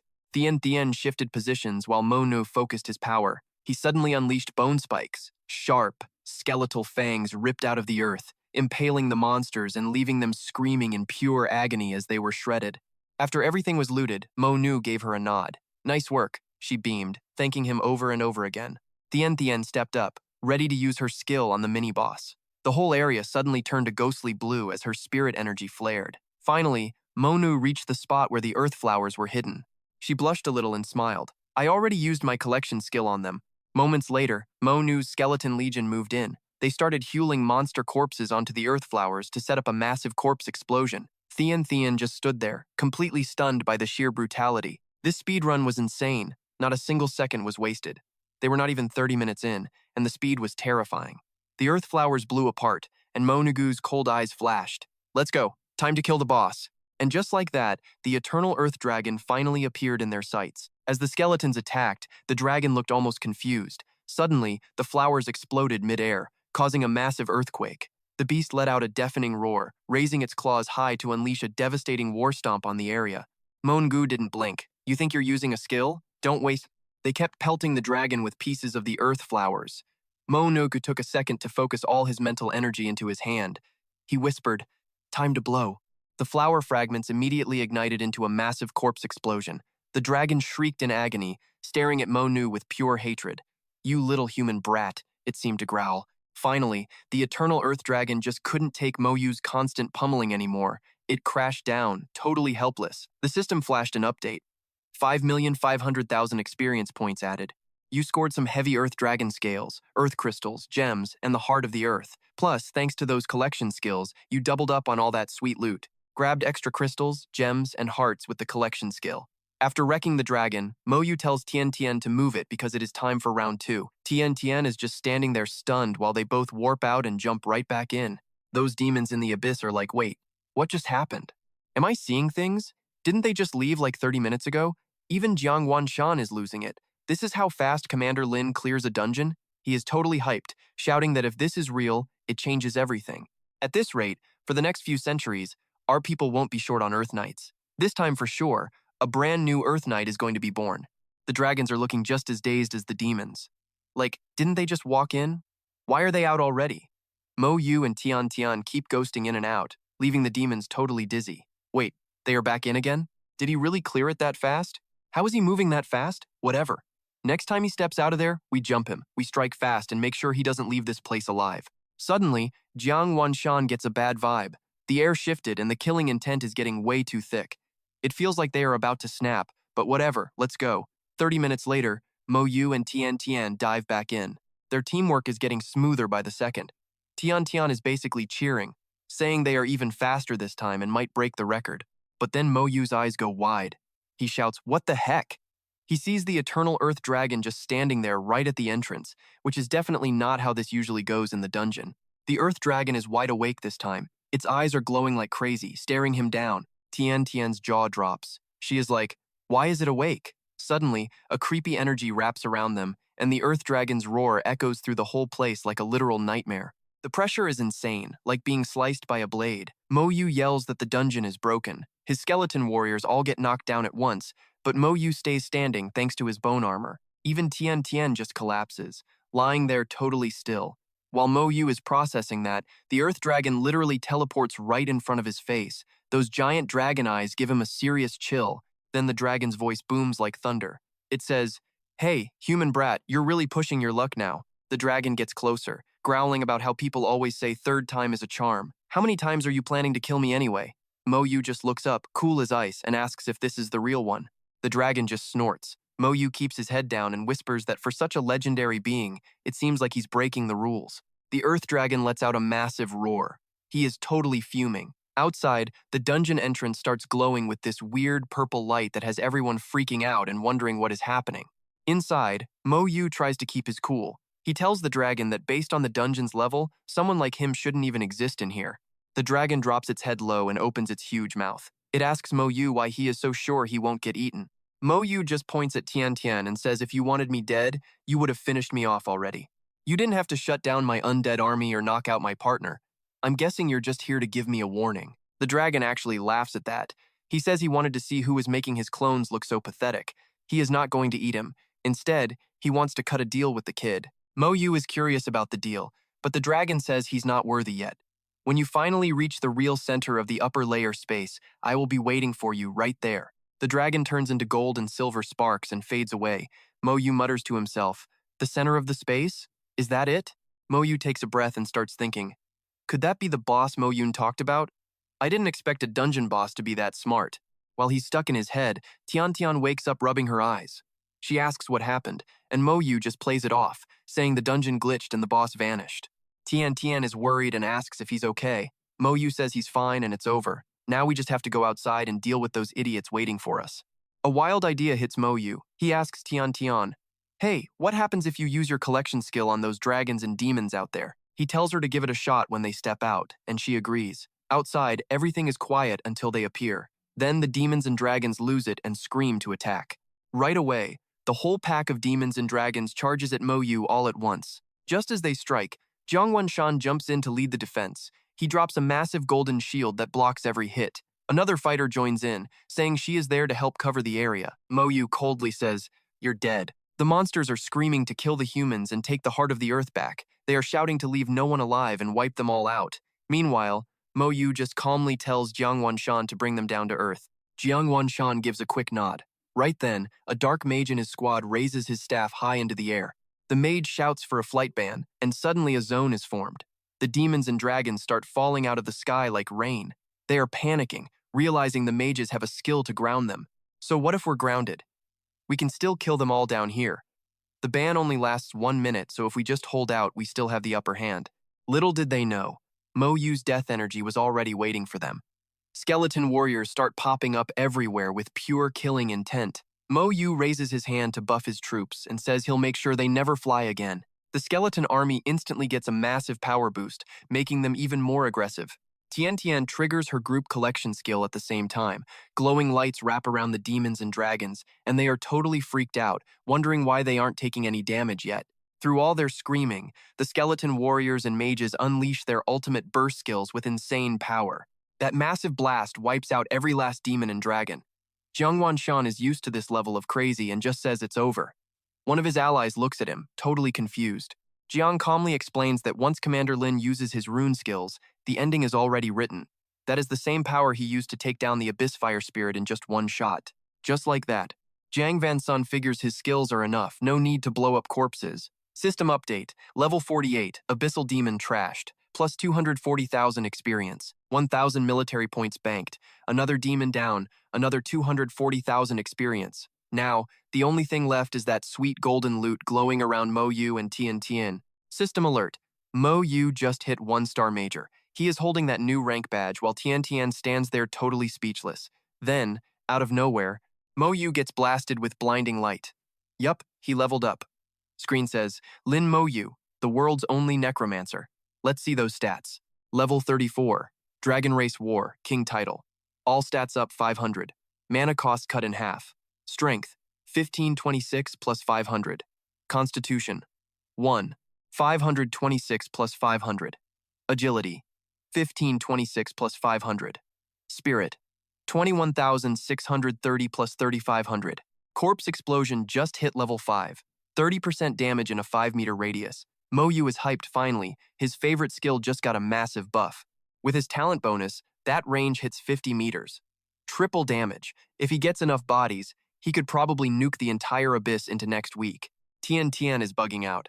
Who knew the scavenge skill worked on demons and dragons? System, you grabbed a demon core fragment. Scratch that 2 fragments. That core keeps you vibing with demon energy for a full hour. Plus, we scored some low-level dragon blood essence. Alchemists or blacksmiths can craft that into legendary combat gear or elite potions. Moyu is grinning at that demon core fragment. Hiding his human scent with demon energy? Now that is a total pro move. Bodies are piled everywhere outside the dungeon.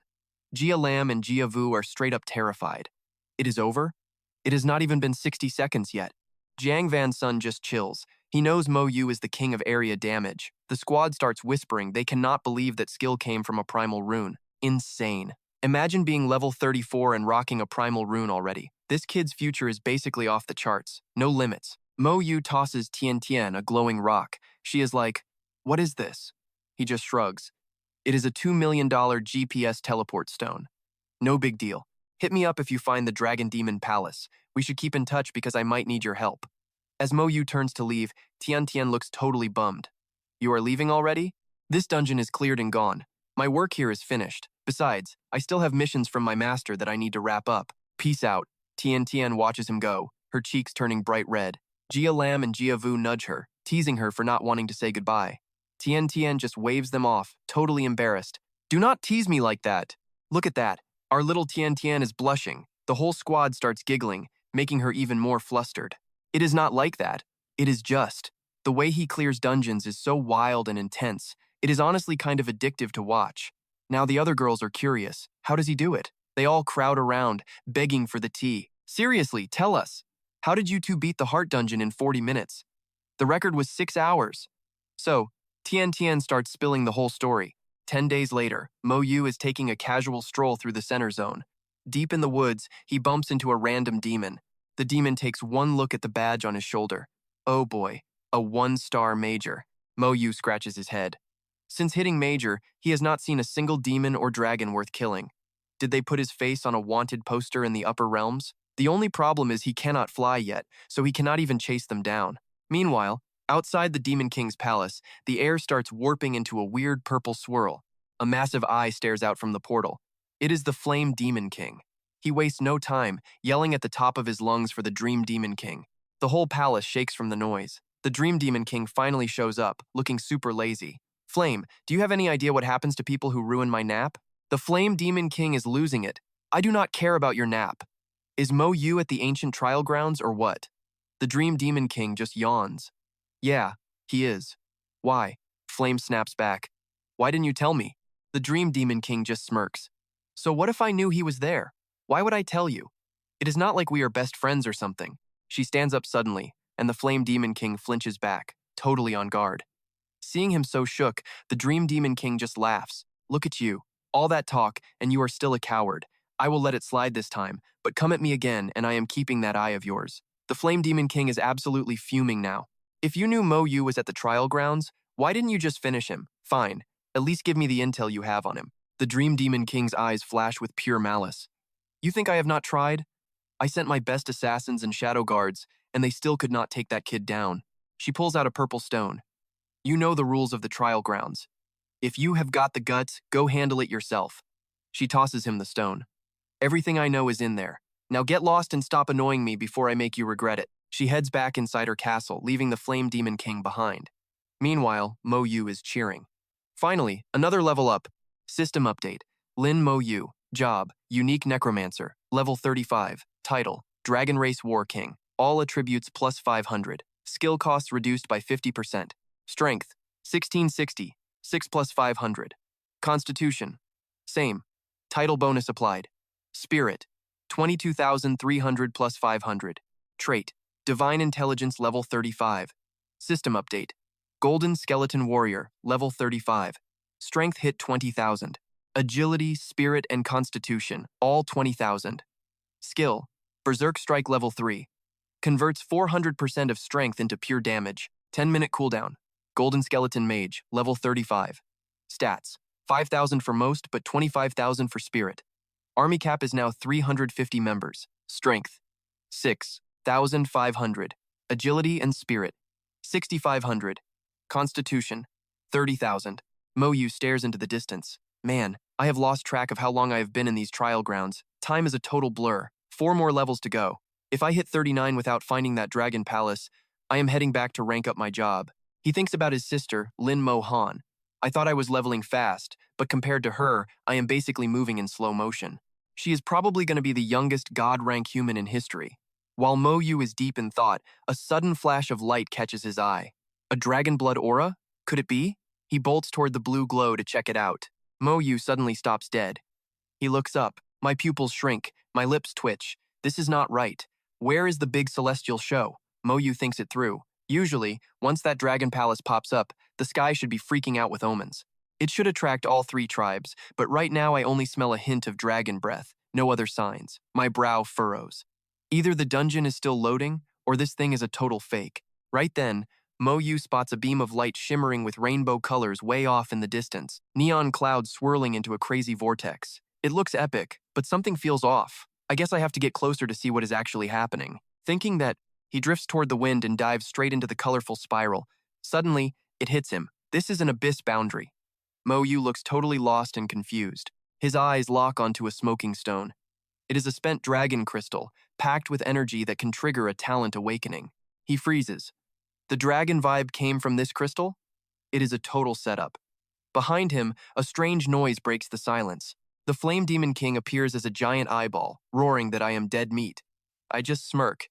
You are pretty cocky for a mere clone in a subdimension. Think a barrier is gonna stop me? You really think you can trap me here? I am just trying to figure out your endgame. The Flame Demon King loses it over my attitude. Kid, enjoy your final moments while you still can. You are about to be completely erased. Where is this guy getting all this confidence? Black clouds roll in and the fog thickens. My vision is totally shot. Sweat starts dripping. This barrier covers a whole kilometer. No monsters, just this thick fog. What is his actual plan to kill me? I order my skeleton army to go probe the barrier. The fog gets even heavier as the Demon King's creepy laughter echoes nearby. The world shifts. What is this? A sharp pain hits my brain and I collapse. It feels like my memories are slipping away. Strange light wraps around me, pulling me into some weird dimension. I keep asking myself, what am I even doing here? I look at my hands, this feels wrong. Then Gao Yang pulls at me, shouting that it is my turn and to hurry up. Xia Shui is right there, grumbling about how I am a dummy for spacing out. The teacher yells my name. I still cannot get my head straight. Weird. I thought I already leveled up? Did I forget something important? Suddenly, everything around me shifts again. Dark clouds roll in and lightning strikes hard. My eyes finally snap wide open. It feels familiar but wrong. This omen is way bigger than I remember. My skeleton knight glares back with glowing, creepy green eyes. He sits on his mount and blasts lightning right at me. Thousands of glass shards shatter all around us. I am sweating bullets. I realize this is the trial ground. Looking at the energy around me, was that whole thing just a dream? In that dream, I lost everything. If I stayed there, I would have ended up a total vegetable. I check myself out. My body is literally on fire, but it feels warm. What is going on? I finally get it. This is soul fire. Something unknown inside me is getting torched right now. In the blue smoke, I remember. My teacher warned me about a super dangerous type of abyss demon. My pupils shrink as it clicks. These are abyss illusion demons, tiny pests that swarm by the millions. They crawl inside you, mess with your head, and wipe your memories until you are just a puppet. These gross bugs are so tiny even my armored skeletons miss them. Thank God that Necromancer showed up in my vision just now. I raise my hand and yell, "Soul Flame!" Dark voices scream in pain. How did you see us? What is this fire? I am burning alive. I give the order. That dark eye sneers. I am the Flame Demon King. I rule fire. You using flames on me is a joke. I just say, try me. I unleash my Abyss World move. The Demon King gets blasted by my blue energy. Inside the Tower of Death, the Flame Demon King sits on his throne with his face literally on fire. My skeleton mages are sweating bullets, asking if he is okay. Then, a massive fireball explodes right in front of them. A dark voice booms. Nobody can ever find out how pathetic I looked. The Flame Demon King stands up and roars, "Moyu, I am going to kill you. If you have guts, do not ever leave the trial ground." A purple gem floats there. It is a Demon King crystal. It is packed with power. I will keep this. The illusion demons scream as my blue flames shatter the surrounding space. I finally take a breather. That vision was weird, though. Wait, this is the teleport stone from Mo Yun. Did she actually find the Dragon Palace? Blue light wraps around me. I feel the abyss, the dragon bloodline, and the dungeon vibe. This is the real deal. Mo Yun appears and smiles. The system alerts pop up. Mo Yun looks at me and asks if she beat my time. I just say, thanks. Ma Van played it cool, saying no thanks needed. This dungeon level is way out of my league, but I know you are gonna farm it like a pro.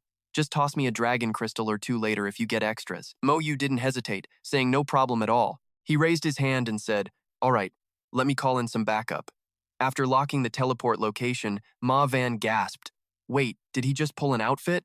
Suddenly, Tian Tian appeared in a flash of blue magic. Who knew she was a master gatherer? With her here, the dungeon loot is basically gonna double. The demons nearby went on high alert immediately. One of them screamed, that is Lin Moyu. The big boss gave orders to kill him on sight. The dragon race guy joined in, saying his clan had the same kill order. They formed a circle and started closing in on Moyu. One of them roared at the top of his lungs, kill him! Ma Van watched Moyu from behind, totally shocked. What did this guy do to make the dragons and demons actually team up against him? Meanwhile, both sides charged forward with a terrifying roar, screaming for his head. Facing that massive wave of monsters, Moyu did not even blink. He stayed ice cold and summoned his massive undead army right then and there. Moyu ordered his skeleton mages to start blasting.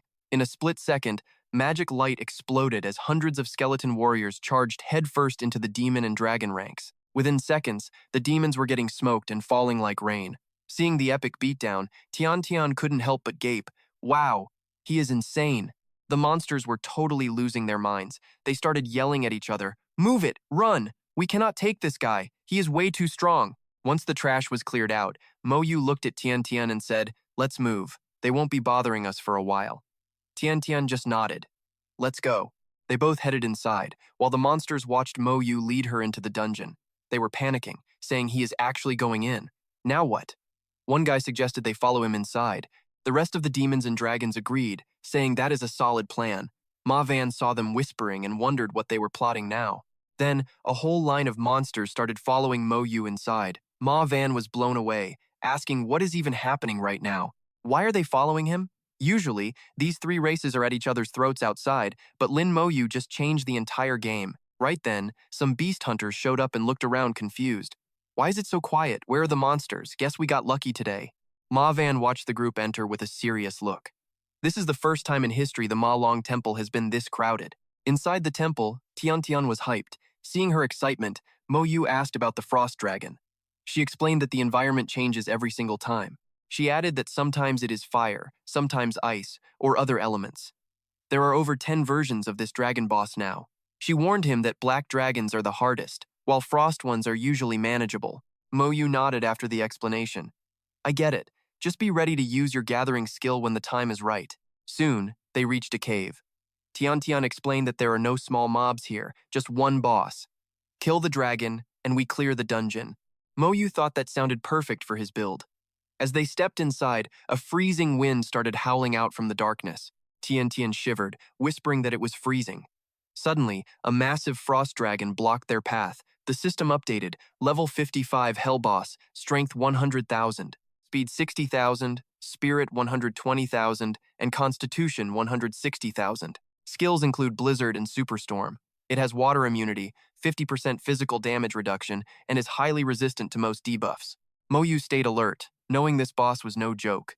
He instantly summoned his skeleton legion, and the warriors surrounded the dragon, charging in with their glowing blades. Suddenly, the dragon opened its mouth and used deep freeze. The temperature plummeted, and all the skeleton warriors were frozen solid where they stood.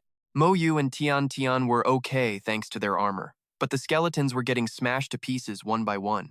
The undead general stepped up and used a buff to clear all the debuffs on the army. The frost dragon roared and flew high, unleashing a massive blizzard from above. Snow started falling thick inside the cave. Tian was shocked, yelling that it was actually snowing in here. A thick layer of ice trapped the skeletons again. Moyu watched the dragon fly and thought, this is annoying. I need to farm this. No time to waste. Moyu told Tian to back off. He pulled out the scythe and shouted, come forth, Soul Eater Insect King. A blue light filled the room. The system popped up, Soul Eater Insect King. Level 50, strength 40,000, speed 40,000. Spirit 30,000, Constitution 50,000. Skills include Soul Devour and a terrifying scream. It ignores all defense and physical immunity. Moyu ordered it to bring the dragon down. The dragon's eyes flashed with rage. The frost dragon flew up and triggered a super ice blast. The ice in its path exploded, sending massive chunks crashing down on Moyu's skeletons. The dragon took flight, and the shields around Moyu and Tian started flickering. Ice kept falling from the ceiling. Moyu focused his magic to hold the shields together. Meanwhile, the Soul Eater King didn't miss a beat. It leaped onto the walls, closing the gap with the dragon fast. In a flash, the Insect King was on the dragon, biting down hard. The dragon thrashed around in pain, trying to shake the creature off. The frost dragon roared so loud it felt like the cave would collapse. It kept flailing, smashing ice into a million tiny pieces. Ice shards flew everywhere. Moyu's eyes went cold as he recalled his army and activated his final defense. Tian moved quickly. The system alert showed 42 skeletons and 25 mages were completely wiped out. Shards like knives hit his armor. Moyu breathed a sigh of relief, glad he recalled the Legion in time or they would be toast. Tian got into a defensive stance behind him and shouted that she would help. She leaped up, closing the distance to the dragon. Without a second thought, she used a skill that stuns for 5 seconds. The cooldown is 1 minute, but it is shorter on high-level bosses.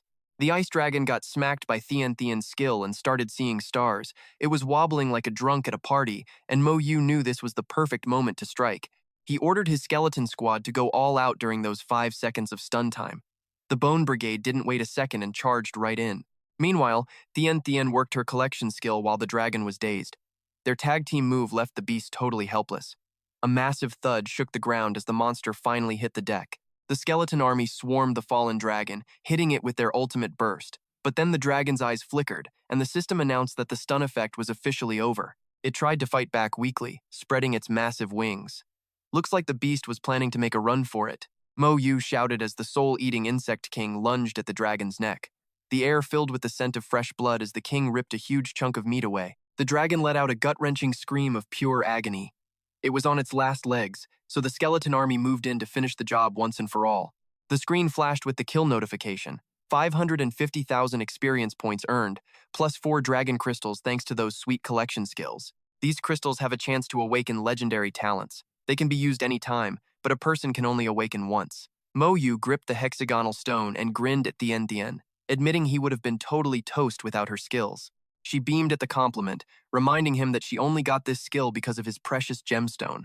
But time was ticking, so Moyu told her they had to keep moving. Thien was hyped, jumping up and down. Let's go. They stepped out of the dungeon to find total silence. Thien looked around, confused, and asked where the heck everybody went. Suddenly, hooves thundered as Mo Van rode up on his horse. He explained that everyone else had entered the dungeon to avoid a massive fight. Moyu just scratched his head like a dork.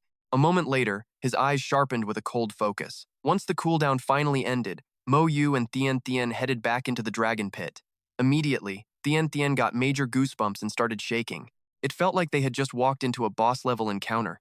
Moyu raised his hand, channeling his spirit energy. Deep in the shadows, a pair of dragon eyes flickered to life, dripping with pure killing intent. The system pinged with the stats. Black Magic Dragon, Hell Level Boss, Level 56, Strength is 150,000, Agility is 60,000, Spirit is 40,000, Stamina is 200,000. Its skills included Earth Shock, Tail Sweep, and a crazy Berserker charge. This beast had 80% resistance to physical and elemental damage, plus massive health regeneration. Facing the Black Magic Dragon, Moyu calmly summoned his undead legion. Suddenly, Moyu's heart skipped a beat. Something was wrong. Before he could react, the Black Magic Dragon lunged at his skeleton army, using a powerful rushing attack. A wave of dread washed over him. Moyu screamed out, realizing he couldn't pull his troops back in time. Just like that, the skeleton squad got wrecked. The system reported 18 skeleton warriors and 11 mages were wiped out. Through the thick dust and smoke, the dragon's massive silhouette began to emerge. Without warning, the Black Magic Dragon lunged. The cave shook violently as Moyu tried to withdraw his troops, but the system blocked the command. It was a total failure. Chaos erupted as the system pinged with more bad news. 44 skeleton warriors and 28 mages were already dead. Moyu's face twisted in a scowl. It was time to go all in. The red pattern on his hand glowed bright as he triggered his power-up skill immediately. Every single stat for his undead legion shot through the roof instantly. While the skeletons were buffed, Thien suddenly charged the dragon with an insane amount of energy. Moyu panicked and yelled for her to get back immediately. Did she have a death wish or something? She didn't even hear him. She was totally locked in, burning with a fierce will to fight. That's when Moyu realized what was going on. She had the battle instinct talent all along, which explains why she's such a beast. Facing the Black Magic Dragon head-on, Thien didn't hesitate for a second. She jumped in and popped her collection skill. The dragon was pissed. It swung its massive tail in a wide sweep. Moyu broke into a cold sweat, shocked by how fast this boss was moving. Even with her instincts, there was no dodging that hit. Thien's eyes went wide as she decided to bet it all. She screamed for the dragon to back off and slammed her mace right into its scaly tail with everything she had. A massive explosion of sound ripped through the air, sending Thien flying backward. She slammed into the rock wall, her armor shattering on impact. Moyu let out a sigh of relief, knowing her bone shield saved her from serious injury. Best of all, the Black Magic Dragon was now stunned. Moyu scrambled to use the opening, laughing at his insane luck. He had 5 seconds of stun time while his army was still buffed. The skeletons swarmed the dragon again, hitting it with their ultimate moves. For 5 straight seconds, the undead army rained hell on the dragon with critical hits. Fire blasts, ice storms, wind tornadoes, and lightning strikes all smashed into the beast at once. Under that brutal assault, the Black Magic Dragon finally reached its limit. It let out one last weak growl before its massive body crashed onto the cavern floor. Thien cheered, asking if they actually did it. Moyu smiled. telling her that her skill saved the day once again. The system updated, awarding 550,000 experience points for the kill. They also scored a Dragon King certificate and 6 more Dragon Crystals. With those 6 crystals and the soul-linked Dragon King pass, they unlocked a secret dungeon deep within the ancient training grounds. Moyu stared at the certificate in his hand, wondering what this strange new item was actually for. It was a pass for the lower level of the ancient trial grounds. He never expected the black magic dragon to drop something this rare and valuable. Moyu gripped the pass, his expression turning cold and focused. Thien was already hyped to keep the momentum going, convinced they could wipe out every single lizard in the temple. Moyu nodded in agreement as they headed for the sealed dragon cave. The place was a total dust bowl. Thien shielded her eyes from the sand and guessed they were about to go toe-to-toe with a wind dragon this time around. Sure enough, the wind dragon's shadow streaked across the sky. Every flap of its wings kicked up a massive whirlwind. The beast looked like it was wearing a full suit of armor made of pure wind. Thien swung her giant mace, yelling that if the black dragon couldn't stop them, this breeze box didn't stand a chance. The wind dragon just roared and spat out a series of insane tornadoes at them. Thien and Moyu stood their ground and launched a counterattack. The dragon slammed into them hard, leaving both of them dazed and holding their heads from the shock of the impact. Thien leaped into the air, screaming for the dragon to freeze. She swung her weapon, but her jaw dropped when the stun failed. She realized she needed a minute for her skill to reset. She didn't back down, though. Thien kept swinging at the beast, yelling for the stun effect to kick in.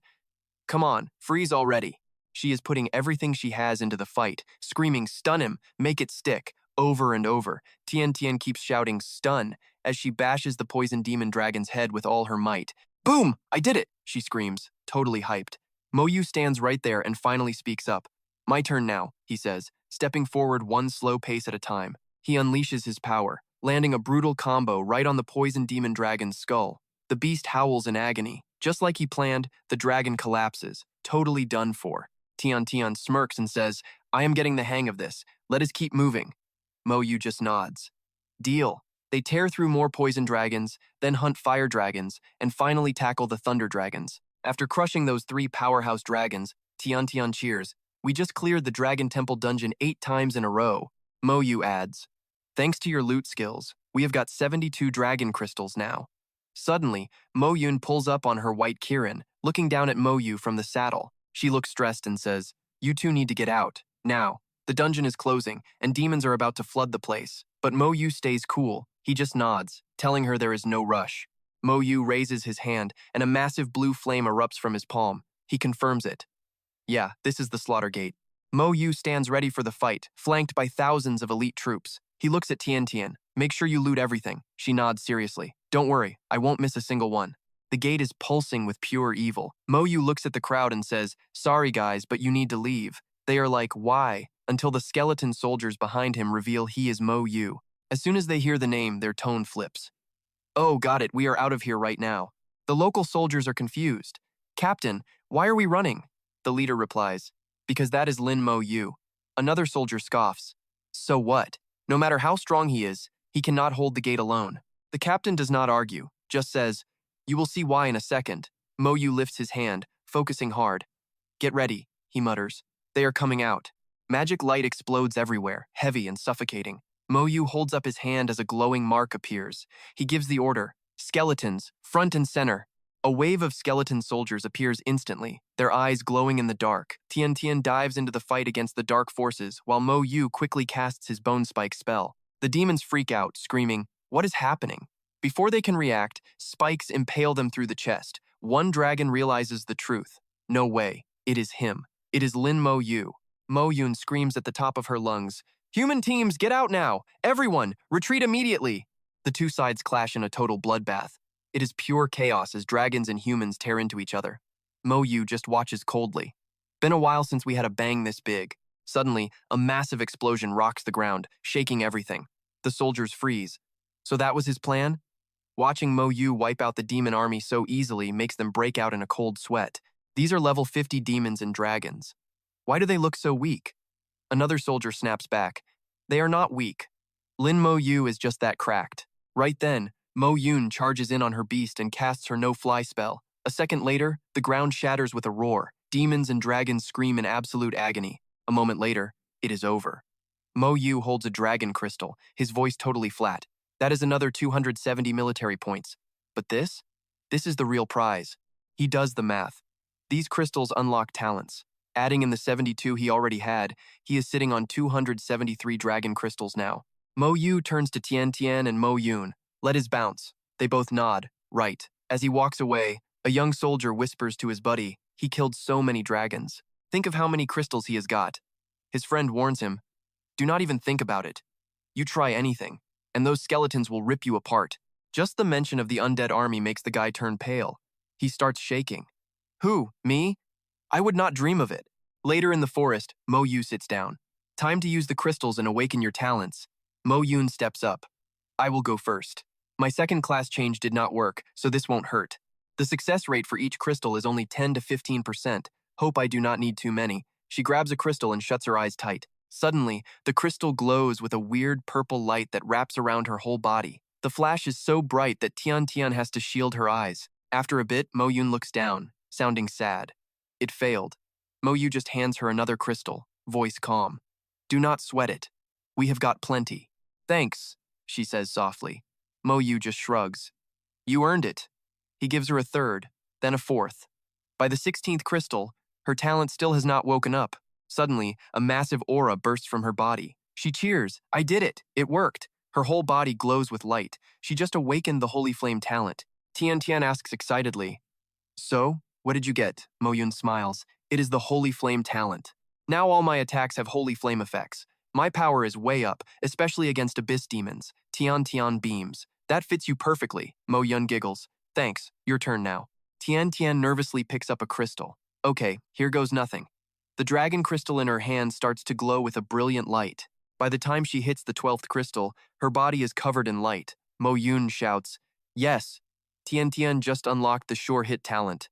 Tian Tian brags to the others, My new talent is Sure Hit. While it is active, I cannot miss. Every skill hits 100%, and all my special effects proc every time. Mo Yu thinks to himself, if she combines that with her stun skill, she will be an absolute nightmare for any boss we run into. Tian Tian turns to Mo Yu, her eyes full of expectation. He slowly picks up a crystal. All right, let us see what I get. He goes through them one by one. On the 8th crystal, a deathly aura wraps around him. System alert. Talent awakened. Life link. Connects all summons within 20 meters to share damage and survive together. Mo Yu is stunned. So that is how it works. Any skeletons in range will live and die as one. His eyes turn cold. As long as a boss does not have an instant kill move, my skeletons are going to be way harder to put down now. Suddenly, a system window pops up. New talent detected. Beginning talent optimization. Mo Yu is shocked. The system has not shown up since his class change. Why is it back now? While his head is spinning, the system updates its status. Currently optimizing awakened talent. The light coming off him is so blinding that Tian Tian and Mo Yun have to cover their eyes. Tian Tian panics. What is happening? Mo Yun is confused. It should be over. Why is it exploding? In no time, the system spat out the results. It optimized my talent. Lifelink summoning is now online. Every summon is now linked. They share all damage taken and split the healing power among themselves. Mo Yu just smirked. Tian Tian was dying to know, asking what kind of talent he finally unlocked. He kept it chill and told her it was life resonance among his summons. Mo Yun straight up gasped. A talent that cracked? If they all share health, taking down his entire army is going to be mission impossible for anyone. Mo Yu got serious for a second. If he ran into a boss like the Ancient Phoenix, he would probably still get wrecked. He turned to Tian Tian and Mo Yun, asking where they were headed next. Tian Tian laughed and said she had to get back to the Night Order. Just like that, Tian Tian headed back to her squad. Mo Yun hopped on his Killing Beast and took off. Mo Yu watched them fade away, whispering to himself, See you when I see you. Clutching a teleport scroll, Mo Yu figured it was time to head back to Shenxia and find his master. But right then, a flash of purple energy slammed straight into him from out of nowhere. A stream of purple crystal energy ripped through the air, slamming right into the base of his protective barrier. This blast definitely was not playing around. Demons were swarming the sky, but instead of being scared, he was actually hyped. He did not expect to farm this much extra merit before heading out. Mo Yu kicked off his skill, Toxic Smoke, level 10. It creates a massive cloud of poison across a 10-meter radius, dealing 100 points of damage every single second. It lasts for 10 seconds.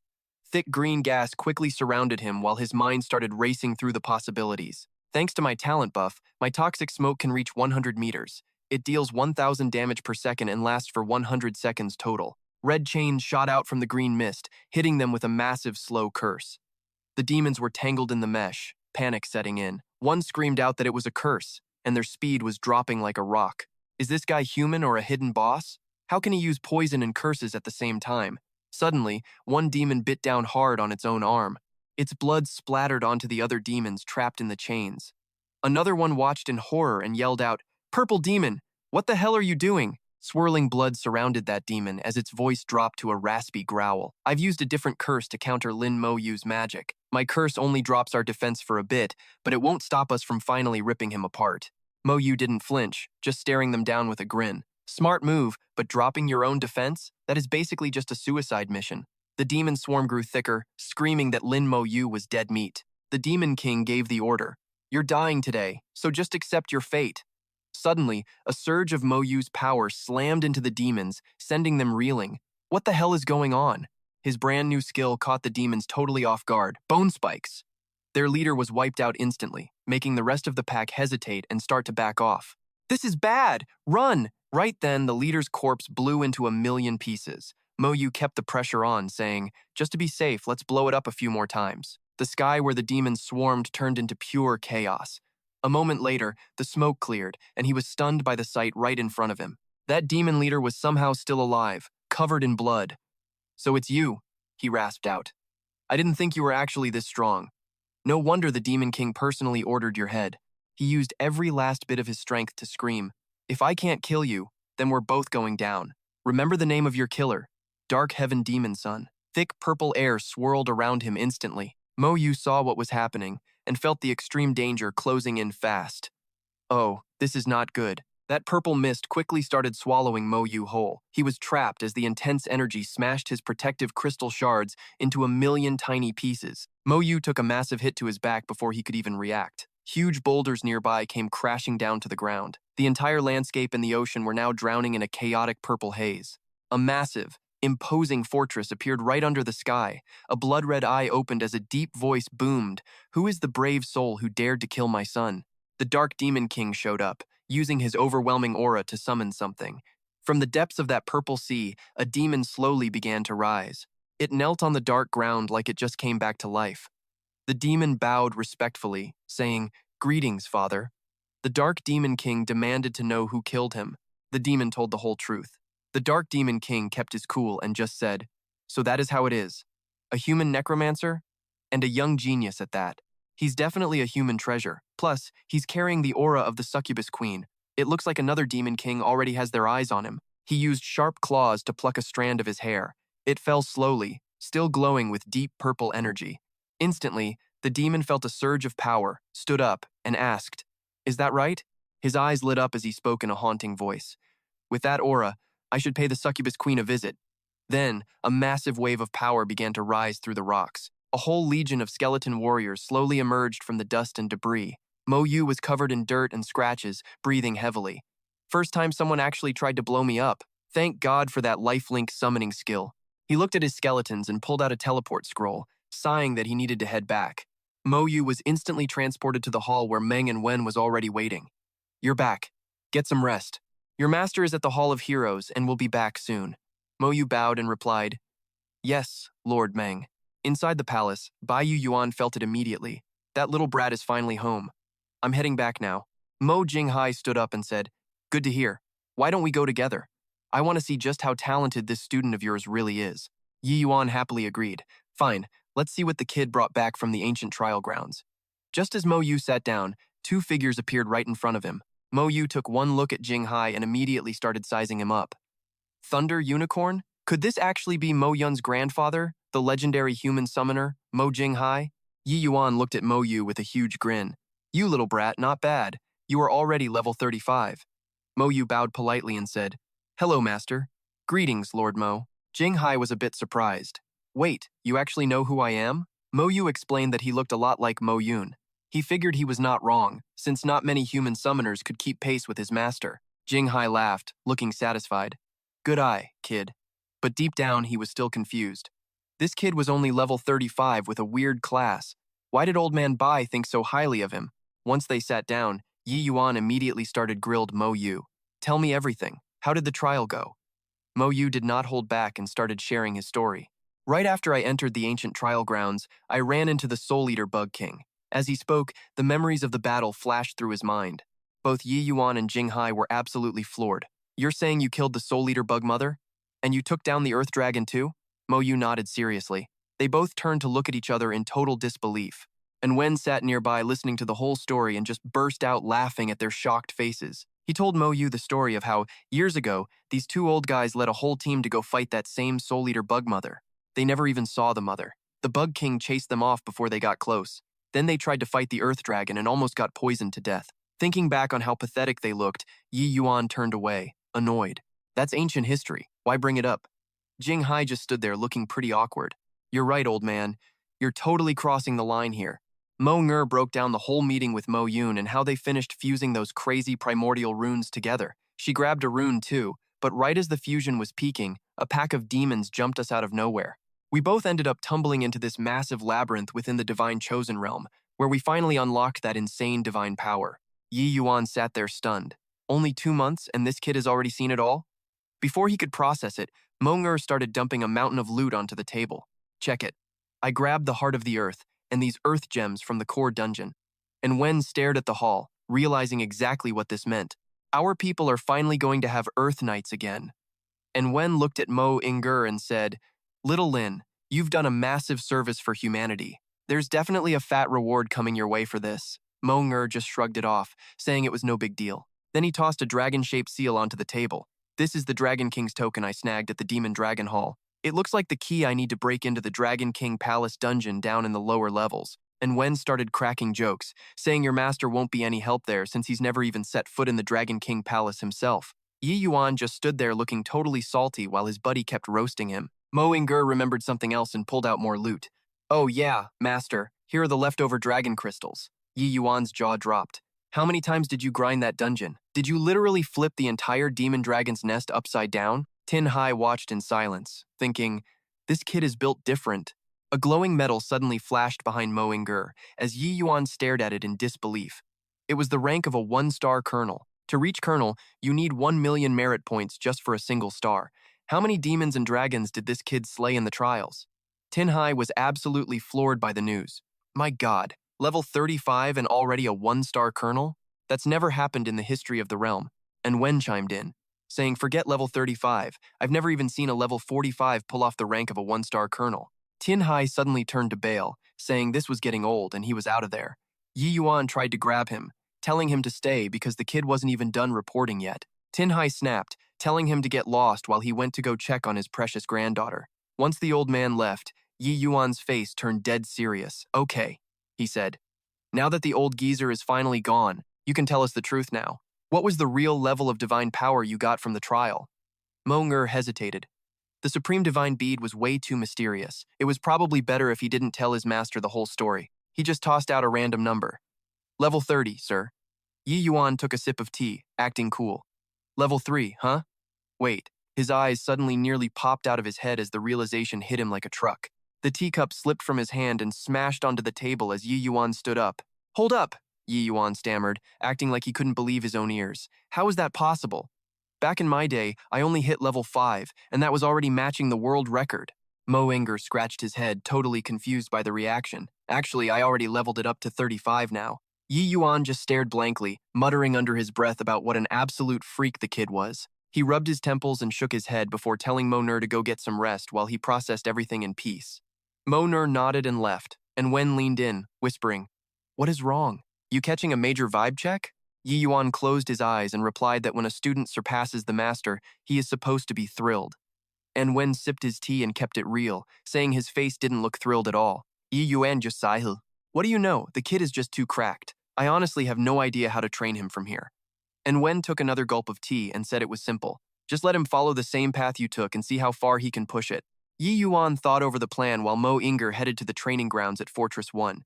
He started rebuilding his skeleton army, but this time, he was focusing on maxing out every single one of his skills. After an entire month of intense grinding with sweat literally dripping down his face, Mo Ngur was finally finished. His merit points had skyrocketed to 6,000. That is plenty to qualify for the Creation Academy, and maybe soon he will be fighting right alongside his sister. His skills were leveling up fast, especially the toxic smoke ring, which just hit level 35. It creates a toxic zone across 35 meters, dealing 315 damage every second. Suddenly, an urgent level 1 military order came through. All class users under level 40 were ordered to hold the fortress. Nobody leaves. Everyone, get ready for battle immediately. Level 1 military order. All class users between level 40 and 60 use the military teleportation gate to reach Fortress 6 immediately. Same order applies to all high-level users from level 60 and up who haven't completed their third class awakening. Head to Fortress 7 through the teleportation gate. All top-tier elites, report to your assigned fortress now. After hearing the news, Mo Inger marched straight up to the guards and demanded they send him to Fortress 6 right away. The guards immediately blocked his path, saying, "Sorry, kid, but low-level class users have to stay here and defend Fortress 1. Mo Inger flashed his glowing medal right in the guard's face and asked if he was qualified now. The guy's eyes bugged out. A one-star colonel? He stood at attention and said, "Sir, by regulation, you are authorized to head to any fortress you want." Mo Inger repeated his command to be sent to Fortress 6 immediately. Over at the 6th fortress, the soldiers were already scrambling, lighting massive fires that illuminated the entire area for the coming fight. A bright crest shone from above as the level 63 Legion commander and 3-star colonel, Yi Jin, arrived. Zhang Tian, a level 53 array master, calmly asked him if they had identified which demon king this army belonged to yet. Yi Jin surveyed the battlefield and admitted they didn't have a single lead. Zhang Tian reported that the enemy was being real sneaky this time, but he had already secured the city's defensive arrays, so they were good to go. Mo Inger suddenly appeared in front of them, catching them totally off guard. When they saw the glowing metal behind him, they were stunned. A one-star colonel? This young? And he is only at level 35? Zhang Tian stammered that it was actually him. Yi Jin turned and asked, "Elder Zhang, you actually know this kid?" Zhang Tian remembered Mo Nier's face and said they'd met once. "I actually presided over his class awakening ceremony. I cannot believe it's only been a few months and he is already level 35. That leveling speed is honestly terrifying." Yi Jin stared at Mo Nier in total shock. "What did you just say? You mean he only changed classes a few months ago? He is a rookie from this year?" He could not wrap his head around how that was even possible. Only 10 months, and he is already a one-star colonel? No way. Zhang Tian added more fuel to the fire, saying the kid is no joke. He was literally the national top scorer this year. Yi Jin spoke carefully, remembering how the news recently blew up about the youngest officer in human history. "Wait," he whispered, "don't tell me this is actually the guy everyone was talking about." Zhang Tian looked at Mo Nier with a glimmer of hope for the upcoming war. Meanwhile, Yi Jin started shouting orders to the soldiers below, telling everyone to activate Legion mode and join the squad immediately. The Legion details were posted instantly. Legion Commander Yi Jin, level 63. Vice Commander Zhang Tian, level 53 Array Master. And the other Vice Commander is Lin Moyu, a level 35 Necromancer. The soldiers quickly joined the ranks. "Now that the Legion is set, I am the commander. All merit points will be pooled with me, and we will settle the rewards once this fight is over." As soon as they joined, the soldiers started whispering about Mo Inger. Who even is that Vice Commander? How does a level 35 get a leadership spot like that? It does not make any sense. No kidding. At level 35, he is basically a dead man walking. He probably just has connections and is here to leech off our hard-earned merit points. One soldier suddenly shouted out that he remembered the name. Back in the world-class user competition, there was a guy named Lin Moyu who absolutely shattered the record for the challenge phase. Another soldier chimed in, saying he remembered too. That was definitely Lin Moyu, but he was only level 27 back then. How did he level up that fast? A few others still were not buying it. If what you guys are saying is true, then he is a legit genius. Just wait until the battle starts, he is going to leave everyone in the dust. A massive army is rolling up on their fortress right now. Mo Yu spots the sky crawling with demons while sea monsters swarm the coast. Truong Thien yells out that it is the Dragon Tribe's sub-dragon army. Hard to believe those lizards found their way back after getting kicked out of the war zone a year ago. Nye Tuan keeps his cool, prepping for a fight. Dragons or demons, it does not matter. They are all just enemies of humanity. The Dragon Tribe's massive siege ship shows up rocking a giant red gem. Those sea freaks are screaming for blood, so Nye Tuan signals the troops. Suddenly, a powerful girl drops in, glowing with high-level skills. Mo Yu watches the chaos unfold, wondering about the next enemy wave. Trong Thien just points a finger, shooting a massive beam of light straight ahead. A giant staff pops out of nowhere, surging with golden energy. That red gem on the warship starts glowing too.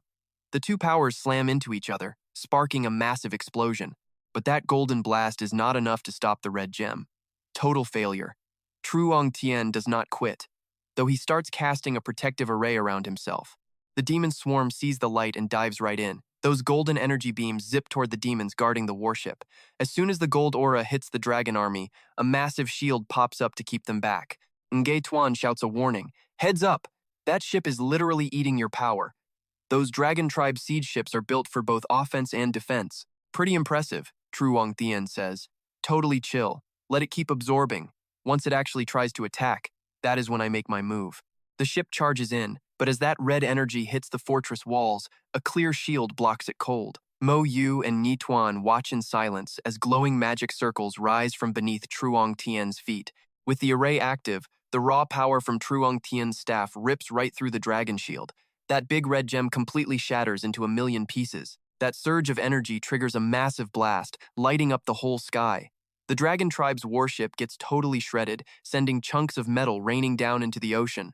Trong Tien lets out a wild laugh, unleashing his ultimate move to finish them off, Forbidden Air. A massive magic circle expands over the fortress, wiping out the thick swarm of demons in the sky. Down below, those sea monsters actually saw Truong Tien's move coming. They figured humans would try to lock down the sky, so they just start marching onto land with zero fear. The beasts charge toward the fortress, screaming their heads off. Kill them all! The humans' defensive barrier is down. Get them! Mo Yu quickly runs the numbers. There are about 10,000 of them. Each squad has 3 knights, 3 archers, 3 mages, and 3 healers. Combine that with their crazy dragon vitality, and these guys can fight forever. Nge Tuan activates his own skill. Red energy surges, killing their fear and boosting their morale. He just buffed everyone's attack and defense by 30% for 10 minutes. The archers get ready to rain fire. Suddenly, everyone freezes in shock. Wait, what is happening? Who the heck is that person out there? Mo Yu suddenly leaps right off the fortress walls. He lands out in the open, right in the path of the advancing sea monsters. The soldiers are staring at him like he is insane.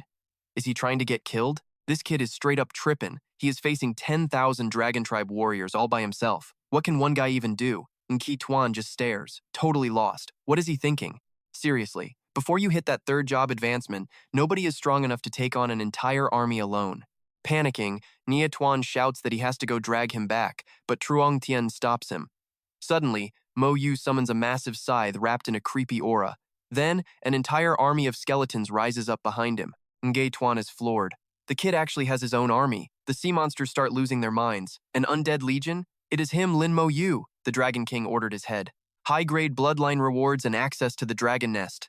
That news gets the monsters hyped, but Mo Yu just drops his poison circle. If your dragon magic resistance is so high, let us see how you handle a little bit of this. The monsters get hit before they can even blink. They are screaming in agony from the toxic damage. It hurts. The sea monsters immediately start spamming heals. Then, a massive wave of spears comes flying toward the fortress. The soldiers are freaking out. How are we supposed to block all of that? Mo Yu just freezes those spears mid-air and sends them right back. They flip around and smash into the other spears, creating total chaos. Clouds of dust and smoke are everywhere beneath the walls. The soldiers on the wall are getting nervous. Lin Moyu is toast, they think. He is too cocky. Even with his army, he is still way outnumbered. But wait, look again. Out of the dust, the skeleton army emerges like total badasses, ready to wreck those sea monsters. He actually survived that hit? Unbelievable. How the heck did he pull that off? Mo Yu just used Soul Link to connect his whole army. Combined with the undead general's healing, unless you one-shot his soldiers, they basically never die. He is already planning his next move. All I need is one body, he thinks. Suddenly, a notification hits Fortress Number 6. Vice Commander Lin Moyu has left the Legion. The news spreads like wildfire. Why would he quit now?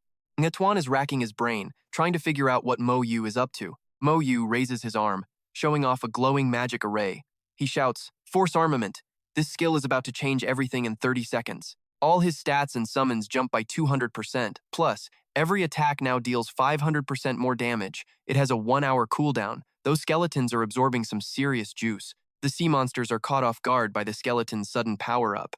Crap! How did these bag of bones get so strong all of a sudden? Forget the skeletons. Go for Lin Moyu. But looking at the field, those monsters can't even get close to him. It is like an invisible wall. Suddenly, a massive beam of light slams down from above.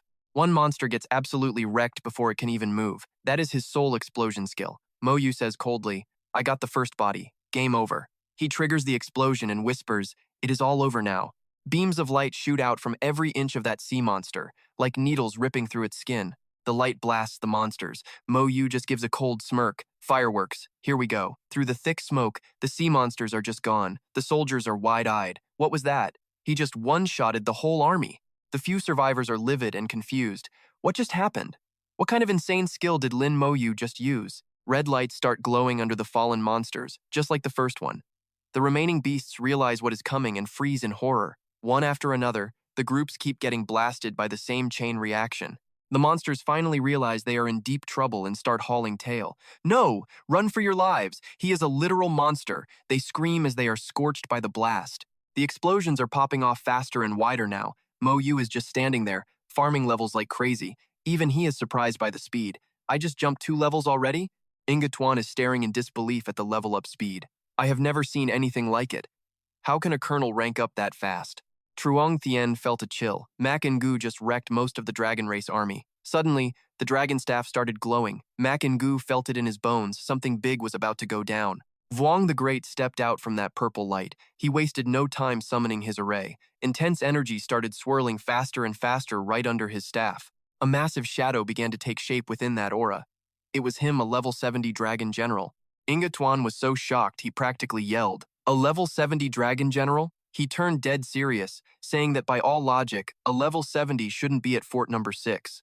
Truong Thien could already guess that the other forts were probably facing the exact same nightmare. Looks like fort number 9 is feeling the heat too. The suppression array energy has weakened, giving the dragon race the perfect opening to break through. Truong Thien quickly summoned his array. He sent out a signal to fort number 8 for backup, but it is going to take some time before their heavy hitters can actually get here to help us. Tuan started crunching the numbers. Mak Nu had a massive skeleton army, but that staff of the Great was glowing even brighter now. A beam of intense purple light shot straight into the black sky. Below, the skeleton warriors just stood there, frozen, staring at that eerie light. Suddenly, they began to vanish in that purple mist. The array in Mak Nu's hands started flickering. It was a summoning seal. His summoning skills were being blocked, making them completely useless. Tuan realized the problem instantly. This is bad. Mak Nu's summoning is totally disabled. Truong Thien shouted that he would push for reinforcements immediately. Meanwhile, the soldiers inside the fort's safe zone watched nervously as Mak and Gu stood all alone out there. We are in trouble now. He is a necromancer, right? His summons are his whole deal. If he can't bring them out, how is he even supposed to fight?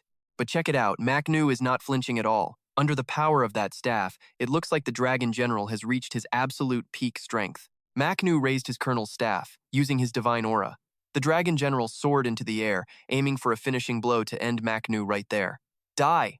But then, his white shield shattered into a million pieces. Even Mak Nu had to admit the dragon race was no joke, that destructive power was insane. He quickly launched his bone spikes, and massive pillars of earth instantly erupted right in front of the Dragon General. But that intense purple energy ripped right through his earth wall. Even so, Mak Nagu just stared the general down with total confidence. He told him that even without his skeletons, he would still take him out. The buff was still active, and the damage he dealt was more than enough. In a heartbeat, those earth spikes froze solid and impaled the enemy right through the chest, exactly as Mak Engu planned. Even at level 70, he was nothing compared to those ancient monsters in the trials. The Dragon General clutched the spike in his chest and growled with a raspy voice, "I am going to kill you." Suddenly, a massive flash of light erupted, and he was completely surrounded by an overwhelming aura of power. Watching the general's stubborn refusal to give up, Mak Engu just sighed. Talk about being hard-headed. Suddenly, his eyes went wide. The Dragon General broke free from the energy and charged straight at Mak Nu, screaming, "Let's die together!" Mak Ngu's gut twisted. He knew something was seriously wrong. A blinding light flashed right behind Mak Nu, so bright it seemed to spread everywhere at once. A split second later, a massive explosion ripped through the air. The blast was so huge it blew the nearby fort to pieces instantly. That blinding light left everyone watching in total shock. They started whispering to each other, unable to believe what they just saw. It is such a tragedy. Did our youngest human general, at only level 37, really just die like that? It is obvious Mak Nu is insanely strong. Even with his summoning skills blocked, he still has that much raw fighting power. You are right, this whole situation is just way too terrifying. Right then, everyone gasped as someone shouted, "Hey, look over there! It's him!" Mak Ngu walked out of the wreckage looking like a total boss, without a single scratch on him. Oh my god, how is Mak Ngu still alive? How did he pull that off? Even for a top-tier class, Mak Ngu thought to himself, I'm lucky I had my lifelink talent active for that one. When it blew, all that damage got transferred straight to my summons. But even then, my entire skeleton army took a massive hit. I really need to be more careful from now on. If 2 dragon generals or top-tier demons self-destructed at once, I would actually be in real danger. As he walked toward the crowd, everyone started cheering, "General! General! General!" Just then, 2 shadows rushed over. It was Truong Tien and Ni Tuan. Mac Nu gave a respectful bow and said, "Master Truong, it has been a while." Truong Tien just smiled and laughed it off.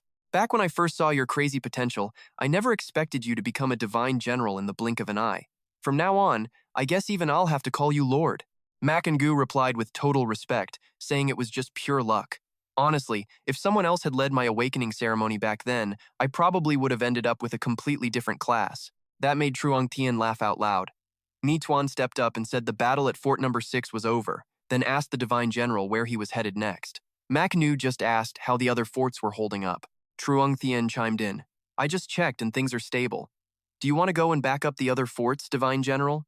Mac and Gu brushed his hair back, looking a bit shy. If things are stable, I would just be stealing everyone's hard-earned military credit. I really feel like I should apologize to everyone for taking all the glory today. But the crowd immediately shouted back, "No way, Divine General. You earned every bit of it. You killed all the enemies yourself, so that credit belongs to you anyway." Just then, a massive muscular figure appeared out of nowhere, surrounded by a bright, pulsing red light. He showed up looking like he was itching for a fight, demanding to know where the Dragon General was hiding. He scanned the area, watching the dust settle over the battlefield where the fight had just ended. He walked right over to Inge Tuan and, after hearing the news, he asked in total shock, "Wait, how exactly did he die?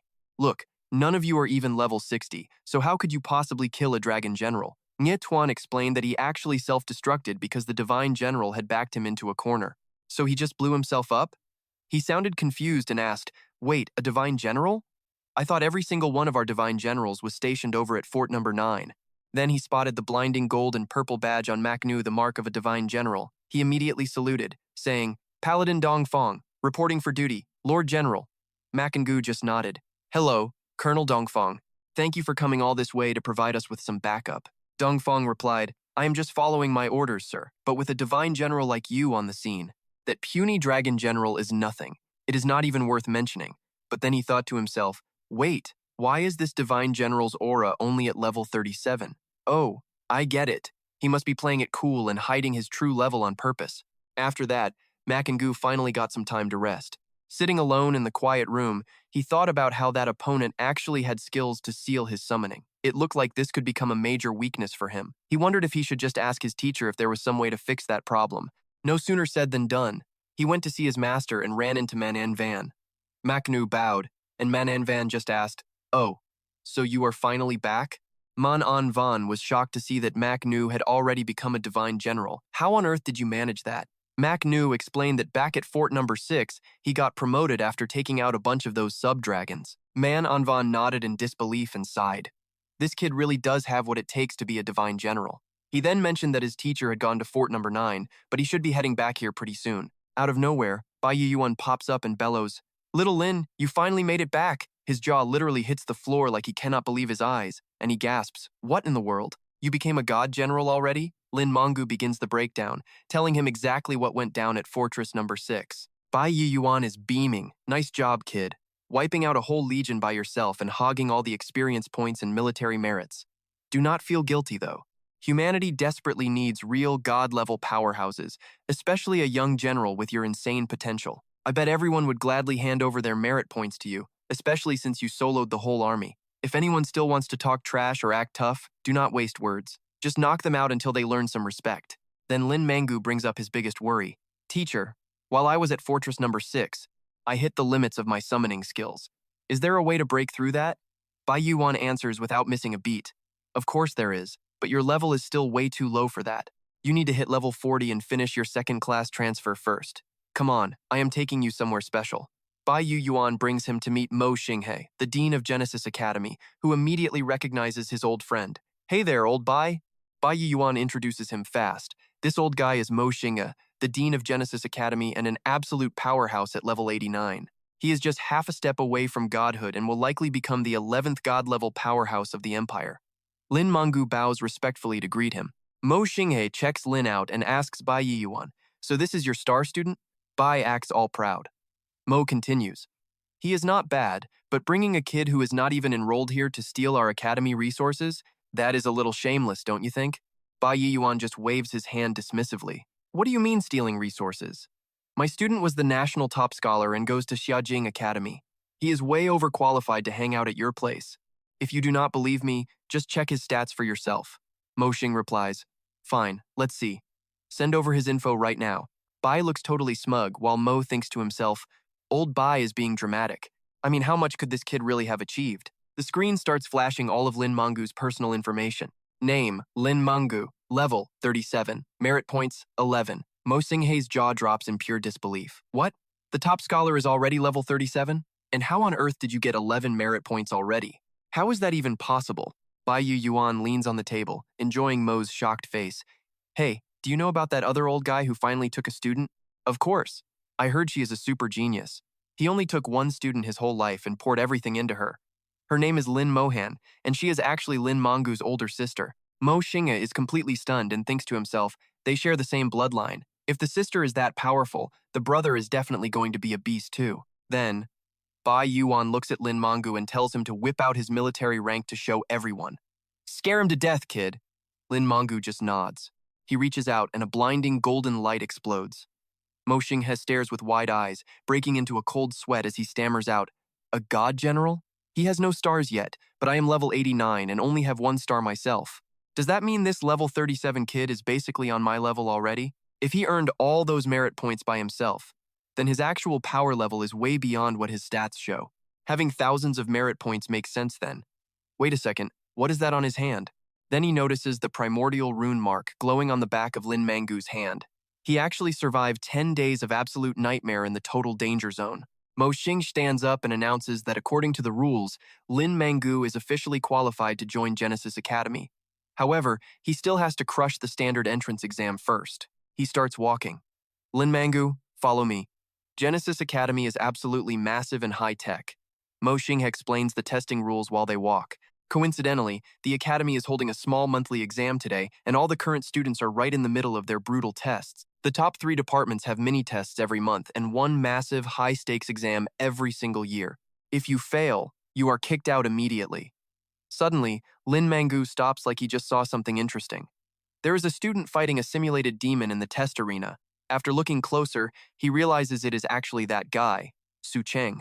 Mo Xinghe tells Lin Moyu that today's test is just about surviving 1 minute against the opponent. He asks Lin if he wants to give it a shot. Without a second of hesitation, Lin Moyu just says, Okay.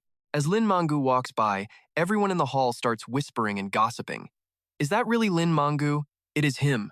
No way. Is he actually trying to join our Genesis Academy? Su Cheng spots Lin Moyu and scowls. Why is that annoying guy even here? Now it is finally time for Lin Moyu's turn. A teacher steps up and starts explaining the deal. Listen, Lin Moyu, since you are currently sitting at level 37, we are going to simulate a level 47 demon for you. All you have to do is survive its attacks for 1 minute to pass the test. Lin Moyu just replies, Thanks for the help. Suddenly, a demon spawns right in front of him. His presence has already drawn a huge crowd. This kid is way too arrogant. I do not know where he gets his confidence from. All the new guys are like that. He will find out soon enough. Just like Su Cheng, legendary classes are all over the place here. I have no idea why the dean actually went out to personally welcome him. Lin Moyu looks at the simulation and recognizes it instantly. A level 47 abyss demon. Its eyes glow red and its sharp teeth are bared, ready to tear Lin Moyu apart. Someone in the crowd shouts, I cannot believe it is an abyss demon. Those things are a total nightmare to deal with. Then, the teacher yells out, The test starts now. The demon instantly lunges at Lin Moyu to attack. Lin just raises his hand and casts Bone Spike. In the blink of an eye, the demon is completely obliterated right in front of everyone. Lin Moyu walks over and asks, Teacher, does this count as passing the test? The teacher is so shocked he is breaking into a cold sweat, barely able to stammer out, You passed. Everyone who was trash-talking him just a second ago is now completely terrified by what they just saw. A total one-shot kill. That demon was 10 levels higher than him. Seriously. How long did it even take him to drop it? 10 seconds? Other people struggle just to survive for 10 seconds. But he killed the thing in even less time? Su Cheng is sweating and grinding his teeth in pure rage. That guy got stronger again. The gap between us is just getting bigger and bigger. Mo Xing walks over and says, Congratulations on passing the test. From this moment on, you are officially a member of Genesis Academy. Lin Moyu acts very respectfully. The teacher from before watches Mo Sing's attitude and starts wondering what is really going on. Why does the dean seem so different and weird with this kid? He is not strict at all like he is with the other students or even the academy teachers. It feels like they are just talking as total equals. Seriously, who the heck is this Lin Moyu guy anyway? Waves crash gently against the rocks on the beach as the moonlight reflects off the ocean. The stars in the night sky are all shining together.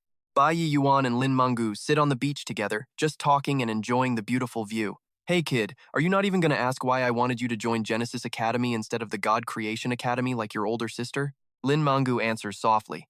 You definitely have your own reasons for doing this, teacher. I know you would never do anything to hurt me. Bai Yuan starts to explain everything. There is a powerful person at God Creation Academy who took your sister as his one and only student. Since he took her in, he will give her every single resource to help her grow. I have a lot of resources myself, but I just cannot compare to that guy. Plus, Genesis Academy has something that is incredibly important for you specifically. It can actually raise your class advancement rate during your third class transfer. Lin Moyu asks, wait, I thought the elemental godstone was for class advancement during the third transfer? Bai Yuan explains, those two things do not conflict with each other. The success rates actually stack. I am just not entirely sure what that special thing actually is yet. Just a flash of light at the heart of Genesis Academy, only opening at a special time. Nobody knows why. It is shrouded in total mystery. Look, I cannot help you there. Right now, the whole academy is kicking it on the beach around a massive bonfire, gossiping about Lin Moyu. One kid shouts, hey senior, give us the deets on when you ran into that guy at the ancient proving ground. We want to know everything. Long Not Chien wipes off some cold sweat and sighs. Fine, I will spill. Let me tell you exactly what he pulled off back then. The crowd leans in close to catch every word. You guys know that level 55 boss, the Great Earth Dragon God, right? Everyone nods. Yeah, that beast is a total nightmare. Lang shudders just thinking about it. Lin Moyu took that monster on all by himself. The crowd loses their minds, screaming in total shock. Are you serious? No way Lin Moyu soloed the Great Earth Dragon God alone. That is absolutely insane. Are you for real? Don't play with us like that. I would not believe it even if I died. Lang just stares at them, thinking, if I told them he was only level 30 at the time, they would definitely think I was lying. He clears his throat and explains, look, I was just like you guys. I thought he was walking into a death trap. He just grabbed the ancient rune and had demons crawling all over him. We tried to step in and save his skin, but the guy did not even need our help. Not only that, he ended up as public enemy number 1 for both the Abyss demons and the Dragon Tribe. But even with all that, the crowd is still giving him side eyes. They just cannot wrap their heads around him being that powerful. This is getting ridiculous. Did he really? Right then, a guy sprints over and starts screaming at them. You won't believe it, the Empire just got a new level 37 God General, the youngest in history. Everyone freezes, totally stunned. Wait, level 37? That cannot be a coincidence. Hey man, what is this new God General's name? The guy scratches his head and says, I think it was Lin Moyu. Everyone's jaws hit the floor. It is actually him. A God General? Man, no wonder the principal went out to meet him personally. It all makes sense now. The news about Lin Moyu blows up instantly. Even random people on the street are gossiping about it. Yo, you hear the news? A level 37 God General just popped up, youngest ever. Word is he can take down a Demon King all by himself. Did you hear about the Empire? In a quiet courtyard, ManhwaRecap calmly sips his tea. He asks, so, you are not going to step in and handle this? If this keeps going, people are going to treat him like a literal god. Bak Vian just shrugs. I meant to do that. Let them hype him. Last time he suffered under the Abyss Demon. I sent him to Genesis Academy for now, so he has no clue about the drama. ManhwaRecap goes quiet for a second. Someone is behind this, right? Bak Vian gets a cold look in his eyes. Yeah, someone is trying to hype him up just to tear him down. But honestly, feeding the rumors is better than stopping them. If the lies get too crazy, people will just stop believing them. His face tightens as he clenches his fist. Those rats from the Demon Association are crawling out of the shadows again. Fine. If that is how they want to play, I will meet them at the Academy Library. Meanwhile, Lin Moyu is buried in books. Turns out demons are ranked by their bloodlines. There are 4 main tiers: regular monsters, standard demons, elite demons, and the big bad demon lords. They also have 4 power levels: low, high, top tier, and the legendary demon kings themselves. There are also special types like the Abyss. Lin Moyu scratches his head. This stuff is getting way too complicated. Seems like the Abyss is a lot deeper than I thought. He starts thinking back to Mina and that other demon he squared off against. Based on this, those two must have been elite-level demons. No wonder they were so tough. Those top-tier demons can even go toe-to-toe with ancient mythical birds. On the list of the top 10 demon kings, humans only have data on 5 of them. Looks like the 4th one is actually the father of that demon prince. He snaps the book shut. Lin Moyu thinks to himself, since he is a king's son, he probably used a soul mark to respawn. Whatever. If I could kill him once, I can do it a second or even a third time. He puts the book back and grabs a new one. He sits back down to keep studying. I have to level up my knowledge so I do not fall for those abyss demon traps again. A month passes and he is still grinding in the library until his wrist starts buzzing. It is Mac Tinha calling. Hey principal, what is going on? Mac Tinha's voice comes through. God, General Lin, sorry for the interruption, but can you step outside for a minute? Right now, Mac is standing at the library entrance, turning a lot of heads. People are whispering. Who is the principal waiting for? It must be someone huge. Who else in this academy could make the principal wait like that? Is it Lin Moyu? As Lin walks out, the crowd starts buzzing. I knew it. It is definitely Lin Moyu. I wonder what the principal wants with him. He looks pretty stressed. I heard the dragon tribe is going wild on the battlefield, causing all sorts of trouble. Lin Moyu walks over. What's the word? God General. Mac Tinha gets straight to the point. I need your help with something. Ever since the dragon tribe came back, the dungeons have started acting weird. There are tons of dragon outpost dungeons around. Most of them are just ruins left over from the Great War 1,000 years ago. Now that the dragon tribe is back, these dungeons have mutated. Their troops can use them to pop up anywhere on the battlefield. We just realized these spots were left behind on purpose by the dragon kings back in the day.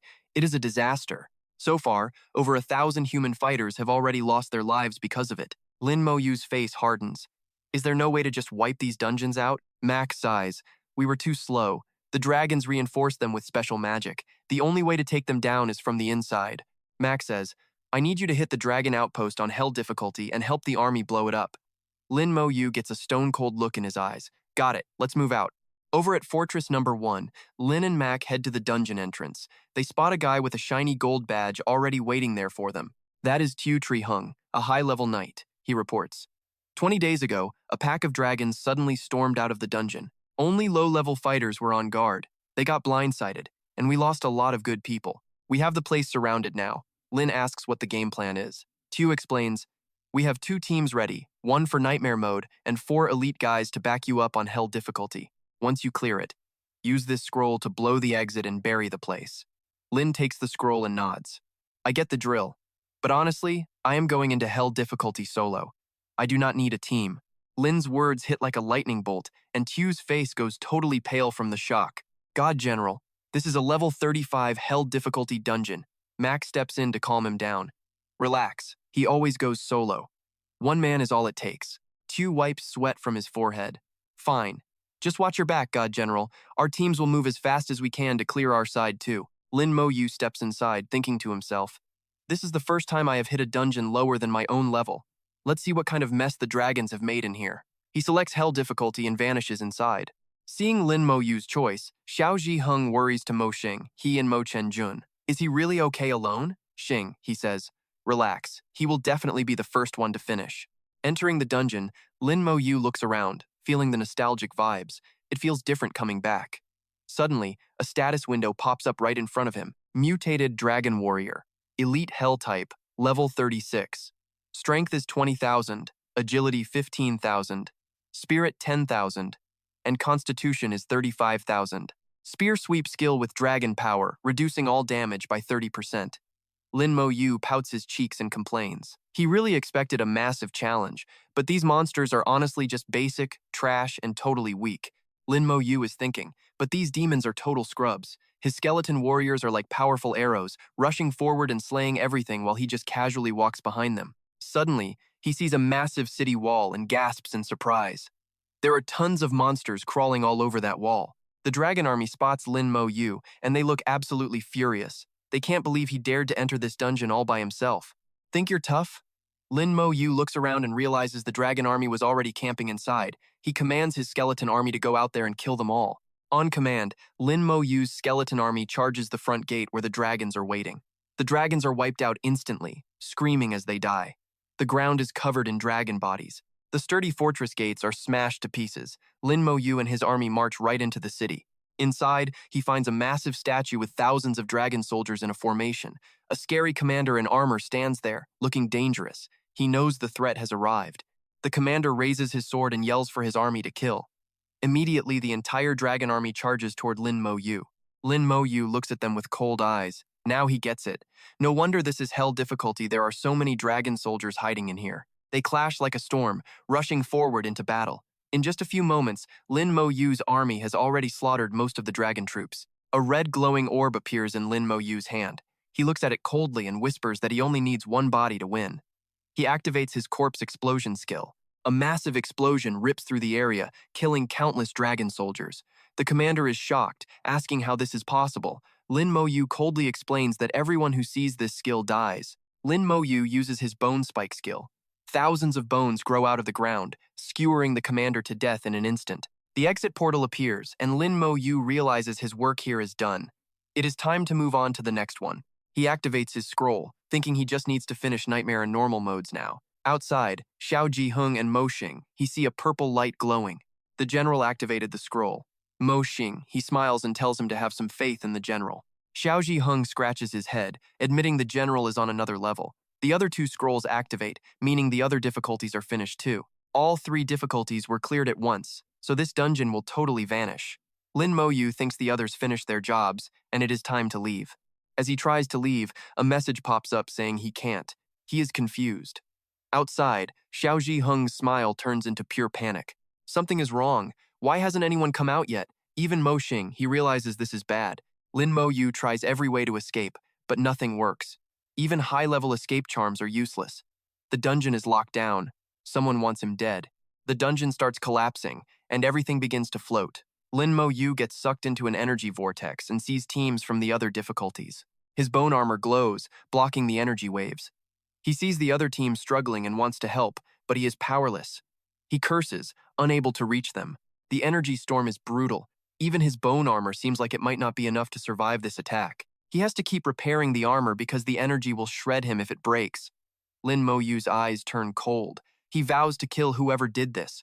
A massive blast of energy hits Lin Moyu directly, shattering his bone armor into tiny pieces. Lin Moyu grits his teeth. This power is like a strike from a demon king. He gets pushed into the void. At home, ManhwaRecap is calmly drinking tea. Suddenly, he feels it. His face turns pale, and he starts sweating.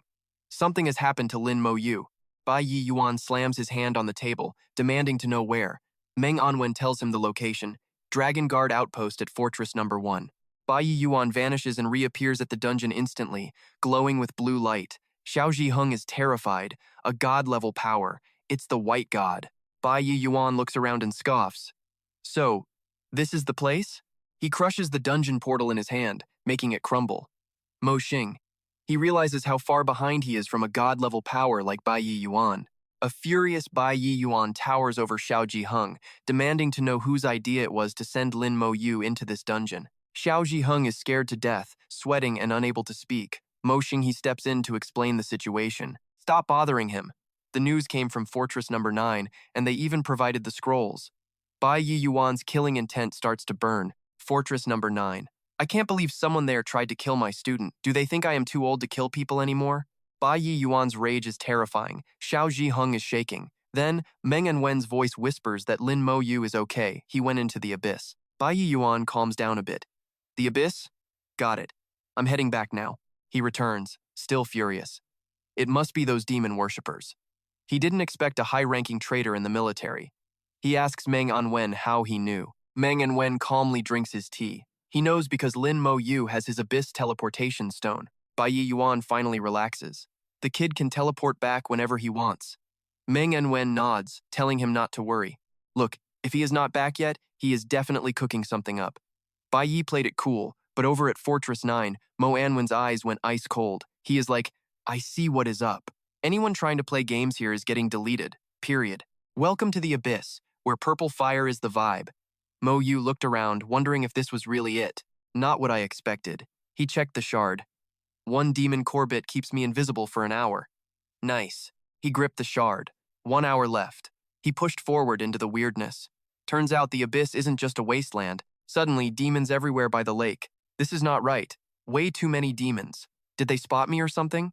More wings in the sky. Then, boom, a massive light explodes from the water. Moyu just stood there, stunned. That light energy is thick. Since when do demons hang out in the light? Aren't they supposed to hate this stuff? Really? The glow got blinding. In a blink, every demon dove into the portal. His eyes lit up. No mistaking that power. It is a light element dungeon right in the abyss. Time to farm some crystals. Let us go. He stared at the lake, calculating. Inside the secret realm, colors were wild. Stats popped up. Mutated abyss fire, light affinity, fused elements. Demons eat this to buff their cores. They might even evolve into elites, but it hurts like crazy. Moyu watched them squirming. They are really desperate to level up, huh? They lunged. Moyu did not flinch. The demons started yelling, "Eat him, get him!" Finally, he just gave them a total smirk. Time for the skeletons. A white light flashed. Light World Dungeon, level 40. Entry from 35 to 45. Hell difficulty is finally on. He was right. This is definitely the light element dungeon. Let us go then. Demons roared, but he did not care. He locked in hell difficulty and walked straight into the light. No hesitation at all. A giant golden eye watched from the shadows. Definitely not human. The demons were hyped, thinking they would finally get to evolve. They thought they had him cornered, but he slipped right into the dungeon. Total chaos. Call the others. He is actually inside. Inside, things got weird. Faceless, glowing humanoids. Light element spirits. These are elite hell-level monsters. Let us see what they got. Level 41. 5,000 strength. 30,000 agility. 50,000 spirit. Bursting light skill. Immune to light and physical. 90% damage reduction. He stepped down, and they immediately attacked. Beams everywhere. 0 damage, but he could not see a thing. Fine. Let the skeleton warriors handle the heavy lifting while I move. He summoned the squad.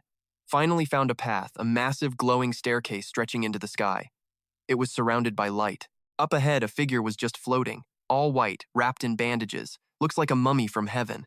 Huge wings, white scepter. An angel? Notifications flashed. 1 free item for every 100 steps he takes. He started climbing. Seems like one of those trial-based secret realms. No fighting needed. At step 100, a prize dropped into his hand just like he thought it would. A shiny light crystal shard. 5 shards make 1 crystal. He kept moving, ignoring the light beams hitting his face. He did not blink. Got them. Shards merged into a crystal. Combine these with other elements to get a godstone for massive ascension boosts. This is huge. More elements mean more power, or just use it for a permanent light resistance buff. Cannot combine them later though. He yelled, "Merge it!" The crystal in his hand started glowing and changing its shape. A fire, poison, lightning, and light godstone. 20% ascension boost. That is double what he had before. Absolute total win. He looked up, determined. This staircase goes way higher. There is definitely better loot waiting for me at the top. A bit later, things started feeling different. A bright orb appeared. Permanent 50% light damage reduction plus a chance to learn a light skill. Not bad at all for a start. Knew it. Every dungeon has its gems. He crushed the light gem, and it shattered into dust. The angel raised its scepter. A bright ring of light slammed into him, sprouting massive glowing wings from his back like some divine warrior. New skill, Light's Blessing. Immune to all debuffs and curses for 30 minutes. This kind of total immunity is cracked. Silence and bind immunity too. 12-hour cooldown. Thanks, angel. The angel just stood there, eyes closed, offering nothing but total eerie silence. He touched a chest, and it was blinding. He got 2 items, the Heart of Light to wake up a god, and a key to the Light Temple, the real deal. Now he was really curious about what is inside. He already had the fire stuff. Is there some kind of connection between all these elemental temples? Suddenly, the angel fired a beam at him. A scepter appeared in his hands. The Monarch Scepter, fragmented legendary tier. All stats plus 500,000. Talk about luck. A legendary weapon. Even if it is broken and requires level 70 to wield, this thing is still a total beast. I cannot believe it. The world started spinning. The dungeon was closing. Time to go. Moyu tucked the scepter away for later. His eyes are glowing, not a trace of fear in sight. Stepping out of the dungeon, he knows a horde of demons is probably waiting for him. He cracks a smirk. Wouldn't want to keep those guys waiting, now would we? The dungeon doors creak open. Outside, the demons are practically drooling. He is finally out. Let us kill him and feast on his flesh, they scream. The demon mob lunges at Moyu like a pack of starving dogs. Most of these low-level creeps are barely level 45. Their attacks do not even scratch him. The demons are shook. How is this level 37 kid so tanky? They decide to swarm him all at once to see what he is made of. Moyu narrows his eyes. My turn, he whispers. Suddenly, his summoned skeleton warriors appear, tearing into the demons. Where did these undead freaks come from? Finally, the monsters are the ones feeling true terror. No more acting tough. These are his summons? Why are these skeletons so insanely powerful?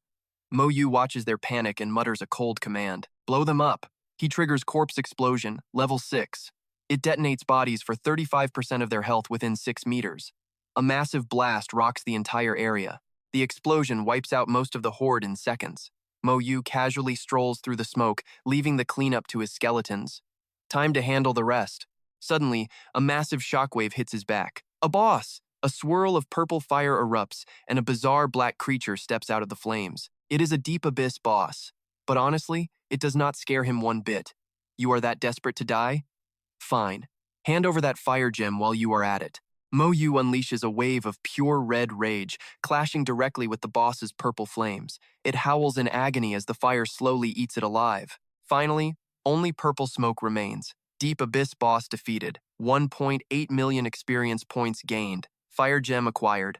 Moyu feels the air shift this realm is collapsing. Outside, the demon mob has no clue what is coming. Is the dungeon disappearing? Are they coming out? Darkness takes over. The skeleton army marches out of the dungeon in a line.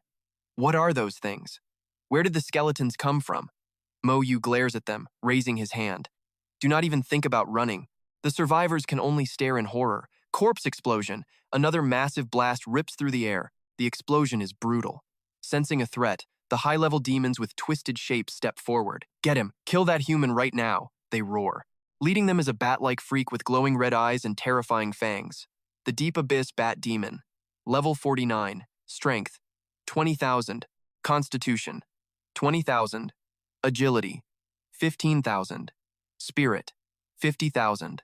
Skill. Sonic Wave. It has 50% elemental resistance and high damage reduction. These guys are way tougher than the low-level trash. They are actually tanking the corpse explosions. Not bad defense, Moyu mocks. He reaches out to keep the skill going. Let us see how many hits you can take. Plenty of bodies lying around. Soon, the bat demons cannot hold on. The elites are fuming. Kill him! We have to kill him! Ignore the skeletons. Just take out that human. Moyu keeps the skills firing. He has got this fight in the bag. Standing in the middle of the demon horde, he is 0% worried. Relax. None of you are getting away. Suddenly, an attack slams into his shield. Die! Moyu is caught off guard as a red vortex spins into existence, revealing an even scarier monster. Deep Abyss Sword Demon. Level 55. Strength. 50,000. Constitution. 40,000. Agility. 25,000. Spirit. 50,000. Elemental resistance. 50%. Dark resistance. 30%. They charge straight for Moyu. He starts hurling corpses into the air at the sword demons. But they block everything. Damn, I cannot land a hit with these bodies. The sword demons swing at the skeletons, but of course their strikes are blocked too. Moyu thinks a no-fly skill would be perfect right now. It is a total stalemate. One of them screams, "Fly up! That human cannot touch us if we stay high." Moyu looks for a new plan. He notices the demons are all flying from one specific direction. Is there something over there? He makes a call. Let us go check it out. Might even find their home base. He leads his skeleton army forward. Demon attacks keep raining down on the skeletons, but it is like punching a cloud. The sword demons are losing their minds. Is this guy even human? He feels like a world boss. Why can we not hurt him? Since when do humans have such insane classes?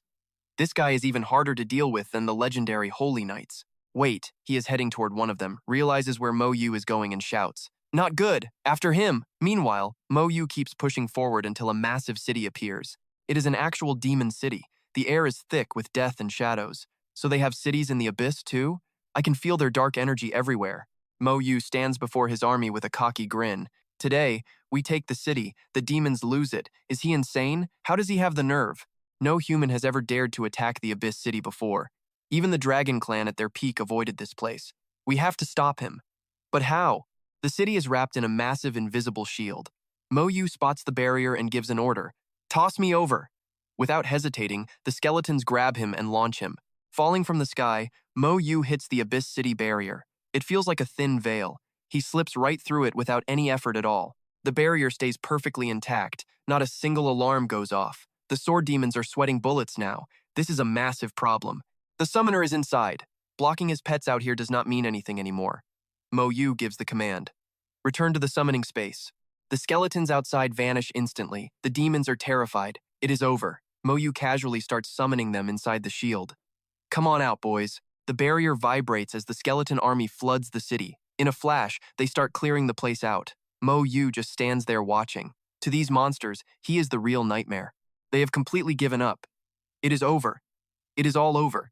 The skeletons march into the city center like they own the place. Moyu looks up at the dark tower, fueled by pure spite. I still remember the demons trashing our city during the professional trials. I have not forgotten that. Back then, the Abyss demons massacred humans without mercy. But today? Well, today the tables have finally turned. Now it is my turn. Suddenly, Moyu spots a magic circle. That is a teleportation array. This is how these demons have been hopping between cities. A wild idea hit him. Could he use this portal to jump between other Acma cities? Suddenly, it clicked. Oh yeah, looking at the beaten-down Acma soldiers getting trashed by his skeletons, he dragged one over. Lin realized he was human. Even with an Acma core to mask his vibe, there was no way the Abyss portal would let him through normally. He had to wing it. No clue where he would land. Lin just picked a name that sounded like a city. Once he vanished, the Soul Sword demons reacted instantly. Crap! He teleported. Which city did he go to? Quick, tell the Demon King. We can't let him keep wrecking things. The portal spat Lin out in another Acma city. Guess he picked right. All right then, showtime. Come out, my army. He summoned his armored skeletons and bone warriors. A swarm of bones appeared out of thin air, catching the gate guards totally off guard. What is happening? Where did these skeletons come from? The barrier started cracking. Lin watched the fissures and smirked. It felt like shooting fish in a barrel. The skeletal warriors charged forward. Boom! An Acma demon got trashed. He scrambled up, screaming, Enemy! We've got an intruder in the city! A human? No way a human dared to invade the Abyss. In seconds, the Bone Army dominated. One demon realized things were going south and yelled to alert the Demon King. Explosions rained down on the city buildings. In no time, everything was being leveled. Desperate demons screamed for everyone to just run for their lives. Many demons were trapped by the army with nowhere to hide. Lin looked stone cold. If he didn't end them now, they would just haunt humanity later. Finish them. Inside the city, it was a total bloodbath. Meanwhile, in the royal capital, the Demon King's rage was loud. How dare a human attack our world? Lin finished off the low-level demons and pushed to the next city. Suddenly, high-altitude attacks slammed into the skeletons. High-level demons were here. Right on cue, a squad of City Guard Soul Sword demons appeared. But inside this barrier, you guys have nowhere to run. Before, those sword demons flew too high for corpse explosions to hit. But now, with the barrier, Lin was in his element. One boom, and the elites were toast. He stood among the wreckage with zero regrets. When these demons invaded Earth, did they ever think this day would come? Level up! Lin Mark Nerd just hit level 39 as a Necromancer. Finally. He tried to portal to another city, but the destination changed. Looks like those Acma demons are finally catching on. They were definitely setting a trap. Lin wasn't scared, though. He gripped his Abyss teleport stone tight. He was feeling confident. Let's see how deep this Abyss really goes. Dragon's Den or not, he was going in. He and his army charged as the portal activated. A moment later, Lin was in the Acma Royal City. Suddenly, a massive fist came flying at him. Lin stayed calm, summoning his skeletal army, armor, and healers. Once they were out, he finally got a good look at his enemy. Seeing this guy here was a massive shock. Surprised you survived my punch, the demon growled. It was the purple-winged Demon King himself. Lin couldn't believe the big boss actually showed his face. Wait, no. If the real Demon King was here, Lin would be dead already. This was just a clone. Human, what is your name? The king demanded. Level 39? No way a brat like you wiped out an entire city and survived my punch. Who are you? Why hide your level? Lin did the math. If it was just a clone, he had a shot. Plus, there were enough demons around to fuel his skills. Time to fight. He buffed his army. The skeletons stood ready. Lin ignored him, making the king lose it. He swung a massive fist, daring Lin to try and block it. He swung back, yelling, "Blow up!" Two massive powers collided, sending a huge shockwave through the area. The skeletons stood firm. Lin was fine. Still alive? Lin smirked at the king. You are not good enough to kill me. The skeletons drew their blades. Killing intent filled the air. The king tried to seal Lin's summoning magic. Lin reacted fast. I am not sweating seal spells anymore. Check this out. Blessing of Light. It clears every single debuff for 30 minutes. It has a 12-hour cooldown, but it is totally worth it. Powers clashed. Lin used Corpse Explosion to counterattack. The king was stunned. How? Why did the seal fail? What level are you really? You can't be just level 39. Lin smiled. He was just waiting for the king to come down. Soldiers, grab the bodies. Skeletons brought corpses to Lin. He faced the Demon King head on. The king didn't stop, throwing a massive punch right at him. All damage shifted to the skeletons. Damage transfer, lifelink, summon. At the same time, Lin cast a massive group heal. Instantly, the skeleton's wounds healed up. A massive blast slammed into the Demon King, making him see red. He swung again, yelling, "Die!" A storm of massive punches rained down on Lin. Lin's face was shredded, blood spitting from his mouth, but he kept taunting. "Is that it, Demon King? You hungry?" The king took another hit. A direct hit landed on Lin. Any normal human would have been dead instantly from that kind of power. But something was wrong. The king's face was covered in blood too. "I will kill you." He swung a final lethal blow. Lin was waiting. He used corpse explosion. "Thanks for the high-level bodies. How does it feel to get blown up by your own kind?" Lin stood up, clothes in tatters. He exhaled. Finally, the purple-winged Demon King's clone was blown to bits. Lin frowned. Before the real one gets here, he had to get one last round in. He activated his poison aura while buffed up. The power was going to be legendary. Poison gas spread, and demons screamed in pain. The whole city was drowning in it. Seconds later, the real Demon King arrived. Seeing his people rotting, the king went nuclear. He used his ultimate move, transforming into a massive, bloodthirsty beast. The king charged Lin's spot, but Lin was already teleporting away. A massive punch shattered the ground where he had just been standing. A bit later, Lin Inger was back. A terrifying aura suddenly smothered the quiet courtyard. It was coming from him. What the hell did this kid do to bring back such a monstrous vibe? Dead of night. Moyu crawls back, looking like he went through a blender. He drops a knee, whispering, "Master, Elder Meng, I am back." Yi Yuan hits him with a stare that could freeze hell. "What went down in the abyss?" he snaps. Moyu keeps it short, admitting he threw hands with a Man-Rao King clone. It was a total bloodbath, but he landed the finishing move, and Wen is floored. "Wait, you actually took out a clone of the four-winged Man-Rao King? For real?" Moyu shrugs. "I used those ancient runes, my new talent, and a mountain of demon bodies to wreck that clone. Look, it fought me straight up. If it had pulled a sneak attack or just dipped, I would be dead meat." Yi Yuan nods, totally stunned by the kid's insane power. Kid is a stubborn mule, always betting his life. "But man, you're a total beast." And Wen chimes in, "Straight up, you just rewrote the history books, kid.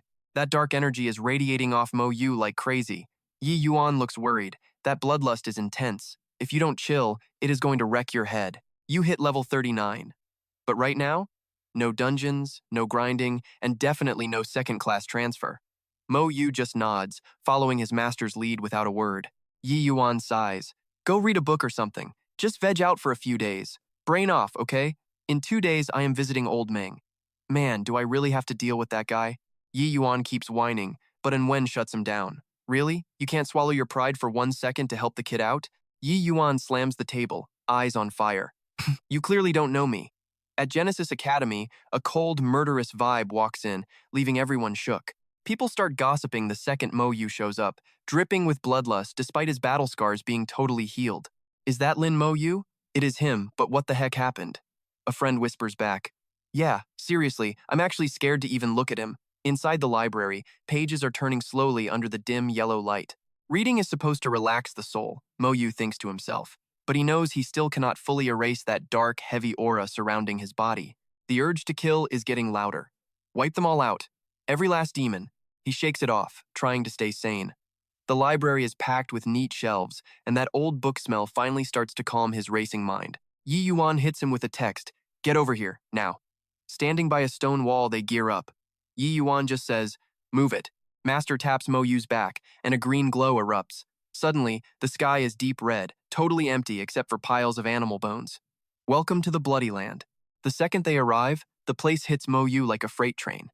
His dark aura starts bleeding out and spreading into the deep red sky. Seeing the kid's energy explode toward the heavens, Yi Yuan begins to explain exactly where they are currently standing. "We are not with the humans, in the abyss, or even in Dragonlands. Think of it more like a massive, ancient battlefield. It is a private training ground, an independent space known as the Bloody Land." Mo Yu asks, "Master, is this where I can finally get rid of this bloodlust?" Yi Yuan nods. "It might work, but there is one major catch. A total bloodthirsty, annoying old monster lives around here." Suddenly, a voice bellows from the shadows. "What the hell did you just say?" by Yi Yuan, you are the one who is a total pain in the neck. As soon as his master hears that voice, his entire body just freezes in place. Out of nowhere, a ginormous sword falls from the sky, aiming straight for their heads. Yi Yuan loses it. You old freak. You trying to hurt my student? I will break your legs for that. A golden light explodes around him, making the red sky look even bloodier. The impact causes a massive blast. Stone shards fly everywhere, and Moyu gets pelted by the flying debris. The sheer power is insane. Just the shockwave alone feels as strong as that four-winged king clone he just fought. But the guy is not done yet. He raises his blade again and brings it down for another massive, bone-crushing strike. Yi Yuan screams, "You old psycho, have you finally lost your mind?" Their powers slam together, creating a blast that leaves Moyu shaking in his boots. So this is what a level 90 god-tier powerhouse looks like? Yi Yuan refuses to give up as that massive blade keeps flying through the air like a guided missile. A shadow appears in the sky, swinging that massive sword down at them. The strike literally tears the red sky open, sending fragments of reality crashing and shattering all over the dirt. Moyu's eyes go cold. It's like someone else took over his body. Yi Yuan is fuming. "You total nutjob. If I knew you would act like this, I never would have come here. Damn it." Moyu has totally lost consciousness. I will kill. A god-tier powerhouse? The mark on his right arm starts glowing with power. It is the divine soldier array. Suddenly, a swarm of skeletons rises up from the ground. Moyu's eyes are filled with pure bloodlust as a dark shadow emerges in the middle of space. An old man with his hair in a topknot and a scar on his face chuckles. Just a level 39 brat? I gotta admit, he has some real backbone. Moyu's mind is totally blacked out by bloodlust. He drops a slow curse, sending a swarm of chains flying at the guy. The old guy is genuinely surprised while he is busy hacking through every single one of those chains. That is exactly when Moyu pulls a fast one and unleashes his soul fire skill. Invisible flames start cooking the guy's soul, making him scream like crazy. The pain is too much to handle. He clutches his face, loses his balance, and goes crashing down. He drops to his knees, shaking from the pain. Did that kid just hit me with a direct soul attack? Before he can even breathe, a cloud of toxic gas traps him like a cage. But instead of getting mad, he's actually impressed. Okay, this little punk is actually kind of interesting. A hand drops on his shoulder, snapping Moyu out of his murderous trance. He blinks, his breath slows down, and that psycho look in his eyes finally disappears. Moyu is freaking out about what he just did. "Master, he starts, but Yi Yuan cuts him off. "Just call back the skeletons." The skeletons turn to dust. In the distance, the guy stands up, hair whipping in the wind with a sharp gaze. Yi Yuan smirks. "Old freak, you have had your fun, get over here." He glides toward them, still surrounded by that nasty poison gas. He sticks the landing so hard the ground shakes, sending out a massive shockwave. He glares at Moyu, then turns to Yi Yuan. "This your student?" His master just grins. "Well, he is pretty incredible, isn't he?" The guy laughs in his face. "Incredible? He is level 39 and tried to box a god. He has got a death wish." Moyu stays quiet, but Yi Yuan snaps back. "Zip it, you saw what he did." Yi Yuan introduces the guy. "This old fossil is Nguyen Kwang Sin. He is a level 95 god warrior." Moyu's jaw drops. He knows that name from the history books. This guy is on the same level as the legendary Bai Shen. He once took on 3 demon kings all by himself, killing one and absolutely trashing the other 2. He never expected to run into a living legend like him out here in the middle of nowhere. Moyu bowed low with total respect. "Junior Lin Moyu, reporting for duty, senior." Kwang Sin just gave a bored grunt back. "Yeah." Kwang Sin frowned, eyeing them with suspicion. He turned to Yi Yuan, his voice dripping with doubt. "What's the deal? Why'd you bring your student here?" The teacher stayed chill. "Can't you tell? This kid's seen too many demons. He's drowning in killing intent, so I need your help." Kwang Sin snapped, glaring hard. "Yi Yuan, you aiming for that treasure? You're straight up dreaming if you think I'm giving it up." He shook his head. "Look, it's just one item. Keeping it's useless to you anyway. Besides, a human junior is in trouble here.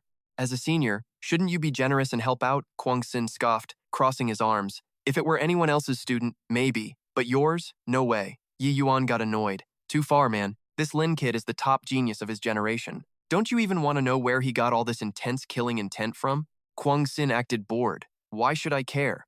But deep down, he was totally shocked. Level 39 with that much insane aura? It was way beyond anything a kid that rank should have. Yi Yuan ignored his attitude and kept going.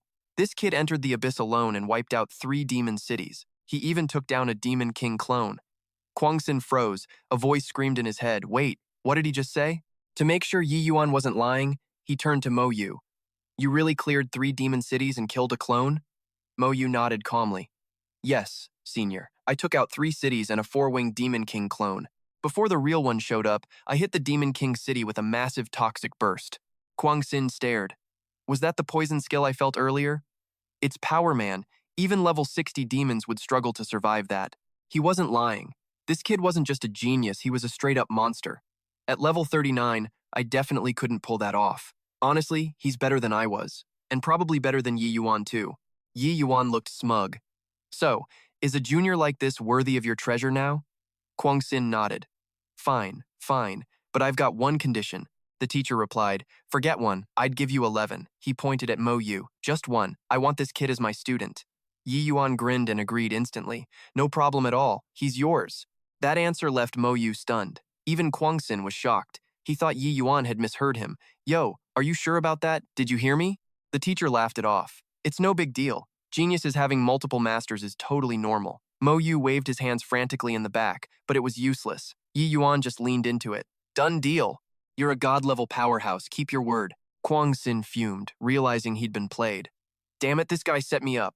He threw a massive punch at Yi Yuan and snapped, get the hell out of here before I lose it. Yi Yuan dodged the hit like it was nothing. I'm leaving. Kid, you're all his now. Good luck, Lin Moyu. With that, the teacher vanished, leaving Moyu standing there totally confused. Kwang Sin crossed his arms and barked, Kid, follow me. Moyu followed respectfully. In the distance, a simple wooden shack appeared between 2 massive trees. He spoke up, You're living here for now. Moyu answered, Got it, master. But what about the killing intent? Kwang Sin tossed him a diamond-shaped purple stone. Dump your aura into this domain stone. As for controlling it, I can't teach you that. You've got to figure it out for yourself, kid. Don't worry about domain theory yet. Your only job right now is learning to tame that killing intent. A text box popped up, Domain Godstone, can create its own domain. Moyu gripped the stone, feeling determined. Master's aura is way heavier than mine, and he controls it perfectly. There is definitely a trick to it. I just haven't cracked the code yet. Thick killing intent flooded the area.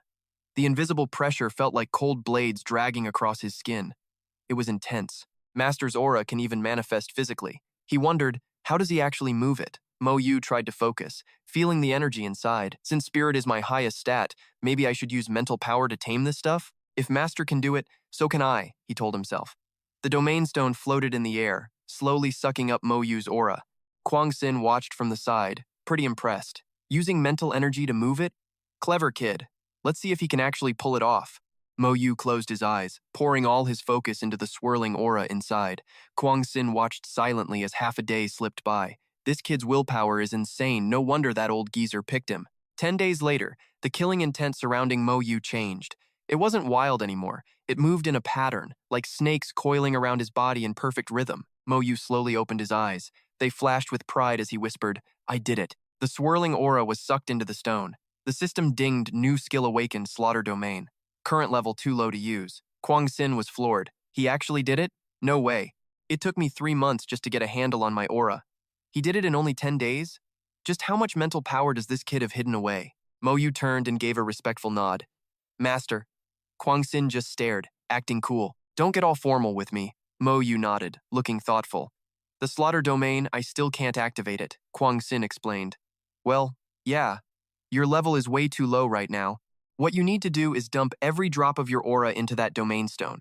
Once it's full, you'll finally be able to use the skill. He turned to leave. Keep at it. I've got to head out for a while. Moyu bowed.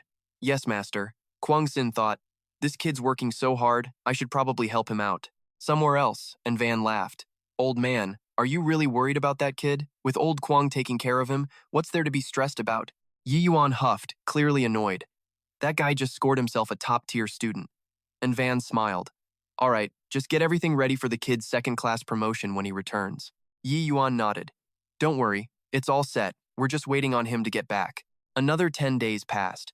Moyu stayed focused as his mental power surged. The domain stone floated, glowing brightly, until every bit of aura was finally inside. He gripped the stone, feeling his body change. Finally, the killing intent doesn't bother me anymore. I've got total control over this energy now. Suddenly, Kwang Sin appeared. Master, you're back, Moyu called out, but then he froze. His master was covered in wounds, holding a bloody sack. Kwang Sin tossed the bag at him and barked, "Eat this, right now, raw." Moyu caught the bag without a second thought, no questions asked. He ripped it open and started devouring the raw, red meat. Kwang Sin asked, "Aren't you going to ask what that is?" Moyu just kept eating. "Master gave it to me. No need to ask." Mad Scholar takes his time explaining this place is the Bloodlands, a separate dimension full of ancient beasts. He mentions a nightmare called the Blood Pythons, and Moyu feels a chill, thinking, "Wait, did Master actually go head-to-head with those monsters for me?" His eyes lock onto Mad Scholar's blood-soaked shirt. Seeing the mess, he starts panicking and blurts out, "Master, are you okay? Are you actually hurt?" He shrugs it off, totally chill. "Look, blood pythons are basically god-tier beasts. If you want to slice up their meat and take their blood, you gotta pay a price. I have been stuck here for decades, fighting that freak more times than I can count." Mo Yu is stunned his master really went to war just for him. Mad Scholar looks at him. A wicked smirk creeps across his face. "Finished eating? Good, now get ready for the good part." Mo Yu is confused, the good part? Suddenly, an insane wave of pain rips through him, making him scream. It feels like 1,000 burning needles are stabbing every inch of his body. Mad Scholar stands tall and says coldly, "You have used that famous miracle potion before, right?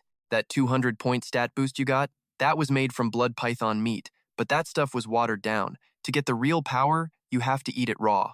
Mo Yu collapses, feeling like his very cells are being torn apart by the agony. "Listen up, kid.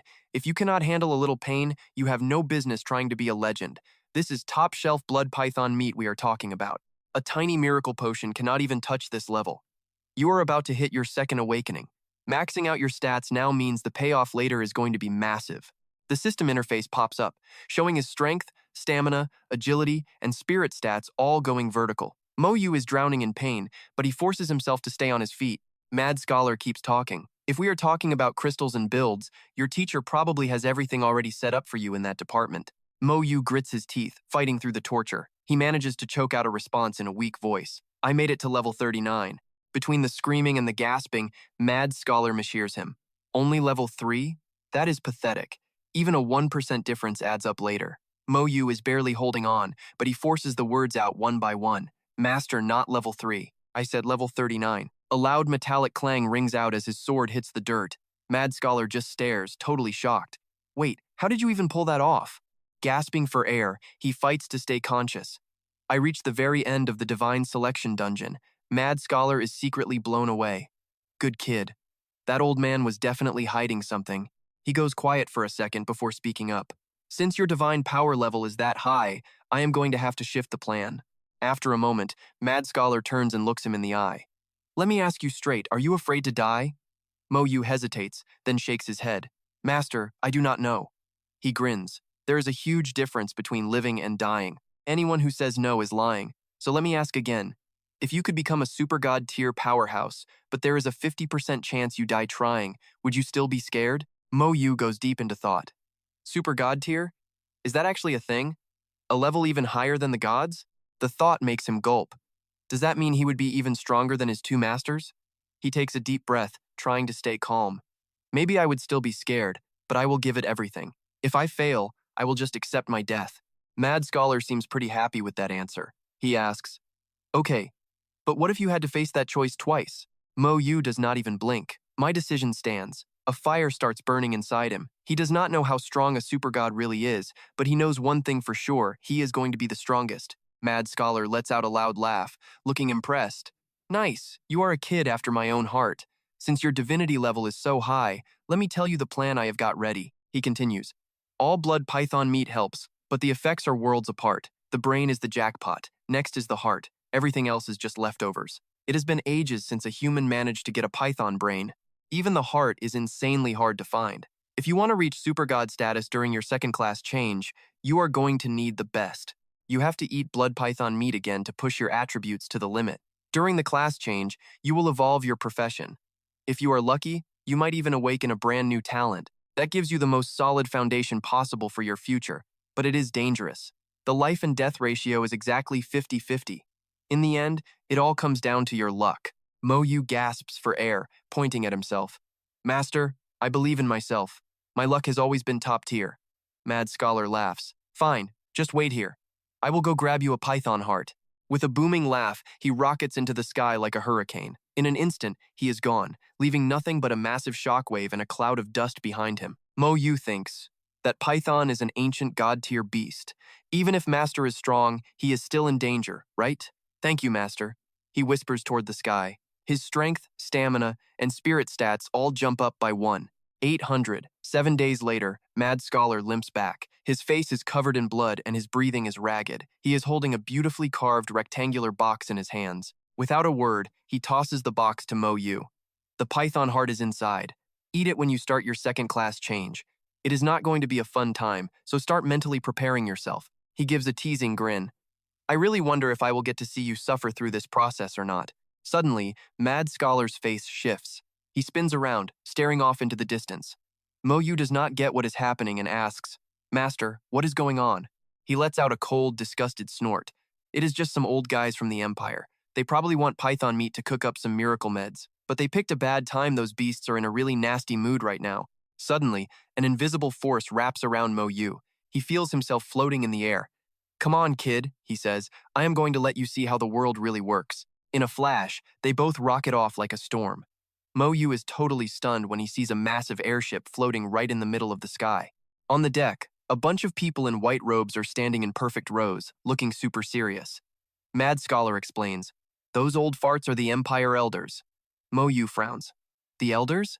Are they all god level? God level my foot. They are just pseudo-gods. He laughs with pure mockery. Pseudo-gods? Yeah.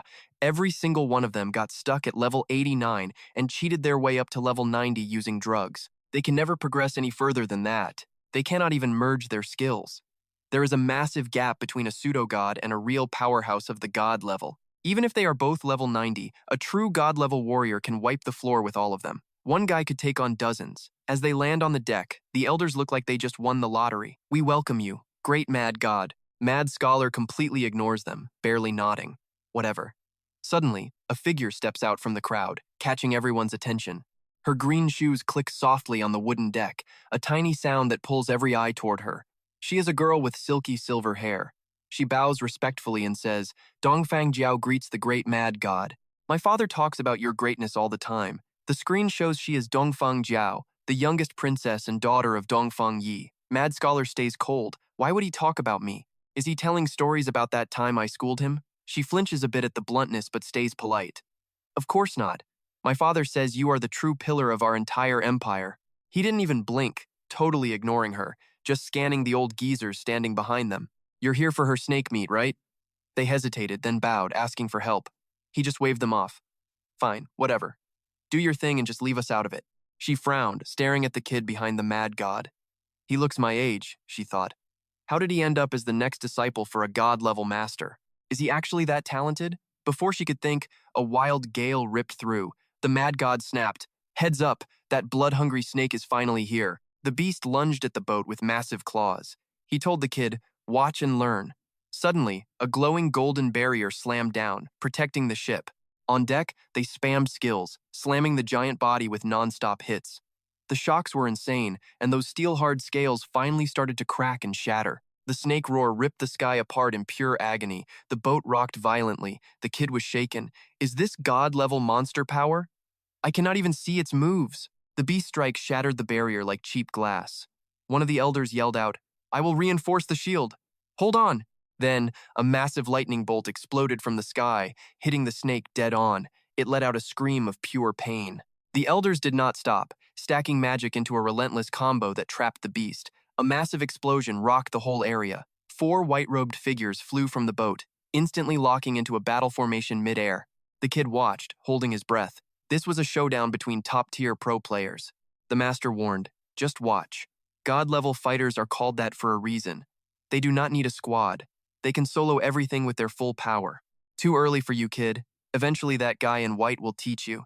The boy remembered his master always worked alone. He never needed a team for anything. Meanwhile, the fight turned brutal. A lethal blow aimed straight for the snake. Seeing an opening, one elder screamed, Now! This is our chance to end it! A massive spirit sword formed above the ship and sliced through the air. One clean hit severed the tail, sending blood spraying everywhere. The master explained, This snake meat purifies itself when it cools. Only the pure essence remains. Even this low-quality tail meat is enough to feed 5 people and give them a boost. Losing its tail made the beast go berserk, its eyes turning blood red. The kid asked if they would win, but the master just shook his head. If they do not run now, they are dead meat.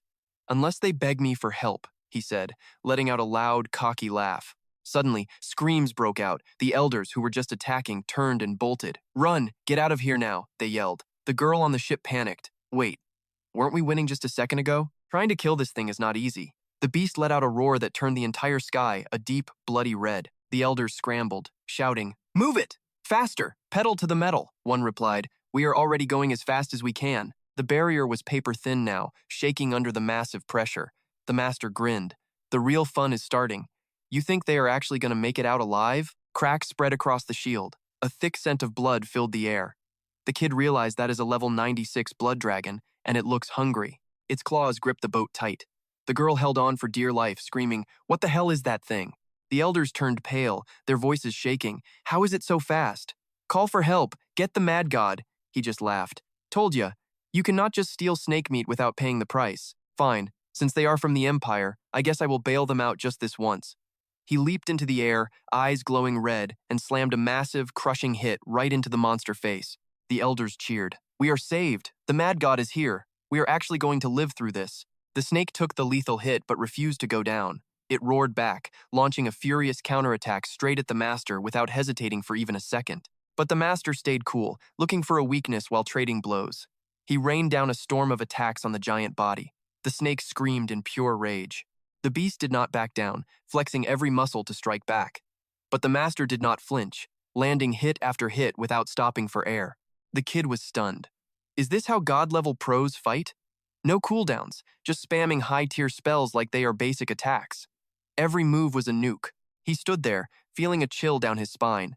Against this kind of power, his bone armor skills seemed totally useless. Even with his whole skeleton army, they would be wiped out in a heartbeat. He could not believe he had actually tried to pick a fight with someone this insanely strong before. The girl could not hide her shock either. Is this the power she had heard about? It was terrifying. The fight raged on as the master blades hit every weak spot. The snake would not quit, opening its mouth to blast a stream of fire right at him. He blocked the fire with just his sword hilt. Another blast came his way, making the boy jump. That strike was heavy, but the master held his ground. He grunted, broke the snake flow, and landed another massive blow. Golden blood splattered onto the scorching ground. The wounds opened up, showing raw meat. The kid realized that is the same kind of wound my master gave it. So the snake meat my master fed me actually came from a terrifying world boss like this? Unreal. Suddenly, the master grabbed him and flew off. He is here, let us move. That little one was a snake, but the big one evolved into a blood dragon. He looked at the kid. So, what did you think of that fight? The kid spoke his mind. That snake was way stronger than the ancient bird I fought back in the trial grounds. But I wonder, compared to the ancient earth dragon, which one is tougher? The master froze. The earth dragon? He stopped and asked, You met that thing? The kid nodded. You know it? The master unzipped his shirt, showing a massive scar. See this? I have had this scar for years. The kid wondered why a god-level healer would not just fix it. Why keep the mark? Then he said, I challenged that dragon 3 times. First time, I was level 69. My squad and I fought through hell to reach it in the center zone.